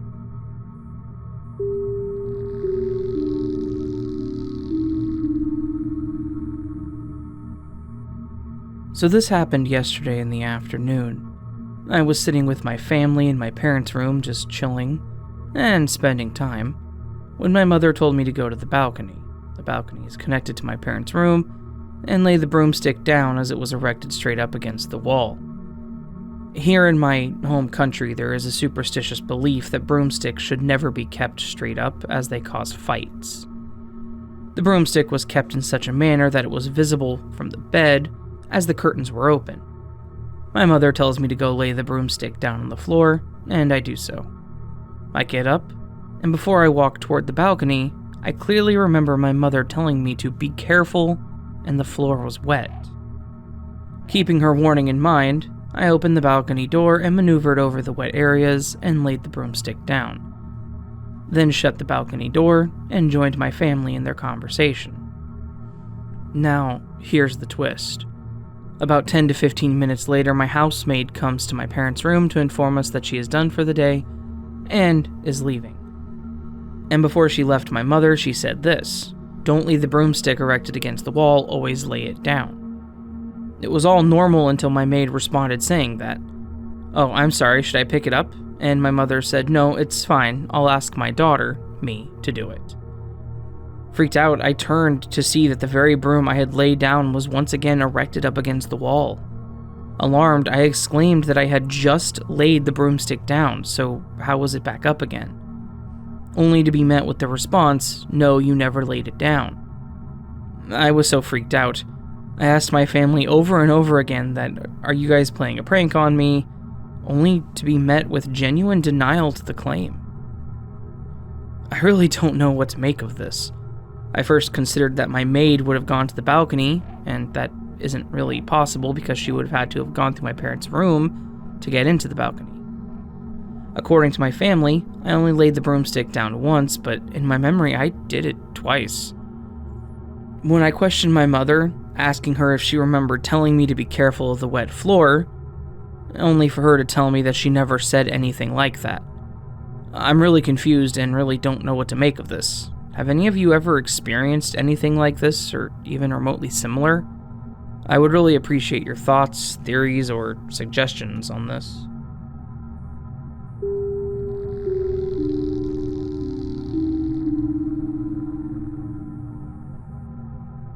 I'm not sure what happened, but I experienced something like this a few years ago. I never actually thought of it at all until recently. I read something similar in a Glitch in the Matrix story. I think it was January 2017 when I went to Universal Studio theme park in Singapore with my sister, my cousin, and his parents. And there were many of those press a penny machines around the theme park where you put in $2 in it and the machine will get you a random small little pressed penny. Since the movie Minions was just released and was really popular then, there were these press-a-penny machines around the theme park about them, and I think there were only 4 different kinds of pennies, Stuart, Bob, Kevin, and the movie title, that you could get from the machines. So I decided to put in some money for a little souvenir. I remember it very clearly because I really wanted the penny with the picture of Stuart the Minion on it. Not the one with only the title of the movie, Despicable Me. Because back then, I thought it was the worst of the 4. When I got the penny, I was a little upset because I got the exact one that I didn't like, with only the title of the movie. My sister and I were watching the machine making the pennies, so she saw and remembered which one I got, but I thought, oh well, I'm not spending any more money on it, this one's fine. Later in the day, my cousin decided that he also wanted to get one, so he looked for another machine. And he got the little one with Stuart, the one that I wanted, but the press was very off. My sister and I talked about it once or twice about how I got exactly the one I dislike after going back home to my country from Singapore, and the penny is still the one with the movie title on it. Fast forward a few months later, I lost my purse for a significantly long time. I looked for it everywhere around the house, but I could not seem to find it. I remembered being very upset about losing it, since there were so many weird and random things that I've kept in it since I was very young as a memento. I remembered asking my sister and mom to help me look for my purse from time to time since it disappeared. I didn't find the purse until about a year later, when I gave up searching for it. I found it right under my bed, which I had definitely searched for the purse before so many times. I didn't really think about it because I was so happy about finding it. A few days after finding the purse, I decided to move all the stuff in there to my purse that I used then, and I saw that penny again. I remember staring at that coin for a particularly long time until I realized what happened. To my surprise, the penny had changed. The penny was now the one with Kevin, the tall minion, on it. It freaked me out. I talked to my sister about it as well, and she was confused because she clearly remembered that the one I got was the one with the movie title. I don't remember switching the pennies with anyone, even my cousin, because the one he got was the one with Stuart, not Kevin, and his was skewed and mine's not. Also, we rarely see each other, and when we do, I don't remember ever bringing my purse since it disappeared for a very long time. When I asked him about it, he doesn't remember which one we got then, but my sister does, and she remembers exactly what happened, which penny we got then and where we found my purse, etc. If I imagined it, my sister couldn't possibly recall which one I got. I was freaked out for a long time since that happened. Could something possibly have happened to the penny while it disappeared?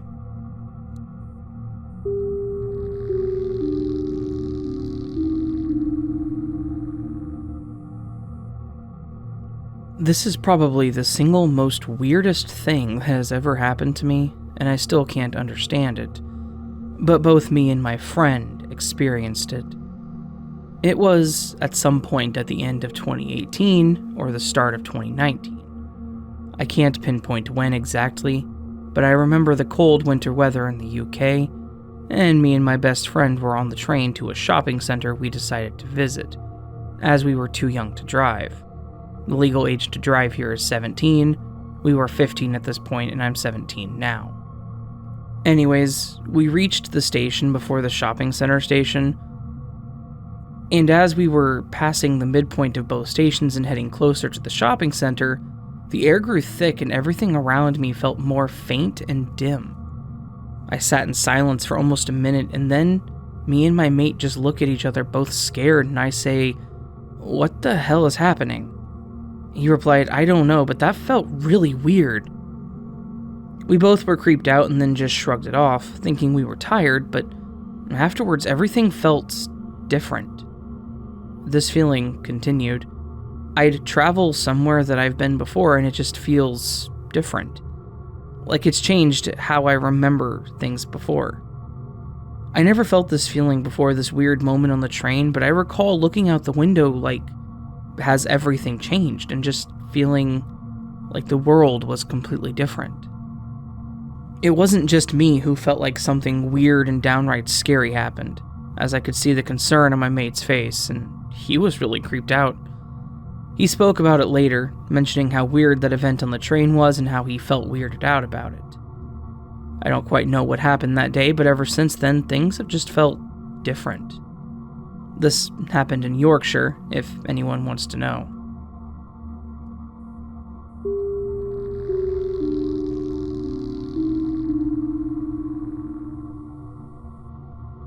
I really don't know what to think or how to explain what I'm about to say. I'm middle-aged from Iowa, married with 3 kids, and I've been working from home due to COVID. I sprawl out at the kitchen table with my laptop. Every now and then I get up and go out the sliding door to the deck to stretch my legs. Our house is on a corner lot, with the road to the right ending in an immediate cul-de-sac. There is a house immediately behind us, but the cul-de-sac is on the right. I just happened to look right this time. My neighbor's house on the right side was normal, and then flickered. I really don't know how to explain it. The house was as it always was, and then it flickered and the bottom left side of the house was normal, and the top right was green with white architectural lines coming off the points. The transition was cubes, so the bottom left was normal, then multicolored cubes, and then an architectural drawing for the top right. I just kept staring at the house, trying to figure out what I was seeing. Then the sky turned from a blue to a green. The best way to explain the sky is when you look at something curved, you know it's curved because of the shadowing. That's how the sky looked. Curved from behind the house to up and over the house. I felt like it was inside of a dome.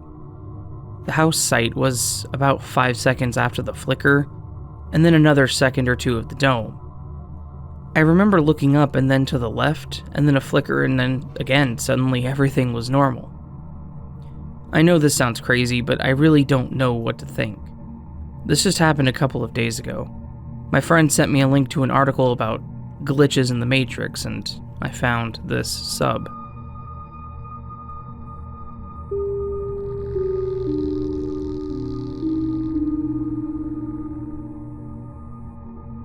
I worked at a tattoo shop in Arizona, across the river from Laughlin, Nevada. It was February, and people were spending tax returns on tattoos.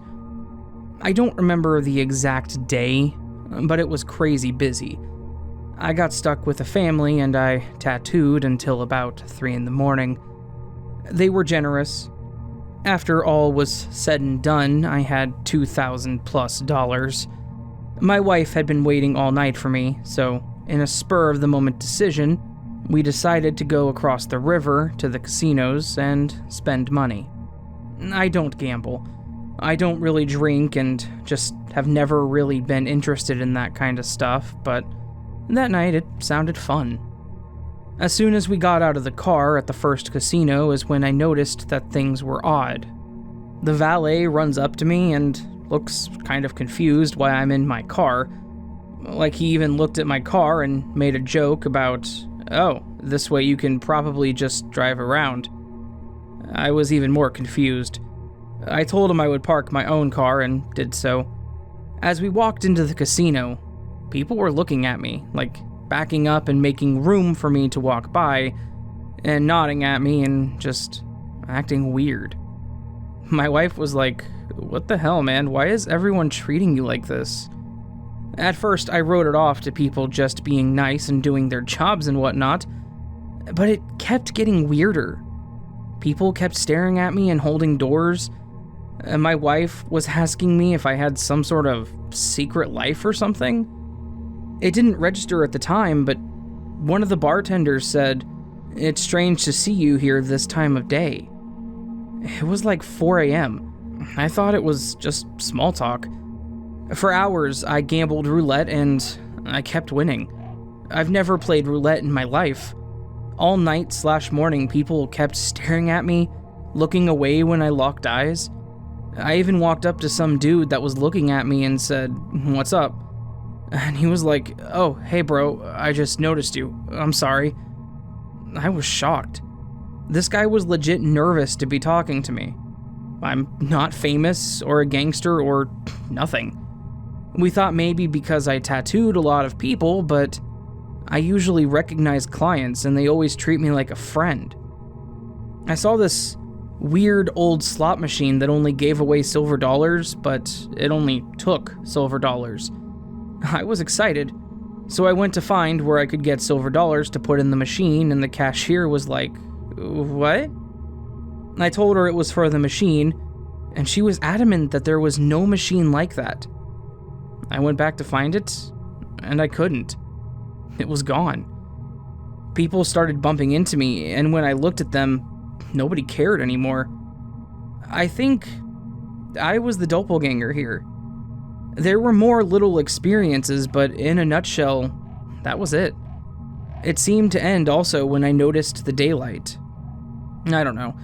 I've been thinking about it for a long time, and it still bothers me. I don't look like anyone famous or infamous. I actually have a piercing through the bridge of my nose that makes me fairly unique, and I would be hard to get confused with somebody else. Is this considered a glitch? Like I said, there's some more to it. I'm not sure if I'm in the right place, but I'll answer any questions I can, so thank you for your time.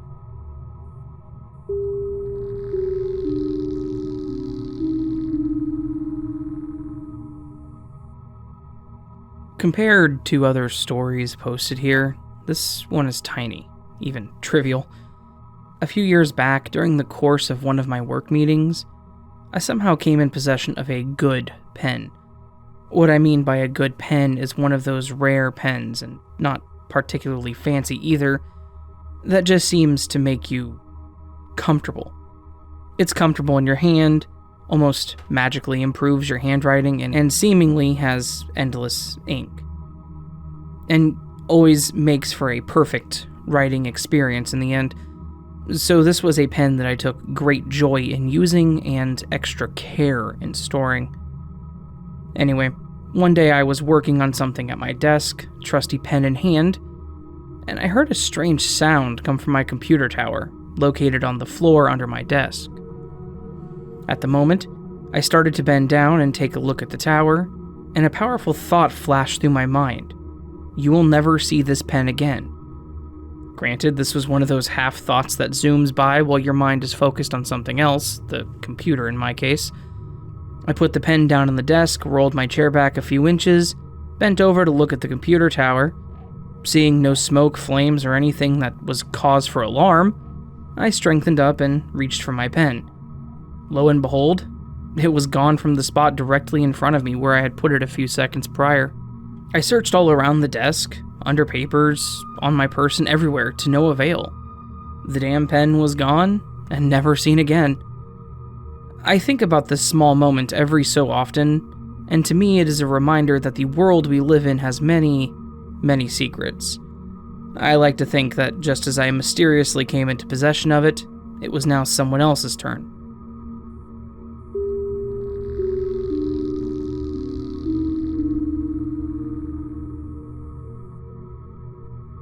I'm not entirely sure that I should be posting this here, but I have recently experienced some really odd events and have no rational explanation for some of them, or at least any that I can come up with by myself. I apologize for the long post in advance. For background, I live in a small housing estate located in the UK countryside, and out here I feel privileged and safe enough to enjoy taking nightly walks. For context, the estate is about the size of a very small town, only taking around 8 minutes to walk all the way around it, and is full of regular houses that are quite close together. The people that live here are incredibly well-mannered compared to other places that I've had to live in for university. I normally go on these walks anywhere between 1 a.m. to 5 a.m. in the morning to avoid other people, because of COVID, and simply because I enjoy the peacefulness and stars. This may sound typical of these kinds of posts, but I try to explain everything I come across in life that I don't quite understand with some kind of logic, or accept that there is an explanation that I'm missing. Yet, there are 3 very specific incidents that have left me very confused.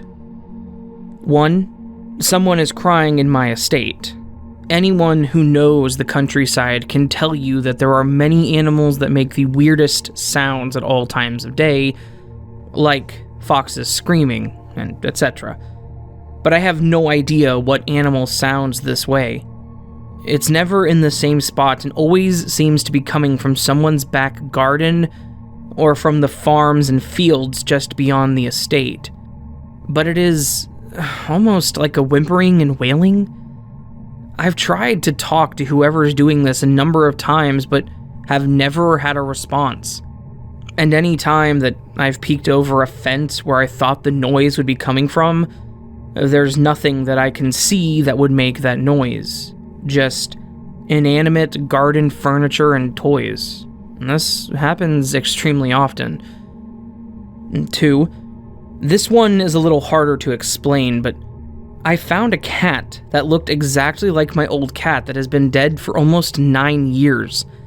My family has had a few pets, mainly cats, and when I was in high school we had a sleek-looking, very territorial tabby cat that I'll call Fluffy for the sake of privacy. Fluffy would fight large dogs, like boxers, and never lost a fight. Little guy was hard as nails. He always wore a blue collar that we gave him, with a bell that was engraved with his name on the front and our address on the back. Unfortunately, Fluffy was killed by a car at the age of 4, and he's still buried in our backyard. The other night, I was walking back down my estate to go home after a walk, when I get the sudden urge that something is watching me. So I glance behind me without stopping and notice a tabby cat sitting almost directly underneath me. This made me stop in my tracks because, although cats are extremely common all over the estate, it weirded me out that this cat had been right underneath my feet without me seeing or hearing it. I love cats, so I bent down and started petting it, and it was very friendly and instantly purred. I remember actually saying to myself out loud, "Wow, you look exactly like Fluffy, buddy." It too had a blue collar, very similar to Fluffy's old one, and a bell. I checked its collar to see if it had a name, and engraved on the front of the bell was the name Fluffy. This caught me off guard and made me stand up at first because Fluffy's real name was actually quite uncommon for cats. But I regret this because the cat walked away and under a car before I could bend down and check the back of the bell. I'm not insane, and I don't believe it was my actual dead cat coming to visit me or anything, but the coincidence was astounding. It actually looked exactly the same. The collar looked exactly the same, the bell engraving looked exactly the same. It really messed my head up, and I still don't fully understand how I heard the bell as it walked away, but I never heard it before I saw it, although I could have just been in my own thoughts and not noticed a noise in all fairness. 3. This one is the reason I decided to post this. Right in the middle of the estate, there's a small pond with a few ducks. It's a very nice place to sit and think for a while. That is surrounded by houses on all sides and only separated by the street.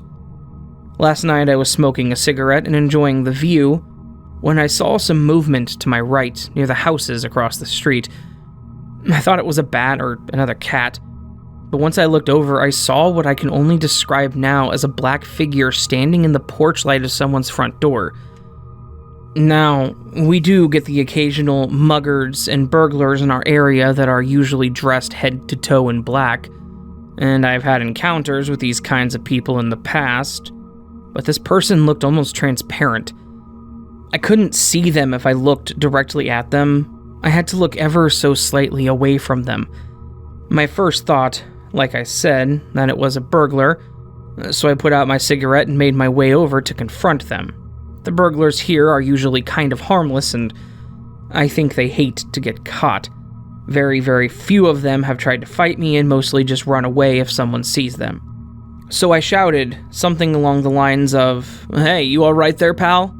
As I got closer, they were only about some 20 feet away from where I was standing. It began to shift. It's really hard to describe what I mean, but in one moment, all I could see was a dark figure with no details, and the next it was a woman in a dressing gown staring at me. I was close enough to see every detail of her clothing. No shoes or pants that I could see. White woman. Her dressing gown was white with big pink hearts all over it, and she had her hair tied back in a ponytail. She had her arms folded and looked furious at me, like she genuinely had hatred in her face. This was around 3 a.m. at this point, so I found it very odd that she was outside in the cold weather at all. I just paused for a moment before saying, "Oh, sorry, love, I thought I saw someone in front of your house. Have a nice night." And she just stared and stared. I stood there for a good 10 seconds with no response. So I smiled and said, "Have a nice night" again before walking on. I glanced back a few times, and although she never moved, she did not take her eyes off of me. It was incredibly bizarre at first. I thought it was signs of some kind of mental illness for me, but the more I remember that moment, the more I feel sure that I know what I saw. And that's kind of it. There are some other notable moments that were just odd at the time. I'll quickly list them down below.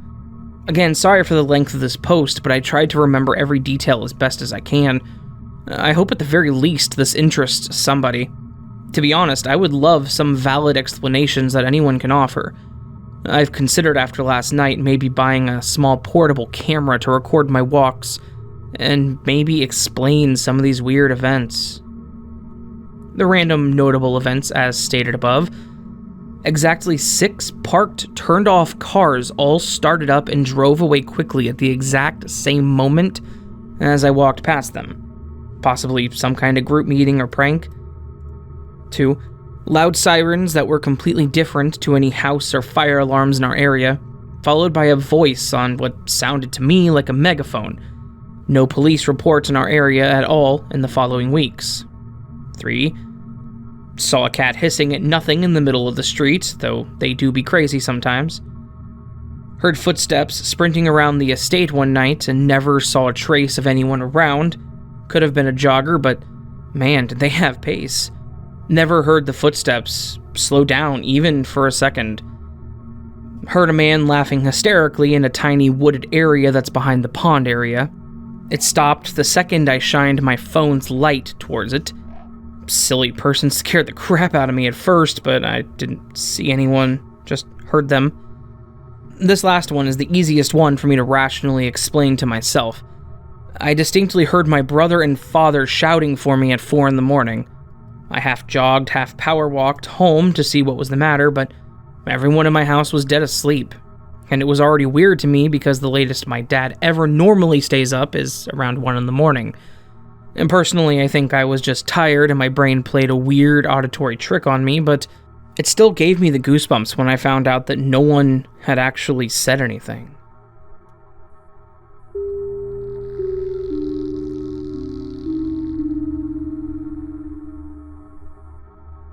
I was getting out of work and my phone died. I needed to call my husband to pick me up, let's call him Tom, so I used a coworker's phone. I dialed his number, and the first time it didn't pick up. The second time, same number, it did pick up, and I'm like, oh, thank goodness he finally picked up. So here's how the conversation went. Hey Tom, I'm stuck at work. Can you please come pick me up? Who is this? Oh, my bad. I'm using a coworker's phone. It's me, my name. Can you come pick me up? Who? This is Tom, right? I then looked at the phone to see if I had the right number, and I did. And it legit sounded exactly like my husband. Yeah, this is Tom, but I don't know, my name. Tom, stop playing, please, pick me up.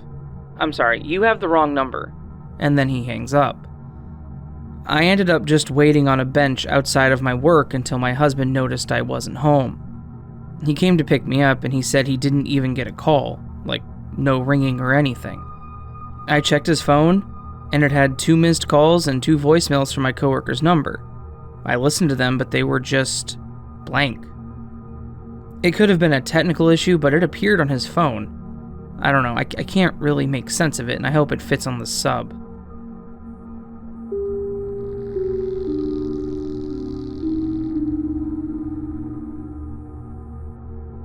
The first time this happened was about a year or 2. My dad and I were driving home from someplace. I can't remember where, but that doesn't matter. We had just gone around a roundabout, and were passing under a street lamp. It was pretty late, so it was dark outside, and all the lights in the car were off, but we had the brightest headlights on because of the dark, empty roads. Right after we passed a street lamp, everything went dark, like pitch black. We couldn't see anything even if it was an inch from our eyes, meaning that the headlights and street lamps would have had to have gone out at the exact same time, but I very highly doubt that. A second later, everything was back to normal. I looked at my dad in confusion, and he looked as confused as me. I asked what happened, and he had no idea. The second time, and most recent time this happened, was like a month ago. This time we were driving to pick something up, and it was pretty bright out, but the sun had begun to set. The headlights were on, of course, but the lights on the car were off. We were driving on the freeway with other cars around, and then there was a flash of darkness that just flew over the car, completely pitch black. We couldn't see anything.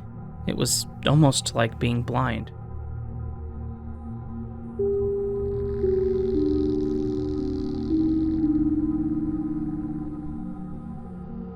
This happened about a year ago outside my apartment complex. I was hanging out with a neighbor who lives in building number 1. I live in building number 4. And at around somewhere between 12 to 2 in the morning, I decided to go back to my place. There's an open entrance that comes all the way through the building, so one could go exit each way. They both lead to open space parking lots. I usually take the back exit, but this time I went through the front because I could hear there was a party in one of the houses across the street, and I was curious. To add more context, when you step out of the building, there's a small hallway between the parking lots and the building, and this connects the whole complex. Here's where it gets interesting. The second I step outside, my entire attention went to someone that seemed to be sitting at the end of the hallway, around 2 meters from the entrance of my building. I really cannot begin to describe the feeling I had in my gut when I saw that man or figure. It was like a prehistorical sixth sense of danger. I decided to keep walking straight to my building instead of taking the back. I figured this way at least I can keep an eye on that dude, creepy things aside. It's not uncommon to see someone in the parking lot, but the whole vibe was off. Plus, it was pretty late, so I tend to keep my guard up. As I keep walking, I never lose the figure out of my line of sight. I start to get closer, and I can tell it's definitely a guy sitting down, but something seems odd. he's not really moving nor responding to my footsteps or any other stimuli for that matter. When I finally get to the entrance of my building, I can finally take a better look of who's sitting there and, oh, that person didn't seem to have a face. It was blank. Just like skin, with no eyes, nose, or mouth. In that moment, I felt the most horrible sense of panic I've ever felt. I gasped in fear and shock as I pretty much ran into the building and up to my apartment. From here, you can still see the bottom of the parking lot, but by this point, the building itself was covering my vision of where the thing was supposed to be sitting. However, I kept looking as I went up to see if someone passed by, but no one did. When I got to my apartment, I looked out the window down to the parking lot and there was no one there. I know it was dark and late, and I try to believe there's some logical explanation to this, but I must say, it was a creepy experience that I won't forget.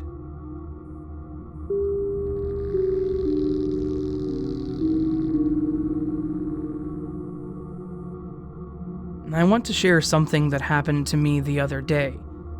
I don't know if this would be described as a glitch, but it was so bizarre that I had to come to share it. First off, I need to give you context to help you understand. I live in Australia. Right now it is coming into summer. The hot weather is coming, and around where I live, the cicadas have come out. They are deafening during the day. Anyways, it was midday and I was driving in my car with two of my kids, aged 12 and 10. We were driving along a busy-ish road, and there were 2 lanes going in either direction. We pulled up to the traffic lights at a crossroad junction that was a bit back from the light as it was busy, and I could see other cars on each side of the junction. Suddenly, it went completely quiet. And I mean deadly quiet. There was no car engine noises, no birds, no cicadas, no wind blowing through the trees, nothing. I looked at the cars in front of us at either side of the junction and none of them were moving. Usually, if one set of lights is red, another is green. But despite traffic being at all sets of the lights, no one was moving. I looked at my kids, and they seemed to have noticed it too as they looked confused, but funnily, none of us spoke. Then, maybe a minute or two later, everything started again. Cars moved, you could hear their engines, and the cicadas started as well. My 12-year-old daughter, who was sitting in the passenger seat beside me, finally broke the silence in the car by saying, "Oh, that was weird." When I looked at her and nodded, she said it was like the world was paused and muted. I agreed. We talked about it the whole way home, and again the next morning while driving them to school. Then my daughter commented on how she didn't understand what had happened. I'm at a loss for any explanation. I cannot stress how quiet it was. It was complete and utter silence. And on a side note, I have tinnitus 24/7, damage from chemo, and I noticed that it also seemed to be gone during this event. Has anyone else had anything like this ever happen to them, or a possible explanation as to what it was? If my kids hadn't been there with me and commented on it first, I would have thought it was just me and my ears playing up, but they both heard it too, and neither of them have any hearing problems.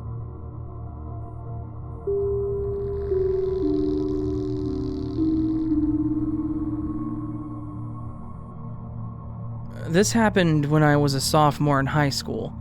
I wasn't able to drive yet. I grew up in your typical BFE upstate New York town, and all of my friends were either away for the weekend or had other plans, so I had nothing really to do. I had a small bow and arrow set that my retired, world-traveling grandparents had purchased as a souvenir somewhere in Africa, which they let me have when they were downsizing and getting rid of stuff. It was one bow with 3 iron-tipped arrows. The whole thing was really small. The bow couldn't have been more than 14 inches long, and the arrows probably somewhere around 10 apiece. So this mechanism was not very capable of long-range shooting. I decided to screw around with the bow and arrow to keep myself entertained.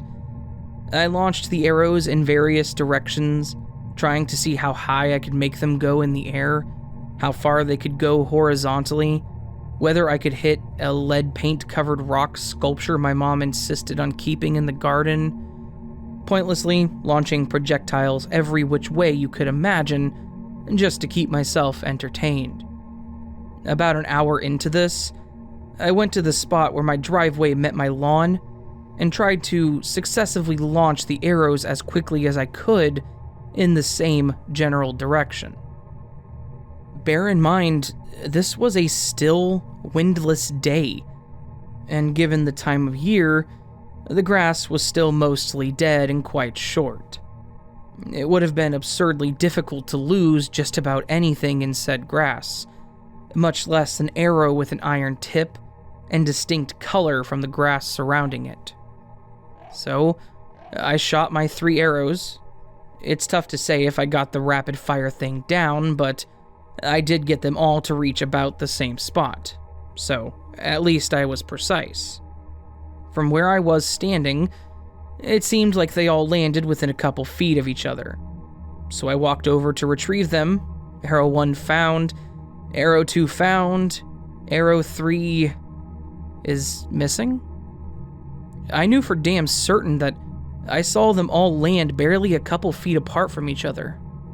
There was no wind, and there were no nearby shrubs or trees that the last one could have somehow gotten stuck in.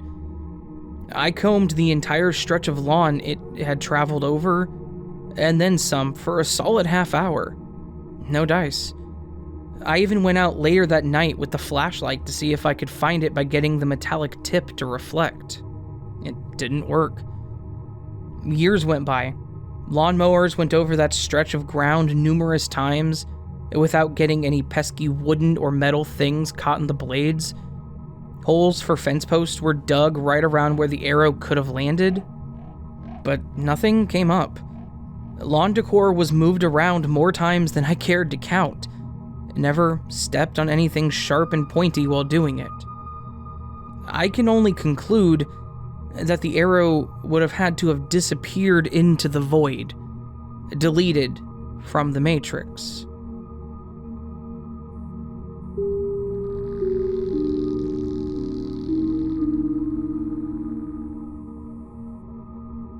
I was about 18, and I was not allowed to leave my house when it got dark. Weirdly enough, if I left my house early, I could stay out late, but my parents would never let me actually go out with my car if it was already dark. I decided that I would leave at about 6. It was a cool late September or early October day, I believe. It was 2004. And I would drive into a court in my neighborhood and just hang out and do my makeup until it was time to meet with my friends. I grew up in a very nice area on Long Island in New York, and the houses were like mini mansions. There was this weird house, though, that was in the court that was absolutely abandoned and disheveled, and no one lived there for sure. This house was like this for years. My older brothers and their friends would go in there and explore and look around when they were in high school and college. 8 to 12 years older than me for a time span on how long this house had been abandoned and all messed up, just sitting in a crazy nice neighborhood. They told me that the house was literally full of stuff. You could see a lot from the outside, even though it was boarded up. It was like completely full of everything. It was crazy because the house had mail on the table, old food in the fridge. They literally left everything. My brothers used to grab things and bring them home to look at and stuff. They left family photos, clothes, toys, dolls, Christmas ornaments, paintings. My brother found a real Picasso print and tons of other art. There was huge game machines like in an arcade, etc. It wasn't shocking because it's a great area, but who would leave family pictures like that? It's like someone just decided they had to go or run. I don't know. I've tried to look into it for years, but never was able to find info. But back to what happened. I was doing my makeup and parked my car right on the part of the court that was on their property side, so if you looked out of the car to my left, I could see their backyard. You could see right through. It was fall, so the leaves were sort of barren, and all of a sudden, I just glanced to my left into their backyard, and I caught a glimpse of this beautiful, bright, sunny day with the pool all filled with water and kids splashing. It looked like a party. Just a fun, sunny day. I didn't think about it for a split second, and I looked in the mirror, then wide-eyed and freaked out as I looked back. Wait, what? How? Where? What? I literally drove away immediately and told my friend because she always heard stories about the house. I never, ever understood what that could be, or what happened. Maybe I saw some energy of whoever lived there before, or maybe I saw the future. It's funny, because a couple years later they tore the house down and rebuilt another and a family moved in. I don't know them, but I always wonder if they ever see anything weird in their house. I mean, again, who leaves family photos? Oh, wait, one more thing. So, my brothers brought the pictures, and all of a sudden, one of their girlfriends and their other friend, Dave, who just passed away about a month ago, actually pretty young, looked at me. I was probably going 9 or 10 at the time that they were going into the house. And there were photos of a girl, I guess the daughter who lived in the house, and it looked just like me. Literally, but just a little bit older. But me, if I was a little older. It was really, really weird. I almost forgot about that, actually. But yeah, I don't know. Is this a glitch? I don't know if maybe this was me in another timeline, and maybe that's why I saw the party in the back?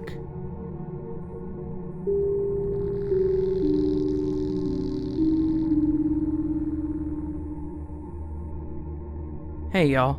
Long-time listener, first-time caller. Here's a little background. Hopefully, this makes sense. I'm a lab analyst for an environmental consulting company, which is a whole lot of words for I look at mold and asbestos under a microscope.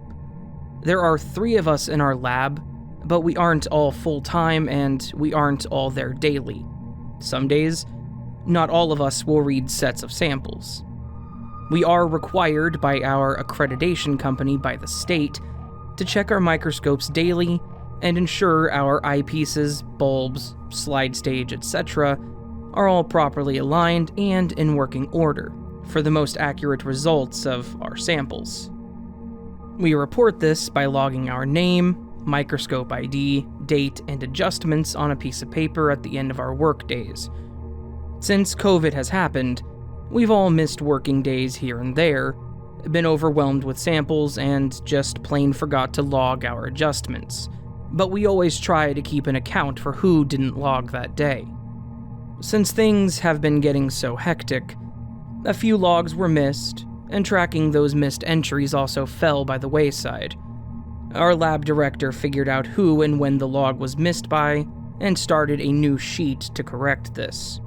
She placed it in order of date, meaning it was at the end of the book. And I saw her put it in there. She told me it was there, and the next day I told the other analyst about the log sheet we all needed to correctly sign and account for.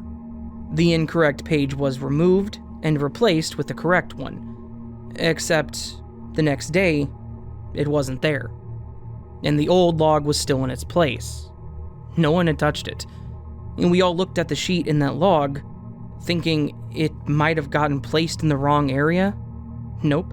Just gone. With the old log in its place.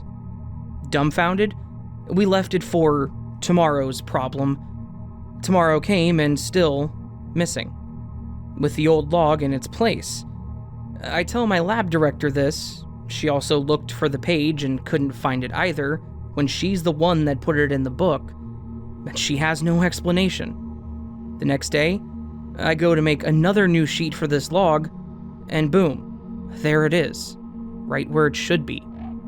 And the other page is now gone. There are 3 of us in this lab, and one has been out due to a COVID scare. Neither of us have touched it. No one else in the office would know it was missing or that this page even existed, but there it was again. No one has any clue what happened. If this was a prank by someone else in the office, which it couldn't be, and why would it be, no one has fessed up to it. Also, what a crappy, pointless prank. Hopefully that all made sense, but I still have no explanation.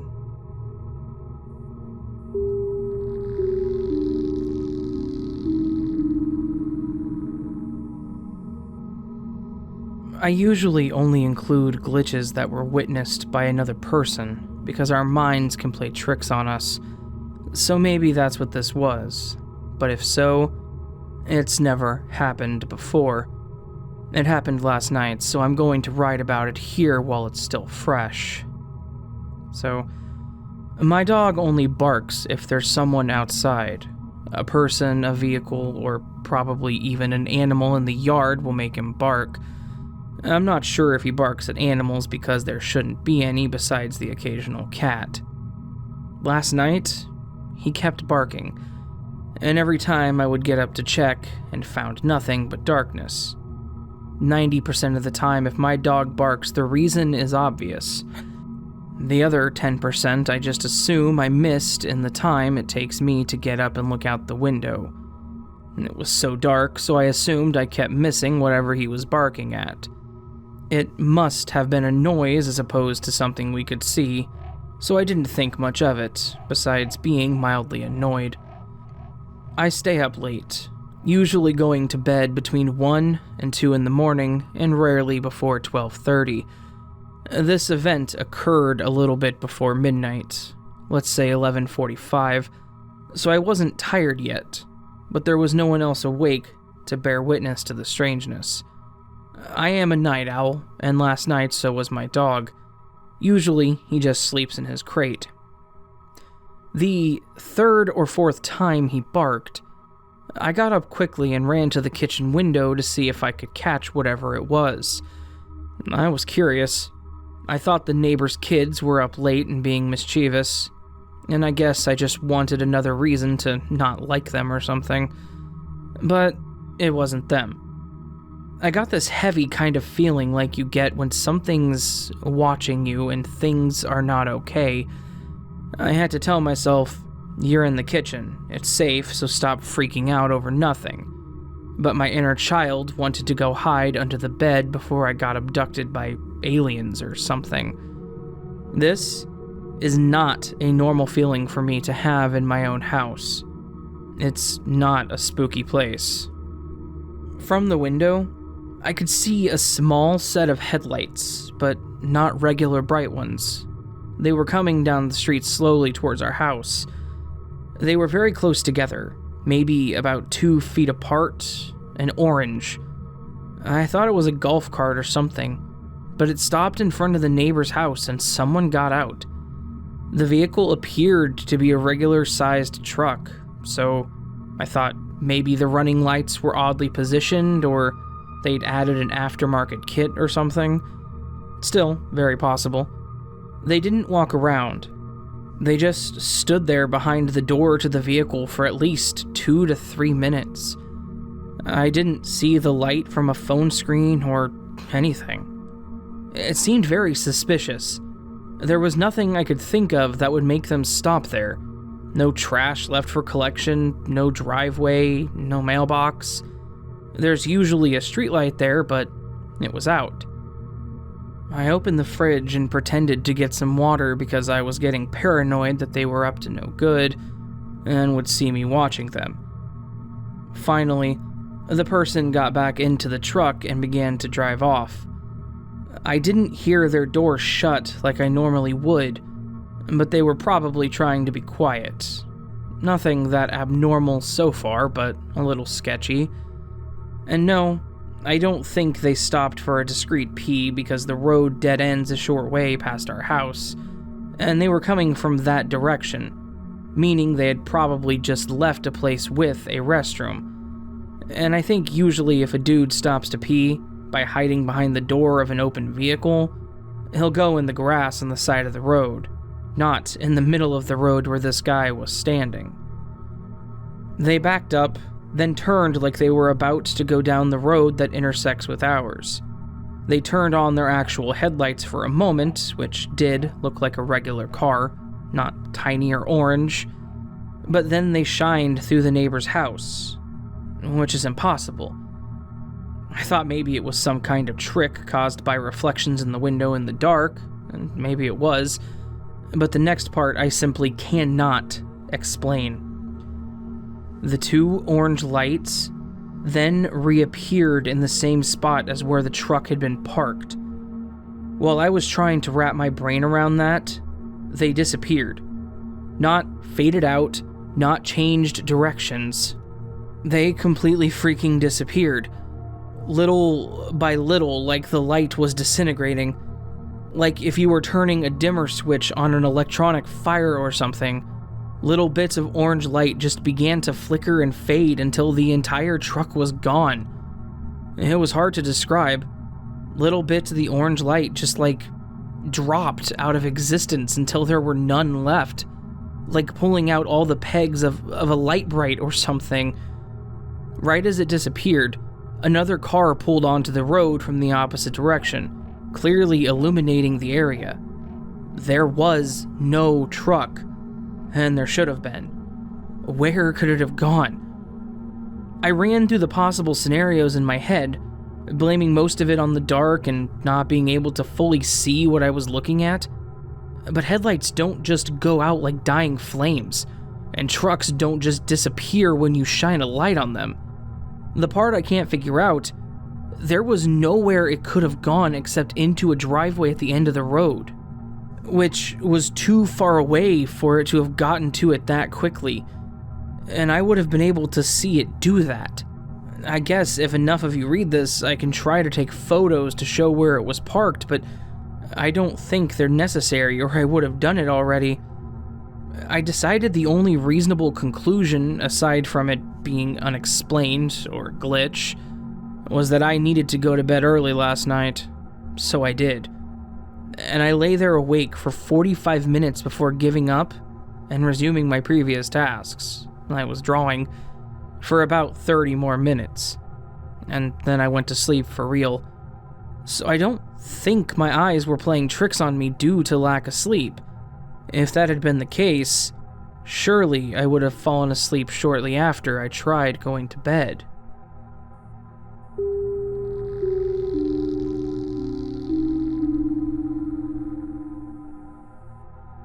So, this just happened. Around a year ago, a friend and I would hang out together almost every weekend. One day we went together to an arts gallery in this beautiful part of the city, where I would always take videos. We would talk a lot, since my friend had changed schools and we didn't see each other often, and we wouldn't text either. But, for some reason, we stopped hanging out around November or December last year. We just kind of fell out of contact. And then we got into an argument that involved another friend. We got mad at each other and we never resolved it, and we haven't talked since then. Now to the glitch. Yesterday, I was going through my Photos app because I was running out of space on my phone. I found a bunch of videos of us hanging out. I was nostalgic, so not only did I keep them, but I also uploaded them to my Google Drive. So today, when I was in the middle of class, I got a phone call from this friend. I was so weirded out. I had no idea why they would call me. All that came to mind is maybe they were in trouble and needed my help.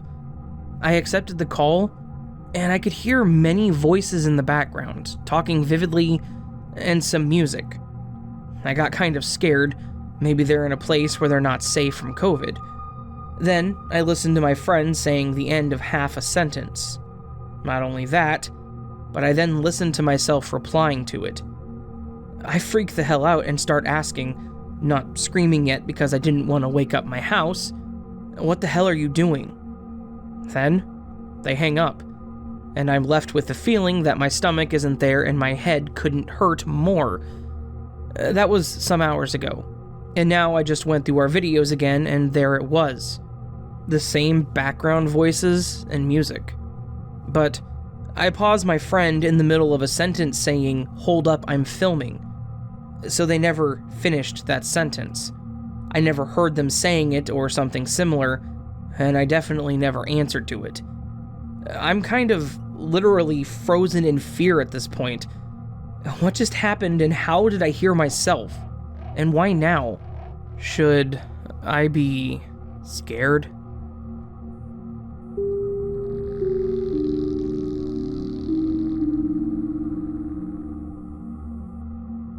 This happened in August of 2018. My two daughters, now 15 and 12, and I, 40 female, were staying with my mom for 3 weeks while we waited to move into our current house. Anyway, my mom lives in this fancy senior community in a 1-bedroom apartment. During our stay there, we slept in the living room on an air mattress. One night, I was blowing up a mattress and my oldest daughter was sitting on the couch, and she says, "Mom, look, the neighbor must have hammered a nail too far into their wall. It's sticking out here." At first, I didn't realize what she was talking about, and then I got up and walked over to her. Sure enough, there was the pointy end of a nail that was sticking out of my mom's wall. I thought that was so weird. I even touched the nail, and then my youngest daughter stood up on the couch and touched it as well. I called for my mom from her bedroom and said to her, "I think your neighbor hammered a nail into the wall a little too far because it's sticking out." And since it was almost 11 at night, and it is a senior citizens community, she didn't want me to knock on their door, so she said she would talk to management in the morning if nobody next door answered. The next day, I get up early to shower for work, and as I was drying my hair with the hairdryer, my oldest daughter comes into the bathroom and says, "Mom, the nail is gone." And I'm sitting there thinking, okay, well, maybe they just pulled the nail out, but no. She said it looks like the nail was never there. Oh, so I went into the living room, and sure enough, I looked at that entire wall, and there was no evidence that a nail was even there. The wall was completely flat and there was no hole there. There was nothing. So we went into my mom's bedroom and told her the nail was gone because we were completely confused about the whole ordeal. She had no idea what we were even talking about. She had no recollection about the conversation the night before. My mom is only 65 and she does not have any form of Alzheimer's or dementia or anything. Me and the kids just sat there looking at her like, what? We just talked about this yesterday. You literally came over and looked at the wall yourself and said you were going to talk to the neighbor or management. How do you not remember that? I mean, it was the strangest thing. The 4 of us saw it the night before, and the next day my mom was so confused because she had no idea what we were talking about.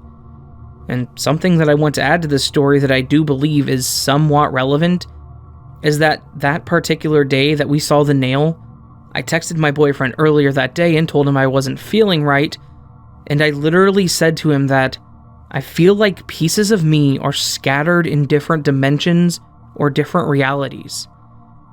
That whole day felt weird, and even my kids were feeling weird because while I was at work, my kids were texting me complaining about it. I didn't put 2 and 2 together until the following day, after we realized the nail was no longer in the wall.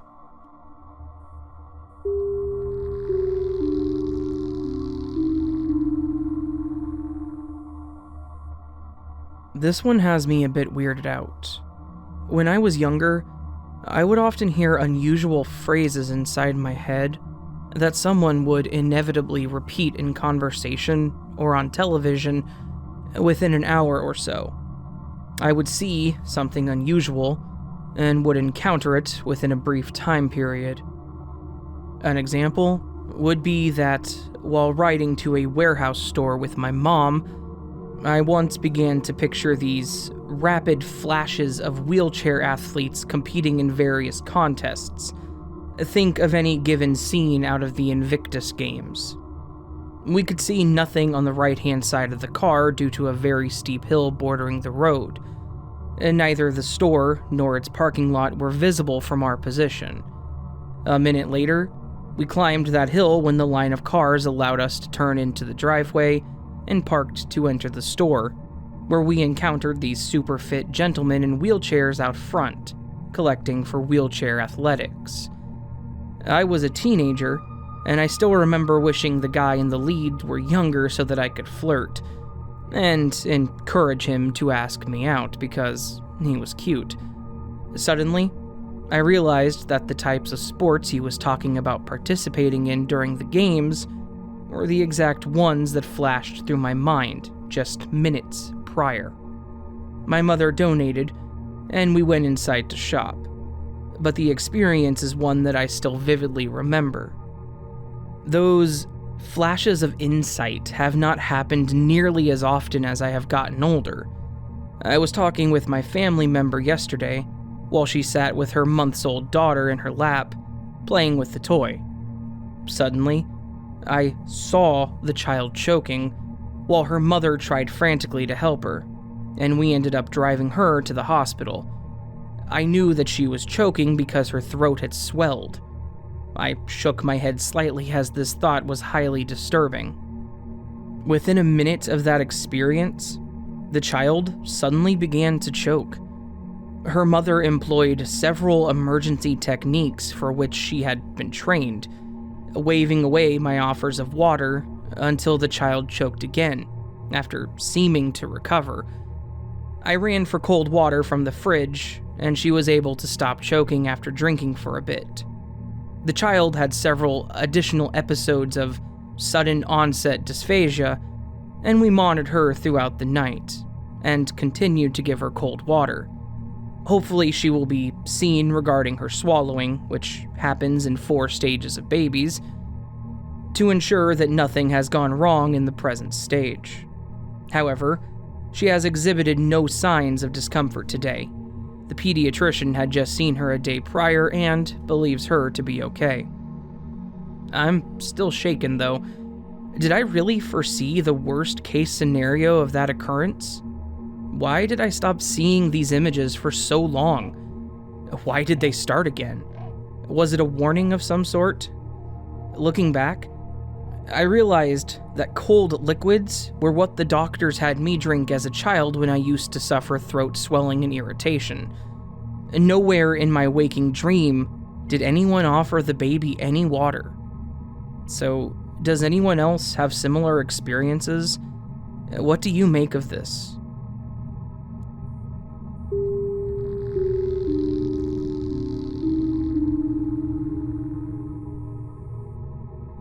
I have a face that is apparently quite common. Coming from a large family, I can never be sure of whether these are distant cousins or true doppelgangers.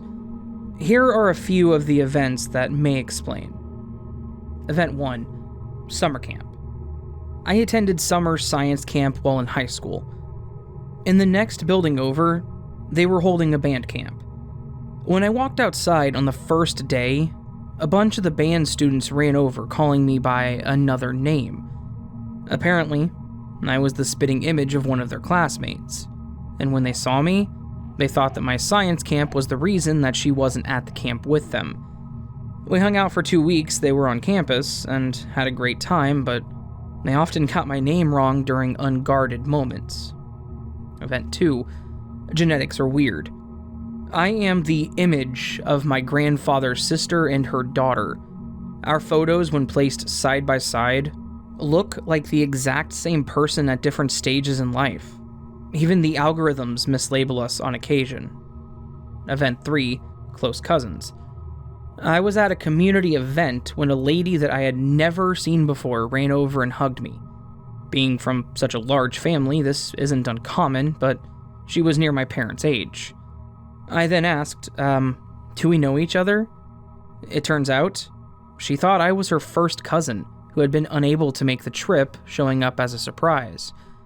They live out of state, on the same block, and see each other near daily, and are more like siblings than cousins. She took my picture in disbelief so that she could show her cousin when she got home. Event 4, my brother. A guy walked up to me in the mall, calling me by another name. I denied knowing him. He thought I was his actual sister. In Event 5, it's a miracle. I was shopping for clothing with my mom. When I arrived at the counter, they didn't speak, and had this odd look of expectancy and recognition. I was confused because I'd never been there before. I asked a question, and the sales associate looked amazed. One of them finally burst out, "Oh, it's a miracle." When I expressed my confusion, they explained that I could hear and talk to them, now. Apparently, at least one of my doppelgangers is a deaf mute. And to all of my skeptics, I know that my family genetics are strong, and since our family origins are all from the same state, and sometimes within a county of one another, one likely explanation is that we're possibly related. To all my doppelgangers, I send you greetings, and only add the request that you continue to be law-abiding. That's all.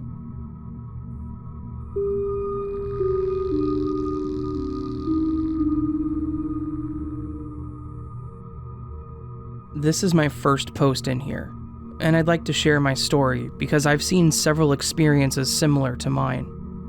And they give me some sort of explanation for what happened while I was driving home one night. First off, I'd like to say my memory of the event is a little shaky. I didn't close my eyes or blank out. I remember seeing the entire scene, but I can't recall part of it. That's just how the brain reacts to potential trauma, but that may be of importance later. So here's the story. My ex-girlfriend was a waitress, and I would often go pick her up after her late-night shifts to go home. And this night we stayed with a few of her coworkers and left sometime around 2 in the morning. I don't drink. I wasn't particularly tired, so my driving or my consciousness weren't impaired in any way. To go home, we had to cross a long residential bridge across the Miami Bay. It's a pretty large boulevard, 3 lanes each way. I had to stop for gas, so I stopped at a gas station on the left side of the road and filled up.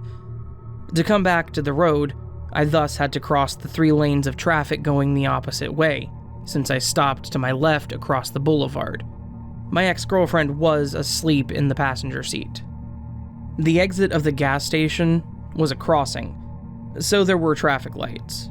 Mine was red, so I'm just waiting. It's a little after 2 in the morning, so we're pretty much alone on the road. Looking to my left, I see headlights very, and I mean very, far in the distance. Probably at the beginning of the bridge coming from Miami heading toward the beach. Remember, it's a bridge I took pretty much every day, so I knew how to assess the distance. A few seconds pass, and my light turns green. I accelerate to start crossing the lanes of traffic to head left. Mind you, the traffic light was positioned a little backed up from the boulevard crossing, so I had a little time to pick up speed. Of course, I checked to my left before fully crossing, and there the headlights are, just way closer than I expected. Close enough that I could clearly see that it was a gray BMW. And I could even guess it was an M4, considering the front bumper and grille designs. Now, I've been speeding up and down this bridge enough times to know that this car was speeding way faster than I ever was, and that there was no way it was stopping at its red light. At this point, it was just entering the intersection, I would say less than 20 meters away, while I was only barely crossing the first lane. The incoming car was on the leftmost lane, so the third one. Basically, our paths were just about to cross. And that's where things get shaky. At that point, I remember time was not moving the same way. I hear that's pretty common in such scenarios. There must have been no more than 3 or 4 seconds between the moment I saw the headlights and the moment I was out of danger, but it felt like a good minute. I had time to ponder whether to brake, accelerate, do nothing, or steer right really hard. I remember having time to assess every trajectory and ultimately decide that steering hard right and at least escape the direct driver door side hit from a speeding car was my best option. In this floating moment, there was no sound, no movement. I don't remember a thing from that decision to the next memory, which is my car heading the same way as the speeding car, outside the intersection, on the middle lane but riding the left lane a little bit. The speeding car passed me on my left so close and so fast that my car moved like when you pass a truck on the highway, but way harder. The car just kept going and disappeared into the distance, still speeding. Now, what weirds me out is the feeling I got after. First of all, I couldn't explain how I got from the middle of the intersection to heading left, opposite of where I was going, out of the intersection. It's like I jumped from point A to point B. Then, I had this deep feeling that if one single thing had been different, I was dead. It still weirds me out that my first thought after this was, hey, weird how everything was perfectly put in place for me to live. I was very aware of the fact that my life could have ended right then and there, and I felt like it should have been the outcome, so I was deeply confused. Then, I had a panic attack, which woke up my then-girlfriend who didn't hear or see a thing. Seeing other experiences, I'm wondering whether all of this is just my brain having confused memories due to the sudden surprise, or if I just, for an instant, became aware that there is one universe where I didn't avoid that car, and one where I did. This floating moment, looking back at it, it was almost like deciding which path to follow, which universe to stay in, and that blank jump in consciousness, from the decision to steer right to being out of danger. A little push or help from something bigger than me. To this day, I still stand by the fact that even though I have great reflexes, there is no way I wasn't in the path of that car no matter what I did. All the other accounts of similar experiences, including seeing or feeling the effects of the wreck, which steers me away from my situation being a glitch or a universe jump. Does anyone have any similar stories? Anyway, thank you for listening to this. I'm open to questions to help me figure out that night. That still comes to mind very often.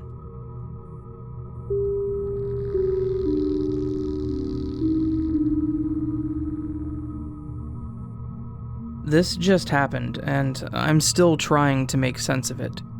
So, some background. I had my 2 bottom wisdom teeth removed when I was 15. I'm 23 now, and lived in a different town than I do now. I got my upper wisdom teeth removed last year, as they were still too far up when they took the bottoms. I remember both well, because I don't get put under. I just get numbed for the removal. So I'm fully aware, and I asked if I could keep my top teeth. One was broken in removal, so I don't need that one, but I do keep the non-broken one. My mother is a dental assistant and is there for anything that involves my teeth. A few weeks ago, I had a piece of food stick to the upper part of my mouth where my wisdom tooth was taken. When I removed it, I felt a piece of bone. It happens sometimes, I guess, if the tooth breaks off. You can still have really small pieces come out. And that's what my mom told me and said if I wanted to get a small mouth mirror, don't remember what they're actually called, and some tweezers to pull it out, I could. I said okay, and go about my day. Over the next couple of days, it hasn't moved, so I asked my mom for one of those mirrors, and she asked me why. I reminded her about the bone piece, and she seemed really confused, like she hadn't remembered the other conversation. And I explain it again, and she says, well, I guess it's time to pull your top ones out. Baffled, I reminded her we already did, and she has no memory of it but doesn't believe me. Fast forward to yesterday, my mother called me while she was at work to schedule a cleaning. Once that was set, Before she hangs up, I remind her of our confusion about my wisdom teeth. She checks my x-rays, which were last taken February 2020, so after I remember them being taken out. She said with a giggle, "Well, I see 2 wisdom teeth staring right at me." I'm very taken aback now, and walk into my bedroom where I have my wisdom tooth sitting in a little container. It's the kind that you get from a 25-cent machine. It's definitely there, and it's not one of my bottom teeth because when we moved from the other town, I didn't get to pack my room. Irrelevant story, and a lot of my stuff, especially the small things, got broken or lost. I've moved 4 times since then, and I know for a fact I didn't have either of my bottom wisdom teeth. I thought removing the top 2 was maybe a false memory or something, but that tooth is still in my room. So what tooth was that? Side note, I know I'm weird for keeping the tooth, but thanks for reading. Edit. I wanted to check after reading the comments. I went to my appointment and checked my history and all the x-rays. There's no possibility of impacted teeth or an extra set, and no history of the top wisdom teeth being removed. So, I'm still confused and still have the tooth.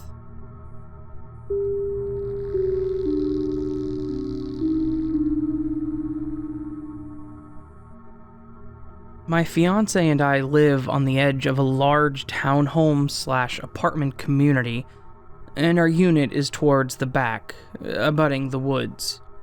There's nothing between the neighborhood and the highway, a short distance through the woods, and it's generally very quiet. Last night, around midnight, we went out to smoke and were standing in a little clearing next to the woods. We do this all the time. Everything was normal. We finished up and started walking back towards our house, when suddenly, I experienced the most brief, sudden, brightest flash of pure white, bluish light that encompassed my entire field of vision. It illuminated everything I could see, including the sky. Then, went back to normal.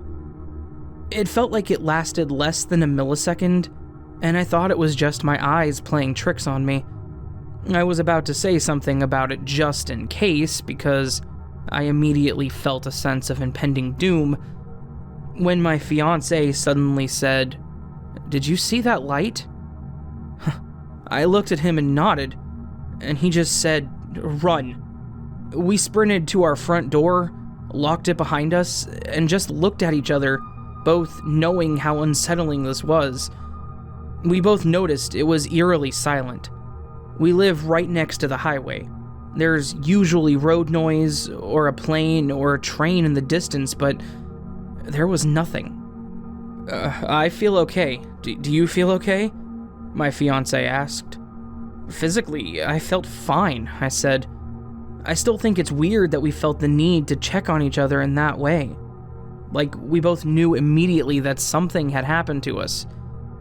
"What the hell was that?" he said. I said the same. He asked what direction I felt the light came from. I said, "Somehow everywhere and nowhere?" He said, "Oh, damn, I was hoping you wouldn't say that, 'cause that's what I was thinking." Then I said that if I had to choose, I would say the sky, and he said the same. We started brainstorming. It didn't come from the highway. We were facing the opposite direction. Did a neighbor take a photo of us? This is likely the only logical explanation, but we both know what it feels like to experience a camera flash, and this was not it. Was it lightning? It was a clear night. We know what lightning feels and looks like, and we know it wasn't that. It was too brief and too close to us. And it didn't just light up the sky, it lit up everything. Could a transformer had blown up in the distance? Well, we've experienced that too, and we're confident this was not it. It was so brief. We both said we thought it may not have happened. We almost didn't say anything to each other and just kept walking. What prompted him to say something was the utter silence and feeling of extreme impending doom, which we both felt. So, could it have come from a plane or helicopter or drone? Well, my fiancé happened to be looking up when it happened, and saw and heard nothing, just said the entire sky lit up. That's what we agreed was the weirdest part about it. Absolutely no sounds associated with it. We both said it was unlike anything we've ever experienced. We're both very rational people. We've been together almost 12 years and have never thought we'd had any paranormal or extraterrestrial experiences. Not even sure that we believe in any of that. But for some reason, we both agreed that this felt alien. I'm not saying this was aliens. I'm saying that two rational, normal, sensible people who have great confidence in the other's sanity experienced the same thing at the exact same time and drew the exact same conclusion. I know I sound insane, and I feel insane. He feels insane. We've never experienced anything like this. Has anyone had a similar experience? Does anyone know if maybe a comet could have hit our atmosphere last night and burned up extremely quickly? This happened at almost exactly midnight last night in New England.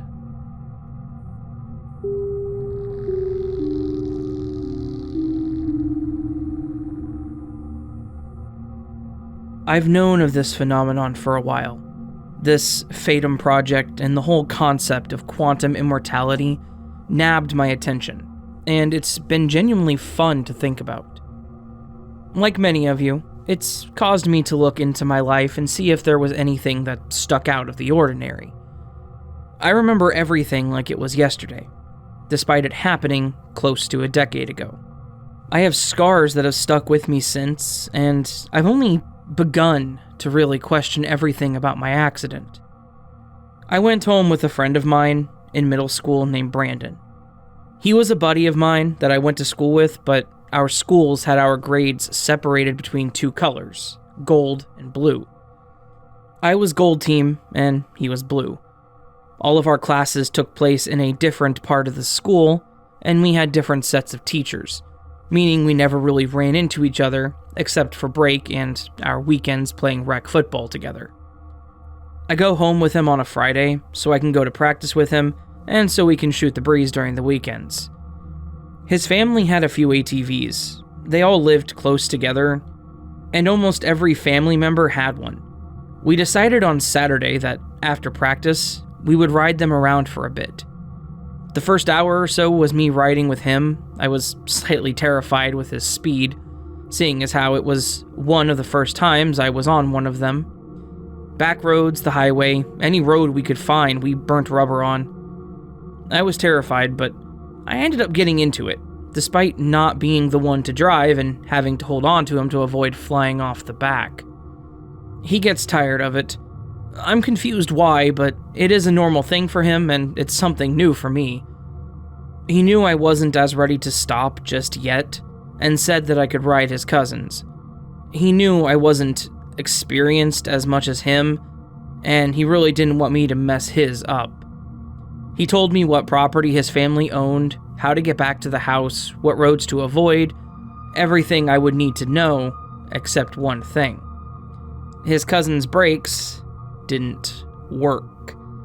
I don't know if he forgot about it or just forgot to tell me, but I sped off without any worries in the world. Everything starts out fine. The nervousness I felt was slowly dying off as I started to gain confidence. I got too cocky, and I decided I could start making turns at faster speed. I had to be going at least 40 to 50 miles per hour.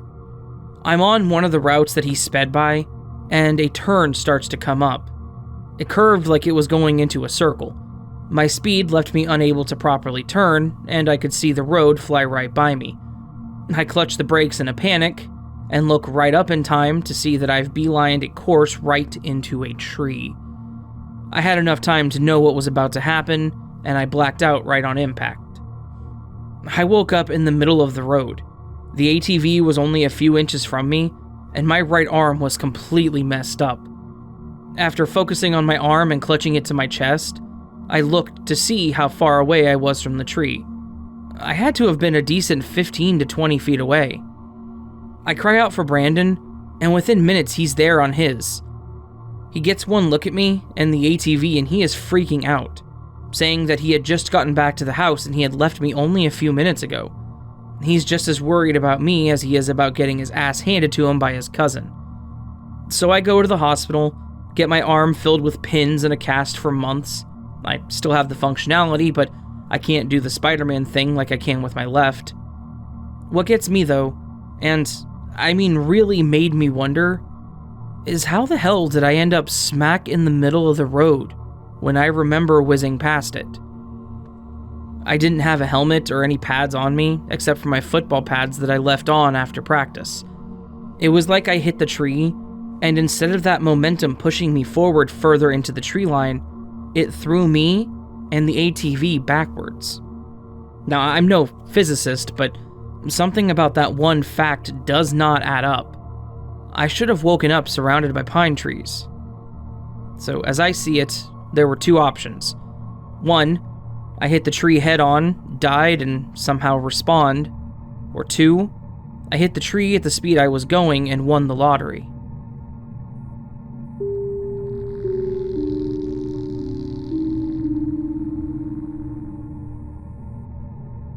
Hey everyone, Newbie here, 22 female. After reading your stories, it has become apparent to my boyfriend and I that we have experienced 2 glitches in the past 3 months, and I wanted to share them with you. So, just for a bit of backstory, we're a young couple living in Australia.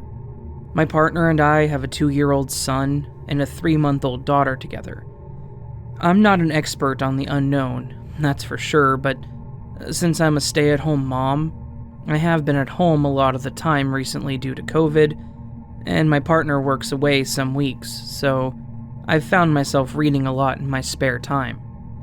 I've always been a big reader since a very young age, and have always had a fascination with the unknown, educating myself on quantum theory, quantum physics, as well as other topics such as past lives, the paranormal, mythology and folklore, religions from all different cultures, spirituality, as well as healing and psychic abilities, Kundalini, manifestation, starseeds and empaths, and the rising of the Schumann resonance, the apparent fact that the Earth is ascending into the 5th dimension, and all that jazz. So in short, what I'm saying here is, I like to think that I'm pretty well educated on certain things. I have a very open mind and continue to learn every day. I'm just putting things into context so you know that I've considered many possibilities and just can't explain what's happened to us, rather than the idea that it was a glitch in our reality. Over the years, since my childhood, my intuition has grown immensely, and this will also come into the story later. So cutting this shorter and getting straight to the point, I live with both of my children and their father.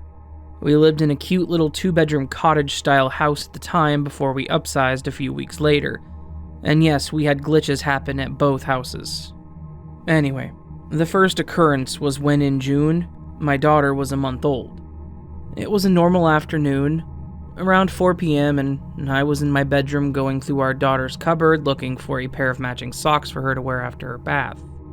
At this time, my partner was getting her bath ready, and our son was with him in the bathroom. Now, we all know what socks look like. We've all heard of the sock monster that steals your socks, which results in never finding them again. This isn't a strange occurrence, especially considering newborn baby socks are tiny and can go missing in an instant. But this wasn't the normal case of the missing sock, my friends. No. This all happened very quickly, but I remember it very vividly because I got extremely frustrated and couldn't fathom how something could just vanish in front of my eyes like that. So, here's what happened. I had both socks in one hand and I was closing the drawer with the other. Just for detail, I'll mention that there was a towel sitting on top of the tall boy cupboard, which was roughly the height of my waist. One of the cupboards got jammed and wouldn't close, so In a split second, I obviously decided to put the socks that were in my hand on top of the cupboard next to the towel so I could use both hands to get it shut. So, I do so. But the strangest part is that before I placed them there, a tiny, very quick voice in my head said, "Don't put them there." I don't know if this was my intuition or whatever, but of course I was already putting the socks down at this point, so it was too late. Now, I'm not joking when I say that they disappeared right in front of my face. I didn't even move my head to look away. I literally shifted my eyeballs slightly to the left, and one of the socks vanished. I seen it fade out of the corner of my eye right then and there. I put my eyes focused back on where I put the sock, and where only one sat. So I went on a wild goose chase for this sock. Best believe that I searched for the sock high and low. I moved the towel, looked under it, shook it out, emptied all of the drawers, wondering if I'd accidentally put one back. I even went as far as getting my partner to come in and help me move not only the cupboard, but every item of furniture in that room to see if it had fallen beneath or behind something. But nothing. It was nowhere. It was just gone. I was talking to my partner about this for days. We were both so confused. But a few days later, when he was at work, I walked into the bedroom, and to my surprise, clear as day, I see the missing sock in the middle of the room it went missing in, about a meter in front of the cupboard. I can't even tell you how quick I rang my partner. It was incredible, they were a pair again. And now for the second instance, which happened in the first week of living in our new place, literally a month or so after the first occurrence in the previous house. Our new place is a 2-story house with air conditioning and a lot more room. Much more appropriate for a growing family, so we were really excited to get here. Anywho, we were organizing the new house and had a vase that we wanted to put into one of the shelves downstairs in the kitchen. It's a shelf that's built into the wall, and there's 3 on top of each other about 30 centimeters apart. My partner went to put the vase on the second shelf, but the vase was too tall. He tried several times. I saw him try because I really wanted it there in that particular spot. So he obviously tried as hard as he could, but it was too tall by a few centimeters. We said whatever and put it on the top shelf where it did fit. Anyways, he was working again, and the vase was really annoying me with where it was placed. I was looking at it and I just had this urge to move it. Just for the simple fact that it would have looked so much nicer in the middle of that shelf, sitting with our other decorative items. It just would have been more aesthetically pleasing, you know? Even though I remember seeing my boyfriend try to put it there and saw him fail, I tried anyway. So I went to move the vase, and voila, it fit perfectly in the middle shelf. So as I do, I rang my partner excitedly to let him know, and this one really blew him away, more so than the first one, mainly because he really witnessed this one. It wasn't just me claiming that something went missing. For all he knew, I could have been hiding the sock to play a joke on him, which, of course, I wasn't, but this was an accusation of his when it happened, because obviously that would be logical. But this was big because it couldn't be explained. They're built into the wall, you cannot move them. The shelves shifted to leave just enough room for my vase to fit. It was incredible how he carried on about it when he got home that afternoon. He kept taking the vase in and out of the shelf and just kept saying, "Wow, something really happened here because that did not fit." But what happened? Was it a glitch? Did I manifest more space into that shelf? We didn't have any earthquakes or anything. The foundation of the house is solid, and the other shelves are all still in the same space. So it wasn't just the middle shelf that shifted, it was all 3 of them. And there you have it. Please do tell me your thoughts. And thanks for reading this far, and if you could in any way explain these rationally, please do be my guest. I'm always open to new ideas, although I've explored every possibility in my eyes. Someone else may be able to provide us with a logical answer. Thanks all, here's to 2020. It's been a crazy year for sure.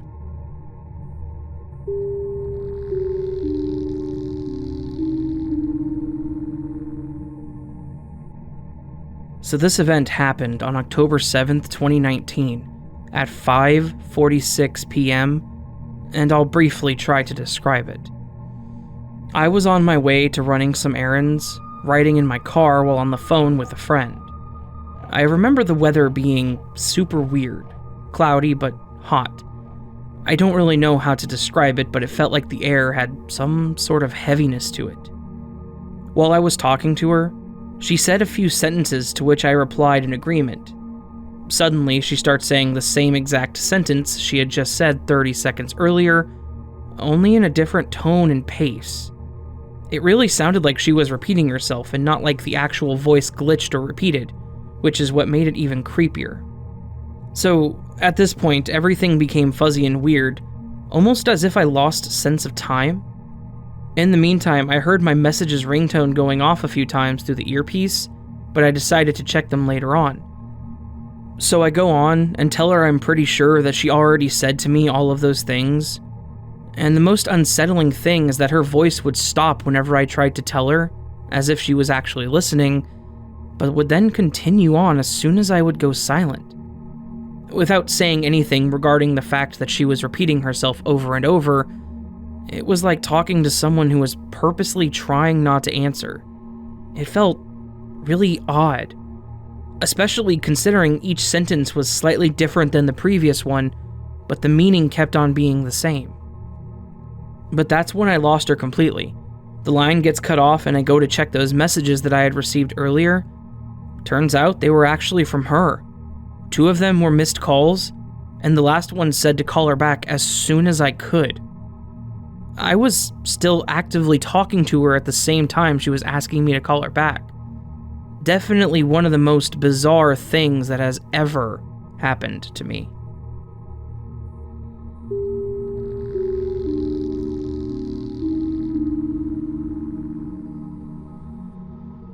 Hello there. So, I've been browsing here for a while now, and I found all of these stories of strange experiences to be extremely fascinating. So much so that I decided to sign up and finally share my own experience. This seems like one of the only places anyone would listen and not just outright dismiss what happened as bad memory or something mundane like that. Granted, I'm not opposed to mundane explanations if they can actually explain what happened, but so far, I haven't found any that are satisfactory to me. So if anyone out there would like to take a crack at solving this mystery, be my guest. First, I believe it's necessary to provide a little background on myself. Please do bear with me, all of this is important for the actual glitch story, I promise. I'll just refer to myself as Jay for the purpose of this story. I'm a male, currently in my early 40s, never drank, never smoked, never taken any drugs of any kind, so we can safely rule that out as a potential cause of what happened. I'm also very quiet and reserved. I usually prefer to keep to myself and rarely go out for social gatherings or anything like that. Yes, I'm about as boring as they come. It's not that I don't like people, I've just never been good at interacting with others. I do well enough to work and function, but that's about it. I suppose some would say that I suffer from severe social anxiety, although I've never been officially diagnosed by a doctor or anything. As bad as I am now, I was much, much worse in my late teens and early 20s when I experienced this glitch. I didn't socialize much at all in high school or early college. I never went to parties or on dates, nor did I go to church or even have a part-time job like most of my peers. My anxiety even kept me from getting my driver's license until my second semester of college. Even when I finally did get it, I only drove directly to school and back, and never anywhere else. I'm putting all this out there in order to highlight the extremely limited scope of my social activities at the time. The only people I knew outside of my family were people that I met in my high school or college classes. There was no opportunity to meet anyone any other way because I simply didn't do anything else. So now, the glitch. This occurred in November of 1997 when I was 19 years old, and in my sophomore year of college. That semester, I had a couple of morning classes, followed by a long gap of about 2 hours before my Spanish class in the afternoon. On this particular day, I had been sitting in the student center eating some snacks from a vending machine to kill the time until my class started. Finally, it was almost time, so I got up and headed for the door that led out of the student center. As I was going out the door, my attention was drawn to a young woman who was coming in through the same door. Now, I will say this woman was very attractive, but that wasn't the main thing that drew my attention. The moment I saw her face, I had this instant feeling of recognition. It's the same kind of feeling you get when you see an old friend you haven't spoken to in a long time. My brain simply registered her face as someone that I recognized. Not just recognized, but knew very well. So, out of a pure reflex triggered by this feeling, I smiled directly at her and started to say, "Hey, how are you?" I stopped before speaking though because I realized there was a very big problem. I had absolutely no freaking clue who this person was. Needless to say, I felt pretty stupid. Here I am smiling like an idiot at this complete stranger, no doubt looking like a complete moron. When you're as socially awkward as myself, your mind tends to blow these things up much bigger than they are. Still, I was feeling pretty dumb, and decided to just turn away and hurry by her, putting this whole weird and uncomfortable situation behind me as quickly as possible. But before I could, the young woman looked directly at me, smiled the widest smile she could, and excitedly said, "Oh, hey Jay, how are you?" I was completely flabbergasted. Apparently my initial gut feeling was correct. This woman knew me by name and was clearly happy to see me, so I guess I did know her after all. Yet I had no idea what her name was or where we might have met. Not wanting to be rude, I replied to her question with the friendly, "Oh, I'm good. How are you?" And then we proceeded to chat politely for a few minutes, like old friends catching up would do. She even stated at one point that she was glad to see me since she didn't know a lot of people in the area yet. I played along because at this point I was convinced that I must know her, and I kept expecting something to jog my memory. The way she spoke, her mannerisms and facial expressions, her friendly demeanor, all of it was very, very familiar to me, and yet I simply had no idea who she was. It was extremely confusing for me because, as I said before, she was very attractive, and I'm sure it comes as no surprise that I did not have much experience talking to women.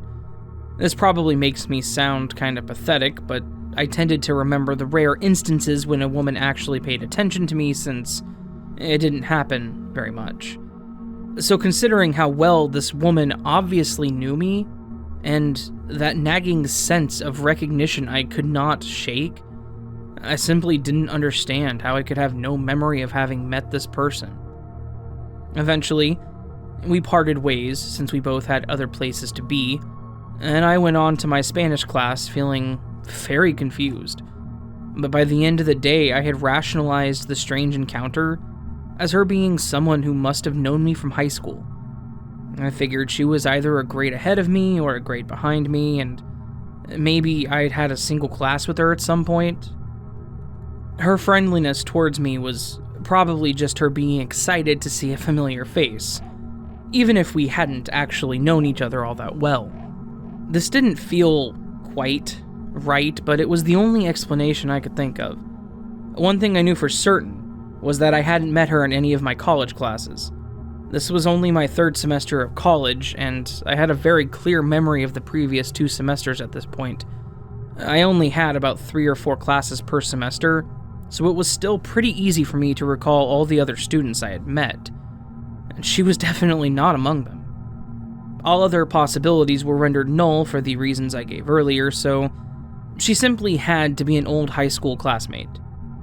This explanation would be completely destroyed a few days later whenever I ran into her again. This time she flagged me down in the parking lot as I was walking to my truck to leave for the day. Again, she was very friendly and excited to see me. While we talked, I finally learned her name, in which we'll simply say L for sake of not giving away personal information. I didn't ask her name, She simply said it while relating a story to me of something she did that she felt silly about afterwards. She was sort of playfully chastising herself, like, "Gosh, Elle, I can't believe you did that," or something to that effect. After a while, our conversation came to an end, and I went home, determined to get to the bottom of this mystery. I had a face, and now I had a name, so I decided to dig up my old high school yearbooks from all 4 years and figure out who she was. But after spending who knows how long going through page after page of student pictures, I couldn't find any sign of her being a student there at all. In fact, I could only find one student by the name of Elle, and it certainly was not her. Now, I was even more confused. If I didn't meet her in high school or college, then where the hell did I meet her? I would continue speaking to Elle throughout college, and I began to consider her a very good friend. We got to know each other a little better, and I eventually learned that she went to high school in a completely different state. This confirmed what I had already figured out from the yearbooks, but did not help me solve the mystery of where we met. At this point, I felt like it was far too late to ask her directly because I'd been playing along like I knew her ever since that day in the student center. I wasn't trying to be intentionally deceptive. My brain was still telling me that we had met somewhere before, and she obviously knew me, so I just assumed I would eventually remember. Long story short, I never did remember. I only ever got one more small piece of the puzzle during my college years, and it made the situation even more confusing. One thing I should mention about Elle, she turned out to be an extremely devout Christian. This was not something I could say for myself, and Elle wasn't shy about trying to get me involved in church activities or Bible studies. She felt it would help me with my obvious social issues, and she did eventually talk me into going to some religious gatherings held by some students on campus. Unfortunately, I'm not sure that any of it helped me very much, but that's beside the point. One day she was talking to me about some of the activities she thought I should try. I mentioned something about having never been to a Bible study before, and she seemed genuinely shocked.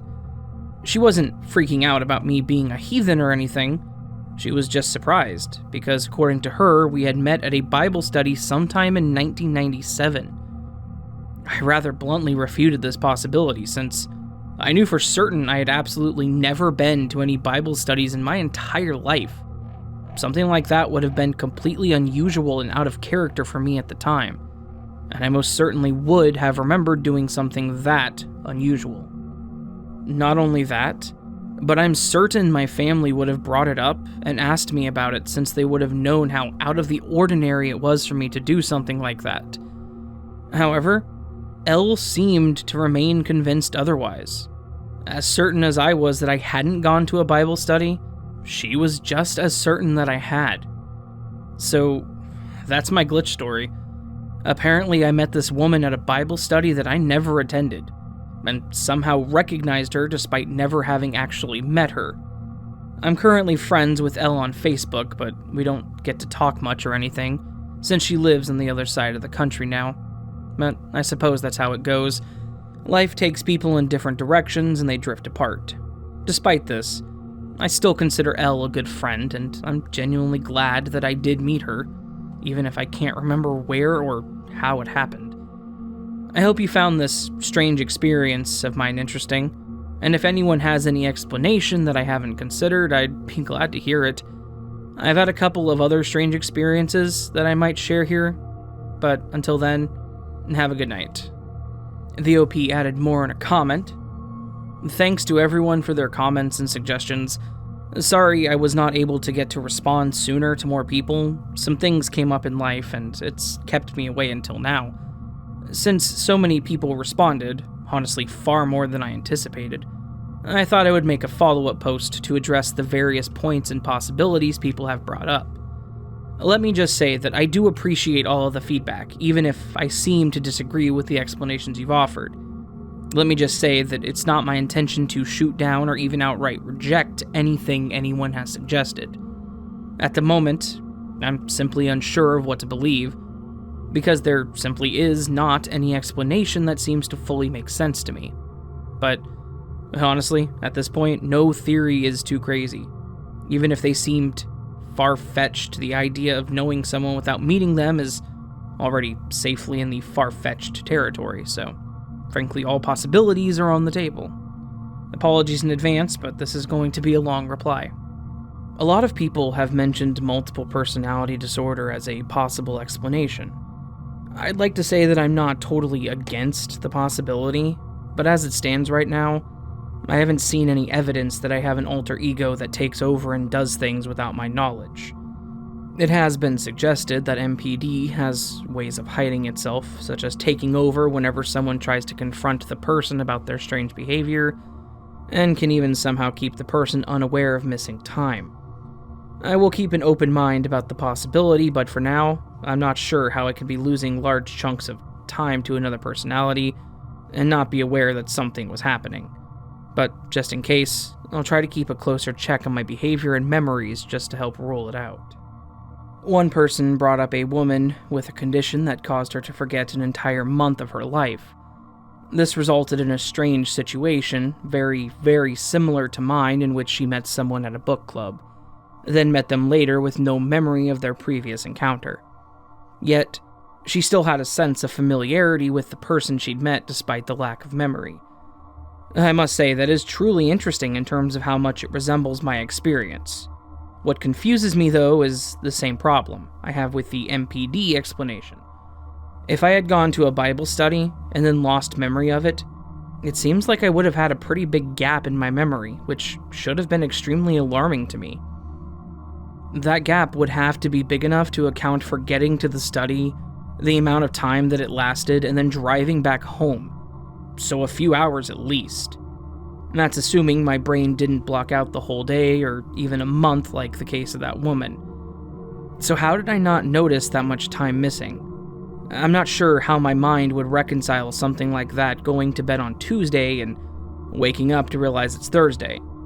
Again, not saying it's impossible, because apparently the mind can do some really crazy things. It's just a little scary to think that I could have that little control of my own brain, and my perceptions of time and memories of events could be so distorted without me even knowing about it. A few people have brought up the possibility that I have a twin who attended the Bible study, and that this was actually the person that Elle met. As I stated in one of my other replies, I have had experiences where people thought that I was someone else, so I know there's at least one other person out there who does look very much like me. However, the fact that Elle knew my name without me telling her throws a bit of a wrinkle into that explanation. I referred to myself as J for the sake of anonymity, and J is in fact my first initial. However, I will say that J does not stand for a common name like John, Jeff, or Jim.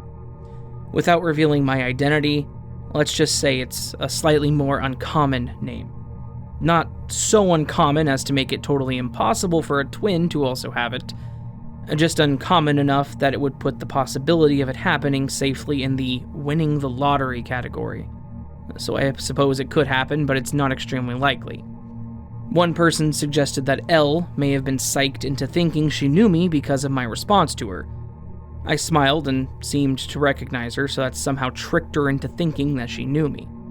However, as another person pointed out, this does not explain how she knew my name without me telling her. Now granted, it's been almost 23 years since this happened, so it's fair to assume that my memory of this event may not be as clear as it once was. However, one point that I am entirely certain of is that Elle spoke first. Due to my personality, it was not and still is not my inclination to initiate conversation with people I don't know. So at the very least, I'm certain that Elle is the one who engaged me. Anything else is not only inconsistent with my memory, it's inconsistent with my personality. I'm also certain that she called me by my name immediately without me introducing myself. Of course, all anybody has on this is my word, and I'm a stranger using an alias on the internet, so that word probably means little to anyone. All I can say is that I'm certain of the details. It's not a fuzzy memory that came back to me 20 years later after the fact. I distinctly remember that being the key point that threw me off guard from the very beginning. I remember being confused about it on the drive home after class, thinking about it later that day and over the next few days. She didn't just know my name, but also expressed joy at seeing me, specifically because she was glad to see someone that she knew. Her reaction wasn't, "I think I know him, so I'll be polite." It was, "Oh my gosh, it's that guy from that thing." That made the situation even more bizarre to me and just reinforced the fact that she knew me before this encounter. But as I said, I can't prove that to anyone, since the only source of this information is coming from my memory, and nobody can realistically be expected to accept that as gospel truth. One person suggested that it's possible that a person's spirit can bilocate into different bodies, and experiences from one person can bleed over into the other. The man sharing my spirit would be the person that Elle met, and I recognized her based on this experience. It's certainly an interesting theory, although that implies that the other person also has my same name. As mentioned before, that seems improbable, but perhaps not impossible. Or maybe the world is like a video game, where there are only so many NPC types and Elle ran into a duplicate of me at this Bible study because the Matrix was trying to save memory. I've also considered the possibility that Elle and I knew each other from a past life, which would explain the strange recognition I had for her. I'm not sure that accounts for her knowing my name in this life, though. Some have also suggested that something about this Bible study was traumatic or stressful, causing me to block it from my memory. I believe repressed memory is absolutely a real phenomenon that people experience. If that were the case for my situation, though, I think that Elle would have been associated with whatever trauma I experienced when I saw her and felt that recognition from her. It was not a negative feeling. It was very positive, like seeing an old friend again. So if something about this Bible study was traumatic enough to cause a repressed memory, I would think that my feelings toward her would have been very negative, since she would have been there too and thus associated with that trauma in some way. Another poster suggested that perhaps parallel universes are involved somehow. Honestly, I've definitely considered that possibility as well, especially after hearing stories about the Mandela effect and whatnot. Perhaps something happened and I traded places with the other me, slipping into a reality where I had gone to a Bible study for some reason. Or Elle traded places with her alternate self and slipped into a reality where we had never met. Finally, someone asked if I had ever tried to talk to Elle about exactly what happened. In fact, I did try, once, about 11 or 12 years ago. This would have been about 10 years after we met, and about 8 years after she mentioned meeting me at a Bible study. All I remember is that she kind of laughed it off, and we very quickly found ourselves talking about something else. I don't recall which one of us changed the subject.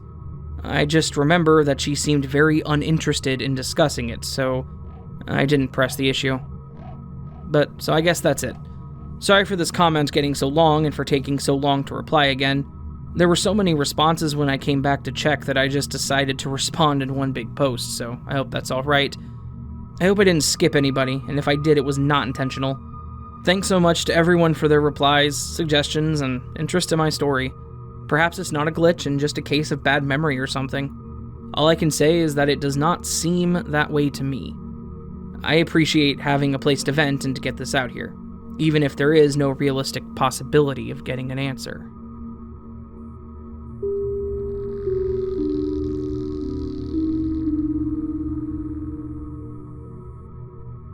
This is probably the only glitch event that I've ever experienced, and it was one that was really, really strange to me.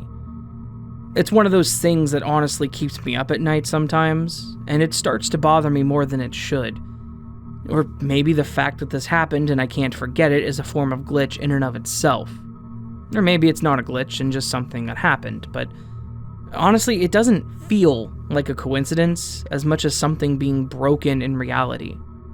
It was a couple of years ago, I think back in the early summer of 2018. My wife and I had a few days off work together, and we decided that we should go see her grandparents on the other end of our state. It's one of those drives that you could technically do in one go, and not stop for anything other than gas. It's around 9 to 10 hours. if you really have the willpower to do so. And that said, my wife does not have the willpower for long drives, so we had to stop at least once during the drive. She's looking at the maps on her phone, and she sees that there's a convenience store/gas station a couple exits ahead, and asks if we can stop. I, of course, agree, and we plan on getting off at the next exit. We make the exit and pull up to the station. She tells me that she'll be right back. I decide to get out, walk around the car, stretch my legs, and then fill the tank preemptively. I'm watching the numbers roll on the pump and waiting for her to get back. After a few moments of waiting, I get back in the car and then start waiting impatiently. Then she comes out and has this look of shock or confusion on her face. I was just thinking that maybe someone in there was kind of being a weirdo or a creep or something. But then she gets in the car and tells me that the strangest thing just happened. And I asked her what, and she tells me that the clerk in the station looked like my long-lost brother. I laughed at her, and I said, "Oh, really?" But the look on her face was dead serious. She wasn't joking. I started to brush it off, thinking that maybe we just looked kind of similar, only to have her tell me that this guy looked like he was my identical twin. Obviously, this piqued my interest, so I parked, we got out of the car to go inside. I opened the door and stepped in. The clerk looked up to greet us as we entered, but he paused halfway through his sentence. I think he was going through that same weird feeling that I was going through. And we both kind of just stood there, staring at each other for a few seconds. I will tell you that she was right. This guy looked exactly like me, down to the minute details. I have long black hair. His hair was literally the same length as mine and the same color. He had dark green eyes that were the exact same shade as mine. He even had a small scar on his chin like I do, on the same side and damn near the identical length. He was the same height, same weight, same build, same everything. It was honestly creepy as hell to me to be looking at someone that was basically a clone of myself. I really wasn't sure what to do, so I stepped up and awkwardly introduced myself. I told him my wife told me there was some guy in here that looked like me, but I honestly didn't expect this. The store wasn't super busy, so we spent a bit of time chatting about things, and it all just kept getting weirder and weirder with every new detail. My name is Derek. His name was Eric. We were both named after our fathers. My mother's name was Anna, and his mother's name was Hannah. Both of our mothers passed away when we were still children. We were both born in March of 1996. I was born on the 4th, and he was born on the 14th. The more we talked about things, the more it felt like he and I were identical twins, except he was from a different state altogether and had moved to that area with his girlfriend only a few months prior. We grew up in two totally different states, but honestly looked like we were related. Now, I know that this all may just be coincidence, like I said, but the fact that I would pull into this specific gas station at this specific time during an impromptu road trip to my wife's grandparents' house across the state and run into someone that looked like they were basically a clone of myself just feels astronomical, like nearly impossible. Hopefully, I do run into him again someday. We didn't exchange phone numbers or details or anything like that. It felt a little awkward. We just kind of reveled in the moment and decided to move on.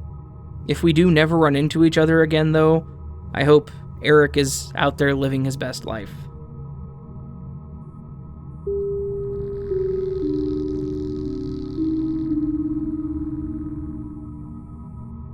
Okay, so I've had this account for a while, but I'm not a huge Redditor.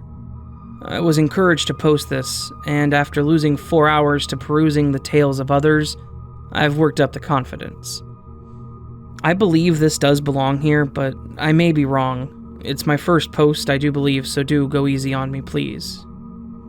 Several years ago, around 8 or so years ago, I was fishing in a boat with my ex. It was a quiet night and things were very still. This was during a 4-year span of sobriety, so we can rule drugs or alcohol out immediately. Anyways, it's early in the morning. I didn't have a cell phone then, and in the chaos I forgot to ask him, but if I had to guess, I would say around 3 in the morning or so. The air around us suddenly chilled, and I got goosebumps on my arm. We hear this wicked screech, like how I would imagine a pterodactyl would sound flapping its wings. Out of nowhere, this thing, I have no idea how to describe it. It had wings and looked very prehistoric, but wasn't really a bird. My ex saw it before I did, and when he stopped talking, I noted his silence and followed his gaze, and I found it. It was well over 10 feet tall. I'm not a small girl by any means. I easily weigh enough for 2 people, but I had the sense it would be able to carry me off effortlessly. I couldn't even scream. It was a crippling fear that I had knowledge of this thing I shouldn't. Like, I knew it wanted to attack me because I wasn't alone, but had absolutely no reason to feel that way. We packed up and left. Somehow on the 2-hour drive to my house, I checked the clock and it was then 10 in the morning. Now, I don't remember that exact time we saw that creature, but it was absolutely pitch black. That time of year in the Midwest, the sun rises around 6 a.m. So, even if it was 5 a.m. or something, it wouldn't be 10 a.m. after the better part of a 2-hour drive. I mentioned this to my ex, and he agreed it was weird. I'm hyper aware at this point, and I begin noticing cars pulling off the road. They're looking at the sky, so I look too, and what I can only describe as an almost cliché-looking UFO was overhead keeping pace with the car. I say this because a static object would have gotten smaller, but for at least 15 miles this thing kept pace with us, stopping when we did at intersections, and then resuming. I'm submitting this here because I don't feel a possible Thunderbird or dinosaur sighting belongs in a paranormal subreddit. Likewise, a UFO story doesn't belong there either. These 2 events, coupled with missing time, is what led me to believe I should post it here.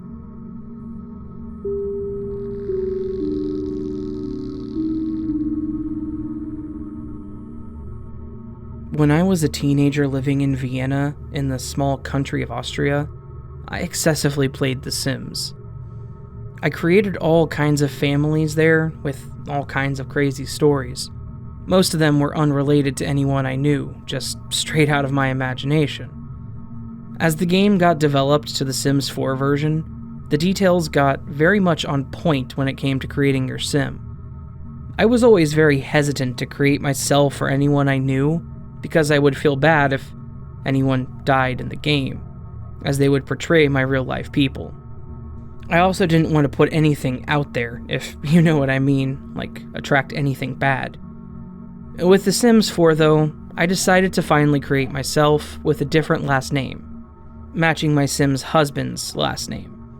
The husband was of color, as my celebrity crush was 50 Cent, I was 17 by the way, was wearing a black tank top, camouflage pants, trainers, and a black watch. They lived a happy life together, had kids, and I made sure that they died peacefully, as I did believe in attracting situations.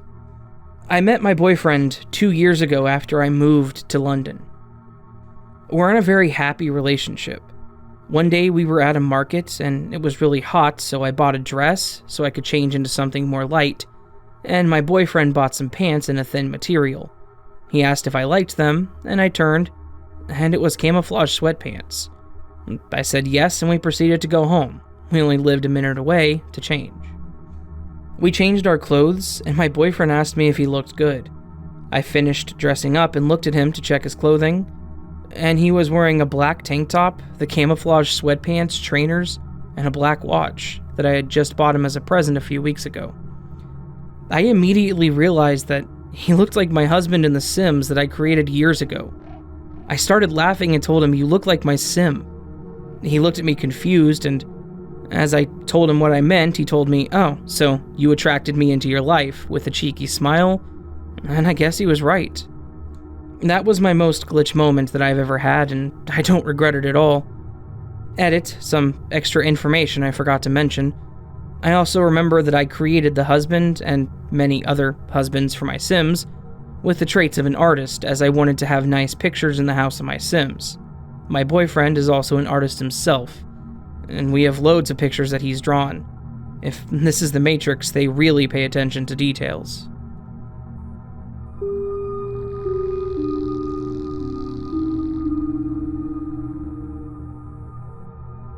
Hi guys. Before I delve into this story, I'm going to give you some background information to help with it. I'm currently an apprentice electrician in the UK, and at the moment I'm working with my dad. He's training me up, and we have a contract at a set of leisure centers around where I live in the UK.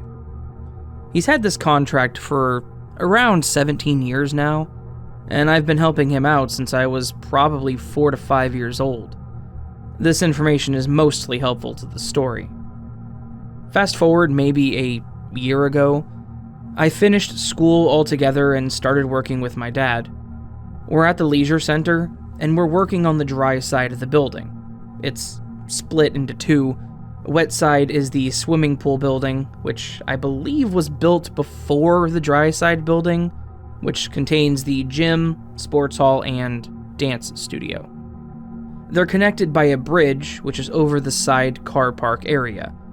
The dry side building is quite large. It's 3 stories, but rather tall. It's shared with a few other businesses. However, the sports center takes up a majority of the building. I can't find much information on the building, but it was probably built around the late 70s or early 80s, judging by the electrical system and panels installed, which have never been changed. Anyways, I've had this on my mind for a while. I remember around a year ago I was in this room that was like some kind of storage room. It was tatty and looked like it was some kind of old shower room or toilets. I recall we went in to look at the light as it was still in use for storage and they wanted it working, as the control gear had failed on the light. The room had a load of old tiles, like typical cheap ones you'd find in the public toilet, etc., on the walls and traces of it being previously a shower room or bathroom. I asked my dad about it, and he said something like, yeah, these were the old male showers, or something along those lines. Anyway, we do the job and then we leave. I really think nothing of it, until I was thinking about the building and then thinking about why I can't seem to see this room anymore around 3 to 4 months ago. I was thinking maybe it was the room where the old electrical panels are, but it definitely isn't. They've never changed position, and the layout of that room has always been the same. I'm thinking about this for a while, and very soon after my previous job, I found out we were working mostly down on the ground floor. That floor hasn't got too much to it, as it's mostly occupied by another company. So I'm opening the door to this room, thinking this is it, but it's not. It's the mains room, where the entire building is powered from. I find myself going upstairs then and looking for flashing LED lights to repair, as they've been reported in one of the changing rooms. So I take a little longer to look around this area. No trace at all. There's no room that was like the one I worked in around a year ago. So I ask my dad something like, hey, where are the old male changing rooms located? You know, the room with all the old tiles in the wall and the showers. He looks at me confused and said something along the lines of, huh? I don't know about that room. Taking into consideration that he's worked this building for 17 years, he did his first job in the contract here 17 years ago, and he remembers a lot of the jobs he's done over the years. He even showed me some other jobs that he did 16 plus years ago, so I have no reason to believe he's unsure of the building. What's concerning is that a room has disappeared and I seem to be the only one to remember it. Edit. I found a room very similar to this at another site that I was working at today. I never even knew this 3rd floor sector of this site actually existed. My dad even knew all about it after I said, since when has there been any stairs going up another level here? Anyways, I never actually got to have a proper look, but I was pulling in some cable down into this corridor, and I came to the stairs to notice they continue to another level. I walk up, and I see it's the smaller sports hall balcony, which came as a shock to me. Anyway, I peer up and see this room with a window overlooking the small sports hall. It's clearly unused, and the walls are tiled and old-looking, like 90s era, and like the ones that I remember at the other site where I was convinced the room disappeared. I'm gonna go up and have a look tomorrow. It's certainly the strangest place for a room, but the site was built around a similar time to the dry side. This was completely shocking to me. I wasn't actively looking for the room today, so this could be a breakthrough.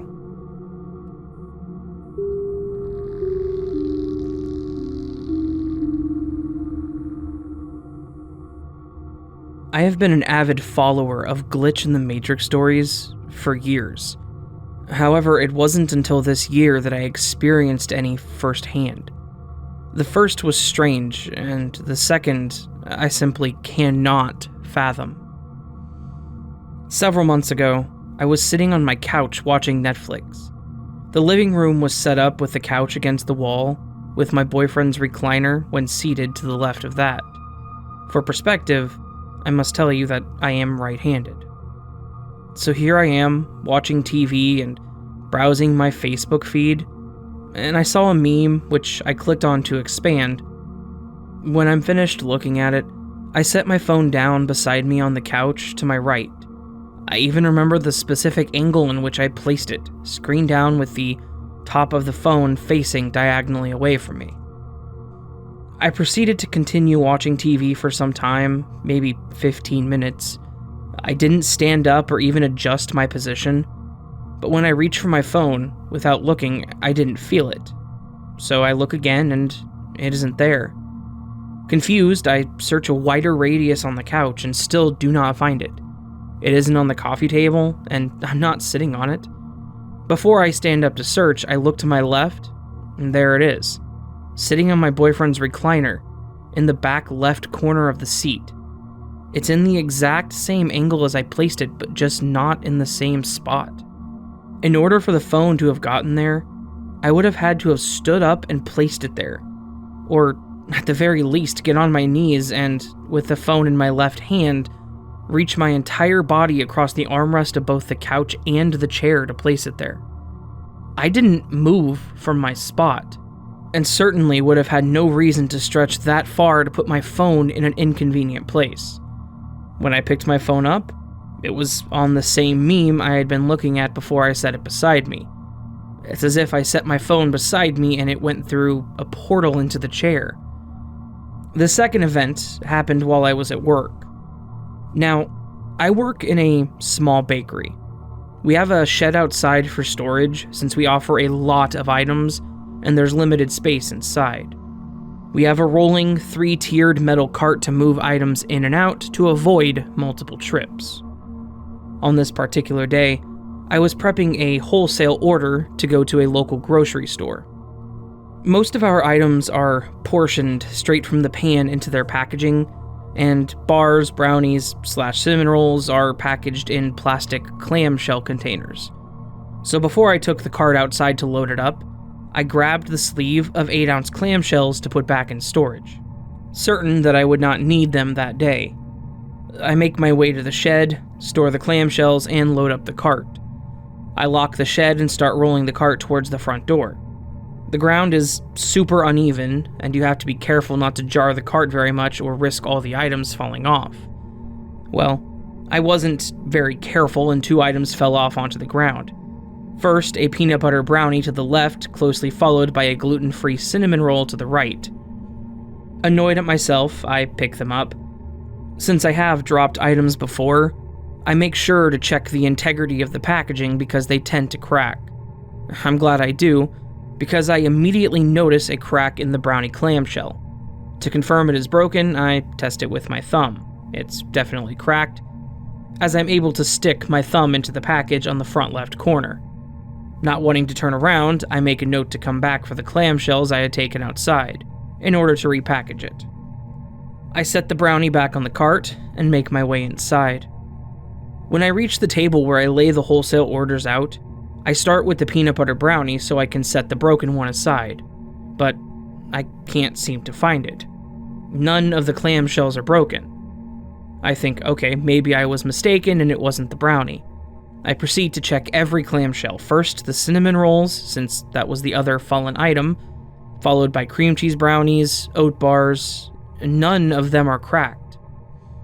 I check every item a second time, and this time, every corner of every clamshell, pressing them to show any hidden cracks or holes, and there were no cracks. I kid you not, I checked every one of those packages no less than 4 times. I had only brought in the amount that we needed for the order, and everything was accounted for. I tell my boss, and she proceeds to also check the corner of every package. Nope, they're all uncompromised, and none were missing. We're both super confused, and I go outside to make sure I didn't grab an extra one, or maybe it had fallen off again. I find nothing. Also, after trying to figure this out with friends, one asked if maybe I had repackaged it and forgot that I had already done so. But that's impossible. First, I had already stored the packaging materials outside. Second, I began checking the packages as soon as I unloaded the cart, meaning there's no way I could have repackaged it before unloading. It has honestly been weeks, and I still have no answers.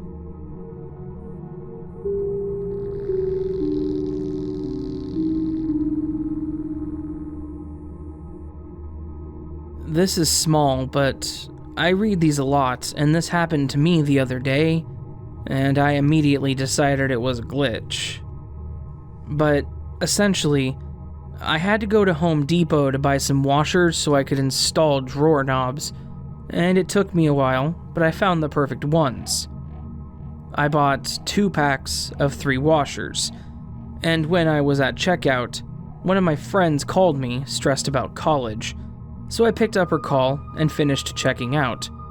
As I was leaving the store, I mentioned to her something along the lines of, "Sorry, I was just checking out at Home Depot. I had to buy these stupid 1 1/4-inch washers for my stupid drawers." And I remember looking at the washers on my way to my car to read her the dimensions, knowing that it was completely irrelevant to her, but I'm no handyman, so anything hardware related is completely alien to me. Anyways, I got to my car and spoke with her for a while, before actually turning my car on and hanging up. For some reason, I double-checked to make sure that I had everything.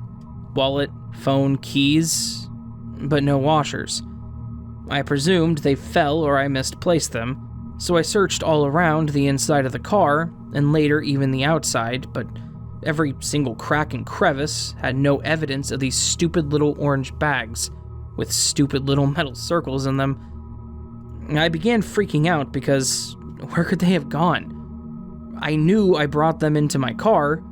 I decided I had absolutely lost my mind and went back in to buy more. At least I knew where to find them. I get back to the hardware aisle, and the guy who checked me out came up to me with 2 little orange baggies in his hand and said, "Hey, did you leave these here?" And I almost started crying. I asked him if he found them outside, and he said no. I had just left them on the counter. I specifically recall looking at the package as I was halfway to my car in the parking lot, but apparently not. So, yeah, I'm losing my mind, and that is such a minor accident, but is there any other explanation, or am I just going mental?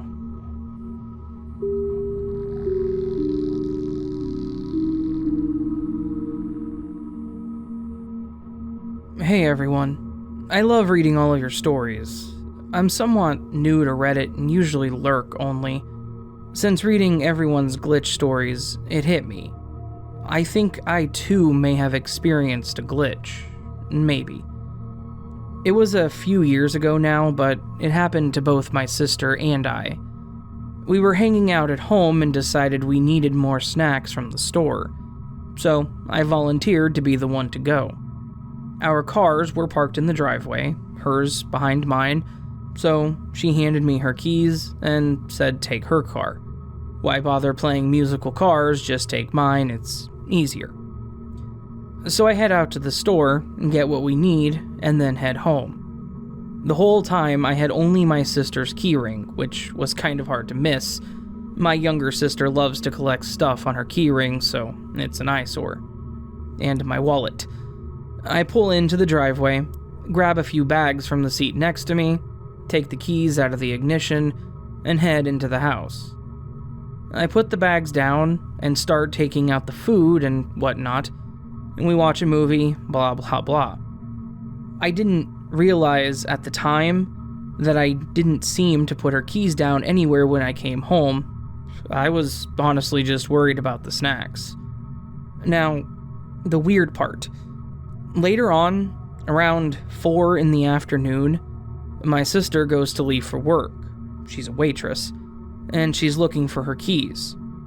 I realize, hey, I didn't take them in the house. I must have just dropped them. I know I had them in my hand when I got out of the car. Her car beeps like crazy when you leave the keys in it. So we go to look outside because, again, I must have just dropped them. They are nowhere to be found. Nowhere. It's only a 10-foot walk from where I parked in the driveway to our garage. They are nowhere. Not in her car, not on the ground, not in the house, just nowhere. They actually disappeared. I don't know how, but they did. I ended up having to take her to the dealership to get a new $150 key. That was all about 6 years ago. We still have yet to find that key ring, and we talk about it all the time.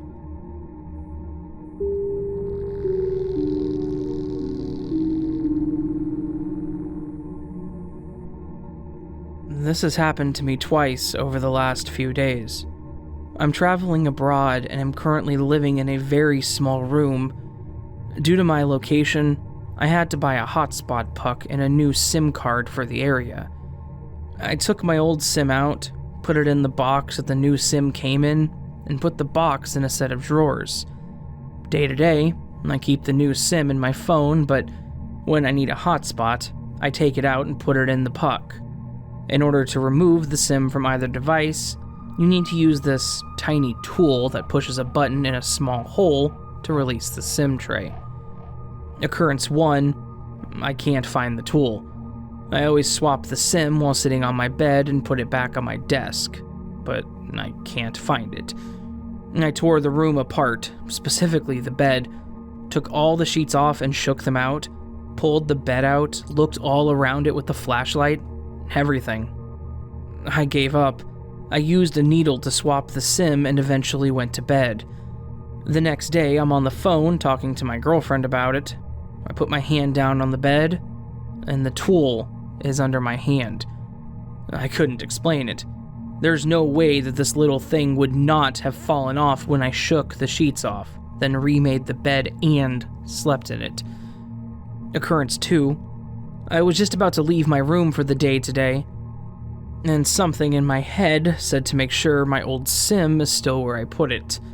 Sure enough, it's gone. I checked everywhere, again, pulled the room apart, looked in every single thing I own, pulled all the furniture out, pulled every drawer, and went through every single thing in them. I got irritated, left for an hour, came back and did it again. Nothing. I left and came back 8 hours later, same thing again, and found nothing. Eventually, I gave up and contacted Verizon, and had to have my girlfriend call and send a new SIM out, so I'll have service when I come home. I gave up on it. 3 hours later, I'm getting ready for bed, just about to fall asleep, and out of nowhere, something tells me I need to check inside this other small box I have in the drawer where the box the SIM should be was. I get up, look in the drawer, pick up a notebook that was on top of the random box, and the SIM is sitting on the lid, not even inside. I had picked up both that notebook and the box multiple times and looked through them. I opened the lid on the box already and looked inside. It's a plastic SIM on a cardboard box. It's not like it could have stuck. It makes absolutely no sense. It's just not possible that it was there the whole time. No one else has access to my room. The room is very small and there isn't much in it. These situations have honestly freaked me out a bit. Happening once I can brush off, but twice in about a week is just pretty odd. I can't come up with a logical reason that my SIM could have been out of that box after however many times I pulled everything out of that drawer and inspected it.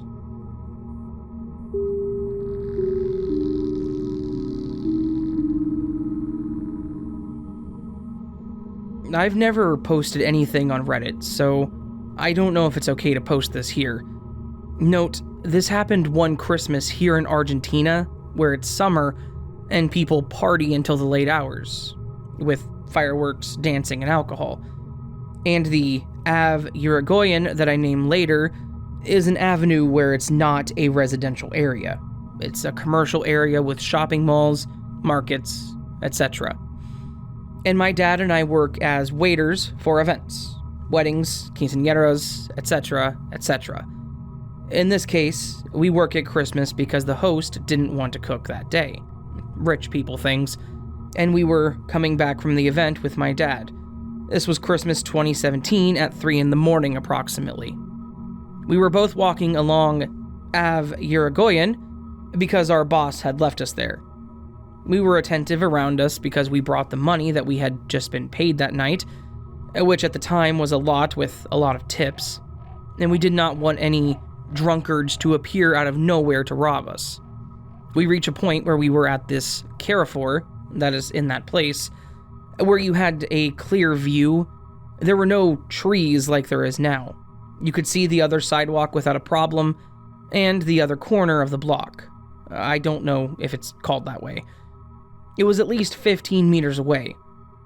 The thing is, my dad and I look at the ground for a microsecond at the same time, and when we look up again, we had this dude who appears out of nowhere, jogging less than 5 meters away from us, facing us, basically running at us. We had to stop in our tracks because we couldn't believe what we were seeing. But that was not the most surprising. First, we don't know how it got there so fast because, as I said, it was a long way to reach the other corner, and there were no objects, trees, or whatever big enough to hide a person. And we were careful and looking everywhere so as to not be robbed. Second, this dude was staring straight ahead. My dad and I had to run out of the way so that he could pass by us. Otherwise, he literally would have crashed into us. And I swear to you, he never even laid eyes on us or made any move to run out of our way. The only thing I remember about his appearance is that he was wearing an old-fashioned sportswear, like a tank top with wide straps and a white line on one side, and some old-fashioned black shorts. I don't remember what he was wearing on his feet, and I think he was blonde. He wasn't wearing a backpack or listening to music, and I remember that when he passed us, there was no noise, no footsteps, not even a slight breeze. Also, who the hell jogs on a Christmas night when you have to be celebrating with your family and getting drunk with alcohol? I have no idea what happened that night, and I don't know if he was a time traveler or if another dimension got in the way of ours for a second.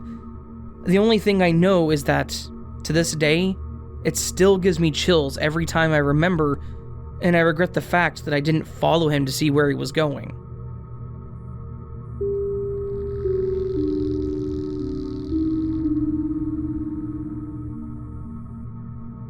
Okay, so background.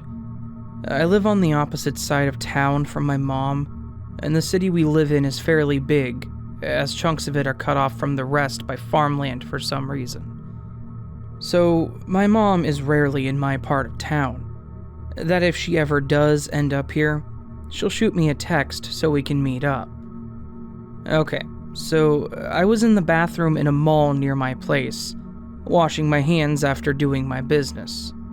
Then, out of the corner of my eye, I see someone come out of the stall behind me who has my mom's distinctive, fiery red, curly and wavy hair and is the right height.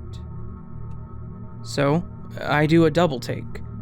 I look at the woman in the reflection, and holy hell, she looks exactly like my mother.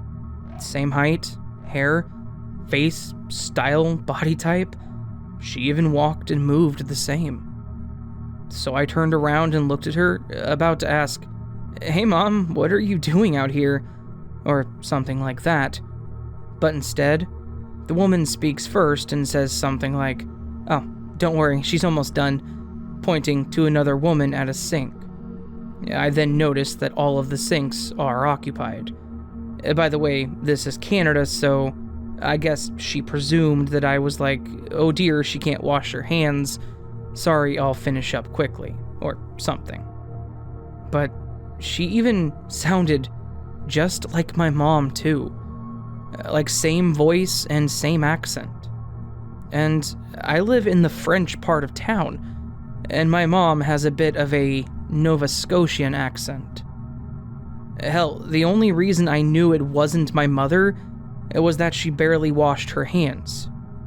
She did that annoying thing where you only put a drop of soap on your fingertips and then sort of rub them together under the water for a second or two and flick them dry afterwards. Why do so many people do that? Anyways, my mom has OCD, the obsessive cleaning type. She's better now with therapy and medication, but she still always cleans her hands thoroughly for at least 20 seconds long, especially during this pandemic. I was raised to do that too as well.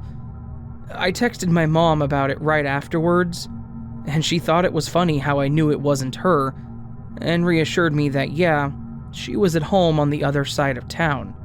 So, yeah, this was a pretty surreal experience.